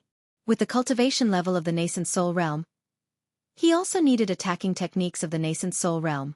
Yes, let's assume that Cheng Xuandan's master was a great cultivator in the nascent soul realm. Guan had to overestimate his opponent as much as possible to reduce the chances of defeat. After the cultivator he previously fought with left and did not return, Guan's heart was completely at ease. He was already a core formation realm cultivator, and in the outer sect, he could walk unchallenged. Even if someone suddenly broke in, they wouldn't withstand a single kick from him. 5th layer of the core formation realm. His cultivation level increased again, and Guan's divine sense also became stronger along with it. The core formation realm was completely different from the foundation establishment realm. They were worlds apart. The spiritual power was vastly different, and the divine sense disparity was also immense. Now, Guan's divine sense could converge into a powerful impact. Reaching the core formation realm made him feel like a true cultivator. If the core formation realm was like this, how powerful would the nascent soul realm be? Guan could not wait to invest his lifespan. He had to wait patiently. After his cultivation level broke through to the 6th layer of the core formation realm, he then brought up his attribute panel. His gaze was involuntarily drawn to the spirit roots. He once tried to enhance his spirit roots, but the results were negligible. This caused a psychological shadow, fearing it was a bottomless pit. Thus, he redirected his lifespan elsewhere, and deducing cultivation techniques could also improve spirit root qualifications. Now that he was strong enough and his lifespan was abundant, it was time to retry enhancing his spirit roots. After some time, when his cultivation level stopped increasing, Guan directly invested 2,000 years of lifespan into his spirit roots. You have invested 2,000 years of lifespan into evolving and cultivating your spirit roots. You comprehend the essence of heaven and earth for 100 years, and your perception power of the 5-element spirit root increases. You comprehend the essence of heaven and earth for 200 years, and your perception power of the 5-element spirit root increases. You comprehend the essence of heaven and earth for 1,000 years, finally capturing a trace of the heaven and earth true meaning. Your spirit roots are cleansed by heaven and earth, and the qualifications of your 5-element spirit roots start to transform, with the wood spirit root being the most prominent. You comprehend the essence of heaven and earth for 1,200 years, and your perception power of the 5-element spirit root increases. You comprehend the essence of heaven and earth for 2,000 years, finally capturing a trace of the heaven and earth true meaning. At the same time, you understand the earth's river veins. Your spirit roots are cleansed by heaven and earth, and the qualifications of your 5-element spirit root start to transform. The qualifications of your 5-element spirit root all transform into top-tier mortal qualifications, with the wood spirit root and earth spirit root being the most prominent. One line after another of prompts appeared before Guan. Seeing the earlier prompts about the 5 elements, his heart started to bleed. He was careless. As expected, this thing was a bottomless pit. Seeing the final prompt, where all 5 elements spirit root reached top-tier qualification, improved his mood, yet he still felt heartache. After all, Previously understanding the divine wood pure yang skill had already elevated his wood spirit root to top-tier qualification. He could not think like this. He ought to consider that the divine wood pure yang skill took 1,000 years to elevate one spirit root to top-tier qualification. To elevate all 5 spirit roots to top-tier qualification, it would have taken at least 5,000 years. So the question was, why did he not cultivate techniques of the other 4 elements? One had to try to walk the most perfect path. As Guan reflected on himself, the earth spirit energy surged again. This time it was not to enhance his cultivation level, but to temper his muscles and bones. Pain. Guan felt an unprecedented pain, forcing him to grit his teeth and endure. To divert his attention, he began to think about the attribute panel. It seemed spirit root qualifications were the hardest to improve, which made sense. Spirit root qualifications were akin to the limit of one's lifespan, while cultivation level was the current lifespan. Breaking the limit was the hardest. Efforts made postnatally would never be as difficult as breaking through the predetermined fate. This was why the Supreme Sect treated geniuses with such reverence. Dual spirit roots like Ji Xiaoyu were far more important to the Supreme Sect than a single core formation realm cultivator. For ordinary people, the fewer spirit roots they had, the higher the qualification. If one's total talent value was 100, dual spirit roots could each have 50, but if it was 5-element spirit root, each root's talent value would only be 20, and being well-rounded sometimes meant being average. Gu An's situation was now different. By improving his spirit root qualifications, he was effectively raising his talent value from 100 upward. Unfortunately, spirit root attributes could not be individually invested to enhance cultivation. Now, the other spirit roots were not very helpful for his cultivation of divine wood pure yang skill. Thus, his cultivation speed increased somewhat, but not significantly. However, he noticed the prefix mortal before top-tier qualifications in the prompts. Could there be holy body and spirit body as well? Lost in these thoughts, Guan noticed the consumption speed of the lifespan barrier starting to slow. From the moment he began his breakthrough until now, he had already consumed 134 years of lifespan. As his spirit root qualifications continued to improve, Guan felt the myriad of spiritual energies grow clearer, altering his perception of the entire world. The pain was being replaced by a sense of wonder. Some time passed. Gu An's body stopped absorbing spiritual energy. The 5-element spirit root in his attribute panel changed to top-tier 5-element spirit root. Instead of getting up, he invested 2,000 years of lifespan into his cultivation. The shadow of a failed tribulation weighed on him, so he decided to go all out. If he invested 1,000 years into his cultivation and got stuck at the 9th layer of the core formation realm, he would surely be vomiting blood. This was a real possibility.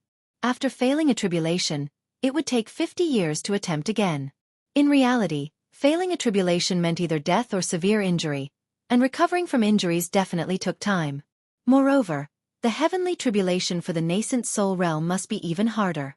The number of failures would likely be numerous. Begin.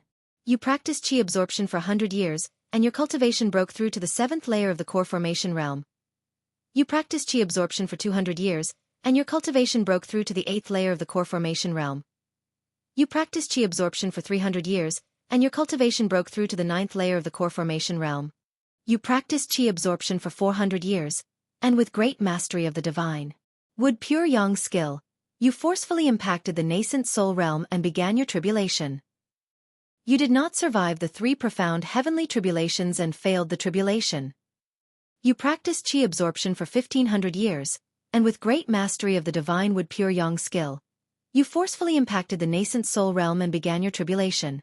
You did not survive the 3 profound heavenly tribulations and failed the tribulation. You practiced chi absorption for 1,600 years, and with great mastery of the divine wood pure yang skill, you forcefully impacted the nascent soul realm and began your tribulation. You finally survived the 3 profound heavenly tribulations, succeeded in your tribulation, and were promoted to the nascent soul realm. You practiced chi absorption for 1,800 years, and your cultivation broke through to the 2nd layer of the nascent soul realm. You practiced chi absorption for 2,000 years, and your cultivation broke through to the 3rd layer of the nascent soul realm. Damn. Failed 12 times. When Guan saw that he had failed the tribulation 6 times, his heart sank. By the time he failed 10 times, he was seeing blackness in front of his eyes. Luckily, he finally succeeded in breaking through to the nascent soul realm. Was the nascent soul realm truly so difficult to break through? Guan thought, collapsing mentally. He realized why the lifespan consumed by evolutionary cultivation was larger than the actual consumption. Evolutionary cultivation was equivalent to naked cultivation. Normal cultivation would involve taking elixirs and using formations to gather spiritual energy, which could help with tribulations. Not to mention the mystical effects of rare treasures. Once again, the spiritual energy in the world surged madly, and the consumption rate of the lifespan barrier increased. Guan calmed his heart and began to enjoy the enhancement of his cultivation. The rising sun shone over the mortal world, and Mystic Valley gradually brightened. Guan stood atop the mountain, overlooking the autumnal forest. His robe fluttered, and the sunlight bathed him, as if he could ascend to become immortal at any moment. He had already condensed the nascent soul, becoming a true nascent soul realm cultivator. To reward himself, he elevated his surface cultivation level by 1 layer, reaching the 4th layer of the energy cultivation realm. In the future, he would raise it by 1 layer each year, stopping at the 9th layer of the energy cultivation realm, so he would not be summoned away. Unable to resist, he brought up his attribute panel to check again. Name, Guan. Lifespan, 22/4502. Spirit root. Top tier 5 elements spirit root, wood and earth attributes more prominent. Can invest lifespan for evolutionary cultivation. Cultivation, 3rd layer of the nascent soul realm, can invest lifespan for evolutionary cultivation. Techniques. Fire control art, unlearned. Divine wood pure yang skill, mastery. Dragon strength divine primordial skill, mastery. Alchemy, initial insight. Can invest lifespan for evolutionary cultivation. Ultimate skills, Gale shadowless leg, accomplished. 7 swords of the Leaf family, unlearned. 8 direction step, unlearned. Can invest lifespan for evolutionary cultivation. Guan then planned to favor the 7 swords of the Leaf family again, then continue to save his lifespan, amassing up to the 100,000 mark before using it. For now, he needed to rest for a few days to calm his excited heart.